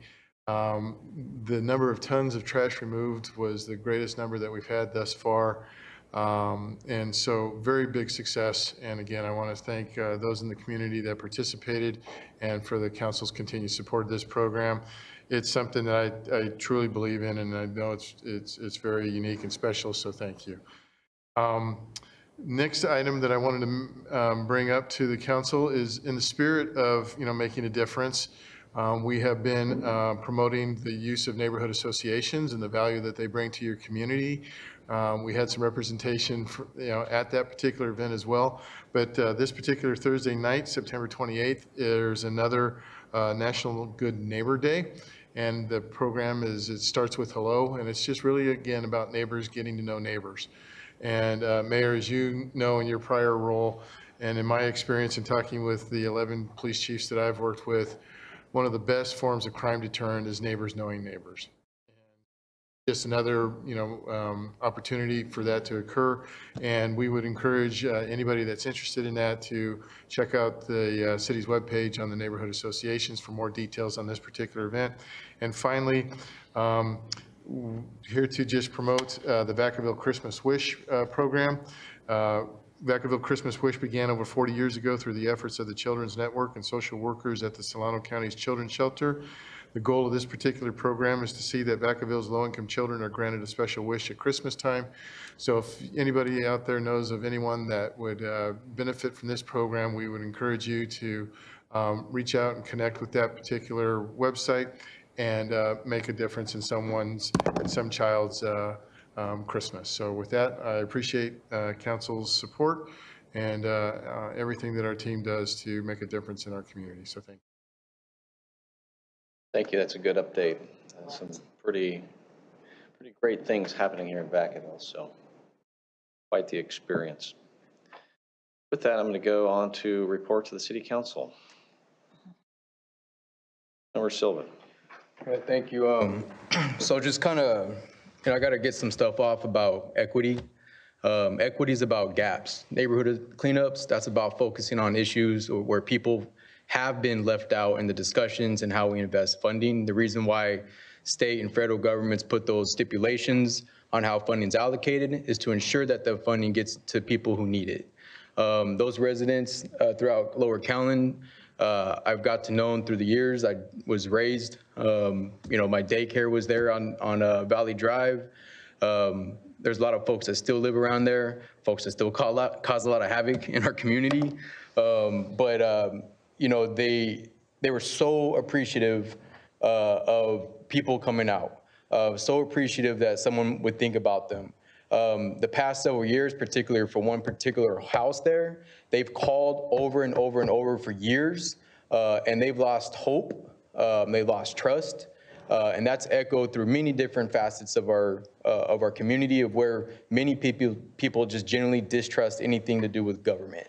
And what people came through there, whether you realize or not, those who came through the impact that you made on those individuals' lives restored hope, restored the belief that someone's there that can help contribute to them, because for decades, that has not been the case. The fact that we have districts is reflective of a lack of representation from elective capacity to help drive and have a quote-unquote seat at the table. So these efforts, even the last couple mentions, that's there to focus on families in need. Doesn't matter what ethnicity, what race they are. What matters is that somebody's trying to better their life, and how we as individuals, we as humans come together to help folks out. So the neighborhood cleanups is something that's been rotated throughout our city based on different parameters. I haven't been able to attend a lot of them since I started my doctorate. Saturday mornings are taken up with class. But every time I've attended, I've left inspired. And not just me, but the people who live there have been inspired and truly tremendously grateful, more than what's even reflected in there, whether it be English or Spanish. Today marks the 29th anniversary of my father's death. He died when I was 12 years old. He came to this country to work for something better. I'm grateful for the sacrifices he made. There's not a day I don't think about living without him. My mom, who's white, she worked in fields as well. She, again, worked hard to make sure that she had a better life. She passed away almost a month ago now from a very slow, prolonged death from Alzheimer's. And to see that deterioration from anybody losing everything and forgetting everybody they knew has been a struggle that I've kept in for several years now. But one of the things that I'm grateful for in this community is that we're not going to get things perfect, right? There are injustices, there are gaps, there are tragedies. You know, and some people have seen that firsthand. People have literally, as we heard, have had their hands in there. Part of it all, sometimes there may not be things that we can actually do. There might be things that we don't have the answer. But I think what's important is that we continue to look at how we implement policies, how we support individuals so that people can live that better quality of life. And I think our staff have, and we talked about legacy. Councilmember Stockton brought up legacy projects. Like, to me, I envy each and every one of you because you're in positions to actually truly make a difference. The struggle is, to other points, about political perspectives and what's going on in life. But I think if the more we just come together and work and get to know each other and see each other as the human beings that we are, a lot of that stuff starts to go away. And then we start seeing, okay, how do we work together to address whatever issues it is with whatever age group, whatever scenario, within a given respect. I was grateful to MC a local event to celebrate our workforce throughout Solano County. Super grateful for the Workforce Development Board out there that really helped put that together. They recognize folks from all different backgrounds. Don't have time, to recognize, but it was really amazing. What I appreciate about there is they didn't recognize traditional, well-known institutions or companies. They also recognize individuals and the struggles that those individuals overcame, whether it be learning another language or overcoming mental health issues or disability issues or whatever it was. They recognize folks who are doing making those little differences to make an impact, not just in their lives, but hopefully their families, and in some way their community. So I'm really grateful for that opportunity to be there. Upcoming November 2nd is Dia de los Muertos. Really excited to see the city staff put on a celebration for that. I did have some calls, and I just want to clarify that Halloween is not Dia de los Muertos. The Day of the Dead is something that originated in a small part of Mexico, and in there, it's something that's continued to expand out. Please don't look at it as something that's an exclusionary type of event.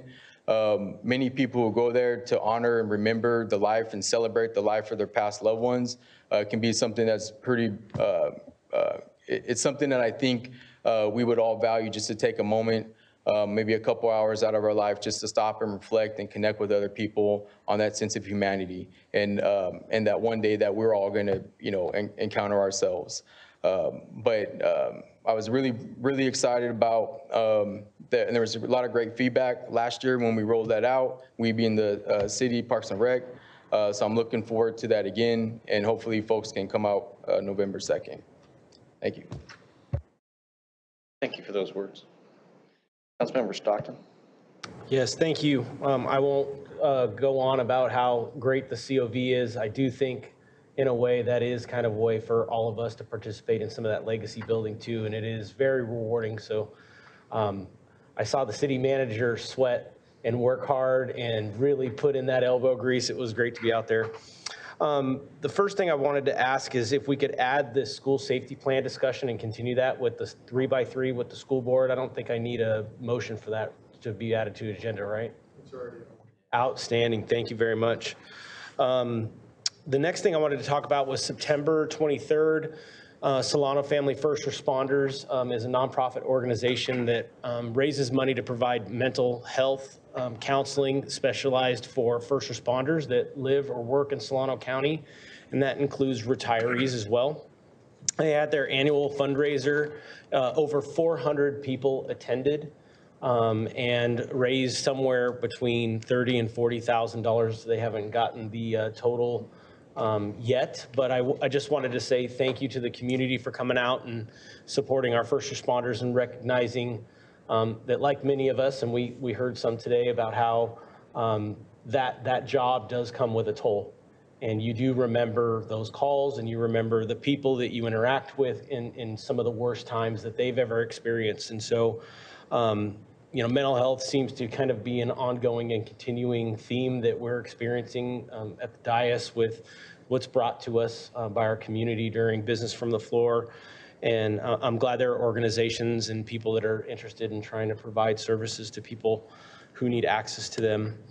The next thing I wanted to do is, I know we had a gentleman that spoke during Business from the Floor today about trying to get some help, but he's also spoken in the past about wanting help from our police department. I did follow up with Chief Ian, Captain Poland, and Captain Kellis over here, and they have been in frequent contact with that gentleman over not only over the last 2 meetings, but for the last 6 years, in trying to provide assistance for him to get help, the help that he needs. And so I just want the public to know that our first responders are listening. They're trying to help people when they can to the best of their abilities. And so I just wanted to make sure that everyone knew that it didn't fall on deaf ears, his concerns or his needs. On a lighter note, I wanted to, we had the opportunity at the last meeting to recognize the achievement of the Little League kids, and that was super exciting. But I wanted to recognize, we just had Daughter Day. On Facebook, there's like a day for everything now, So a good friend of mine that I grew up with, his daughter, Reese Rogers, was recently crowned the homecoming queen at the Vacaville High School homecoming football game. She's an incredible young lady. Her grandmother was a hall monitor at Vacaville High School for many years and just beloved throughout the town, and passed away not too long ago.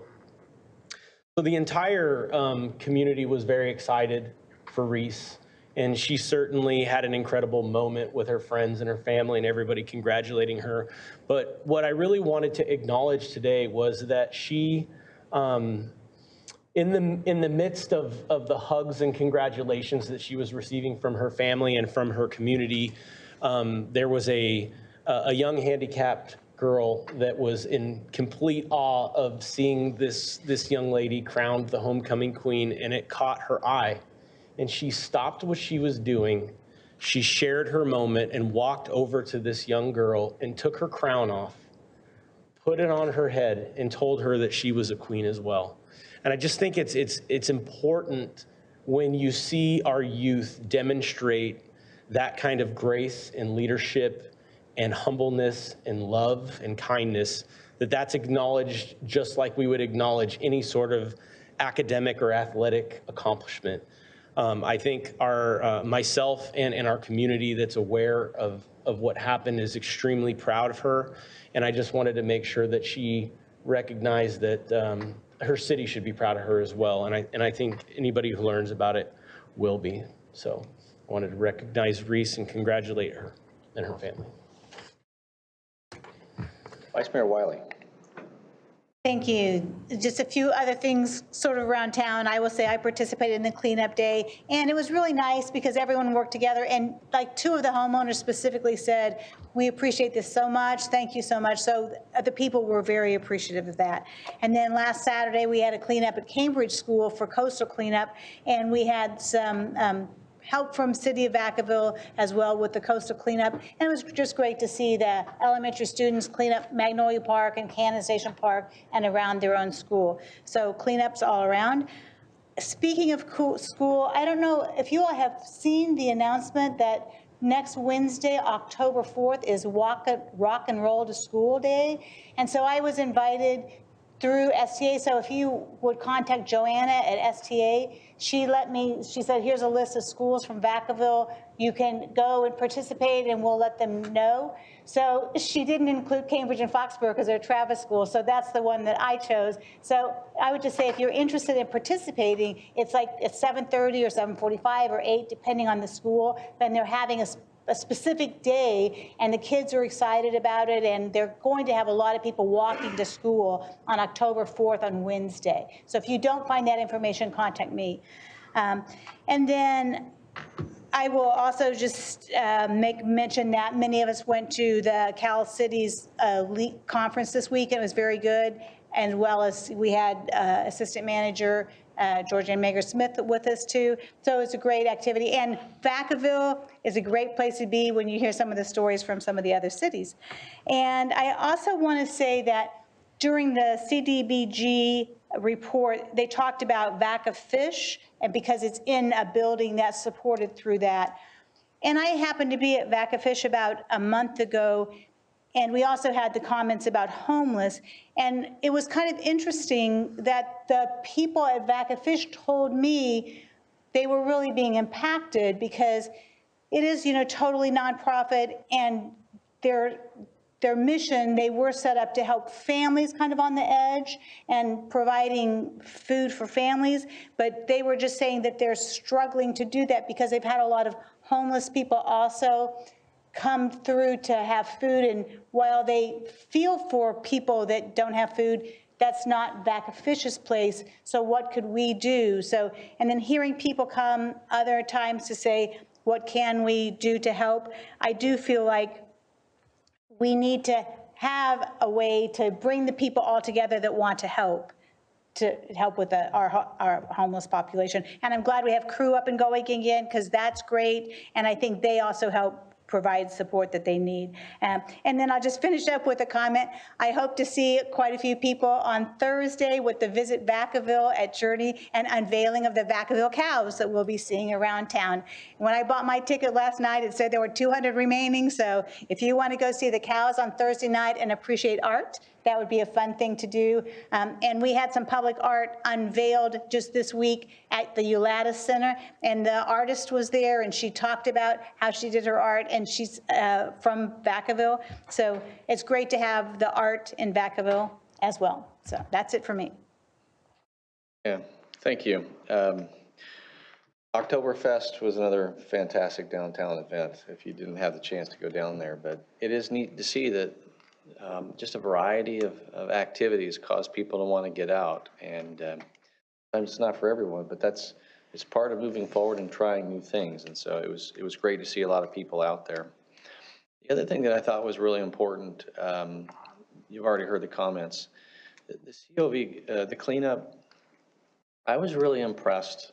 And my takeaway was also, it's interesting how when you get out into the community, and all right, it's going to be really early in the morning and all the things, but I appreciate your lived experience. It was personal, and I know I enjoyed, several of us did, being there with you, but to just participate in what community looks like. But just as important was to see staff out there rolling up their sleeves, having fun doing it and blessing people, and you leave that day feeling charged that you're actually making a difference. And those are those, I know we're all busy. It's hard to hit, everything that's on our calendars. It really does get busy. But there's something about certain events, and to experience it with staff and the community, I wish more people could actually have that feeling. It's hard work, there was a lot of work. There was a couple places like, I cannot believe this, but to be able to recognize this is help. And then it really opened up, I know, my eyes to say, how can we, more than just a cleanup, to actually work with some of these families, even our FRC and other resources to say, we need to help people who are aging in place and who don't have the support. And so I can even see along the way, referrals that come out of things like this to say, let's go knock on their door and to continue that. There's only limited resources, I get it, but with that also, I appreciate, Vice Mayor Wiley, your comments. I look forward to the discussion in October on the update on the homelessness. And obviously, it's going to be winter, and so these are the things that we're all looking to do, and we heard it even tonight's comments. And so that'll be part of that conversation. It'll give us all an opportunity to get an update, looking forward to it, to get some of the details, but also, if need be, to take some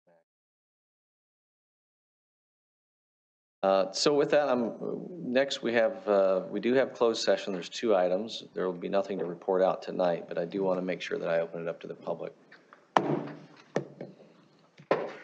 Seeing none, I'm going to close that. And with that, we're going to adjourn this meeting. Good night, Vacaville.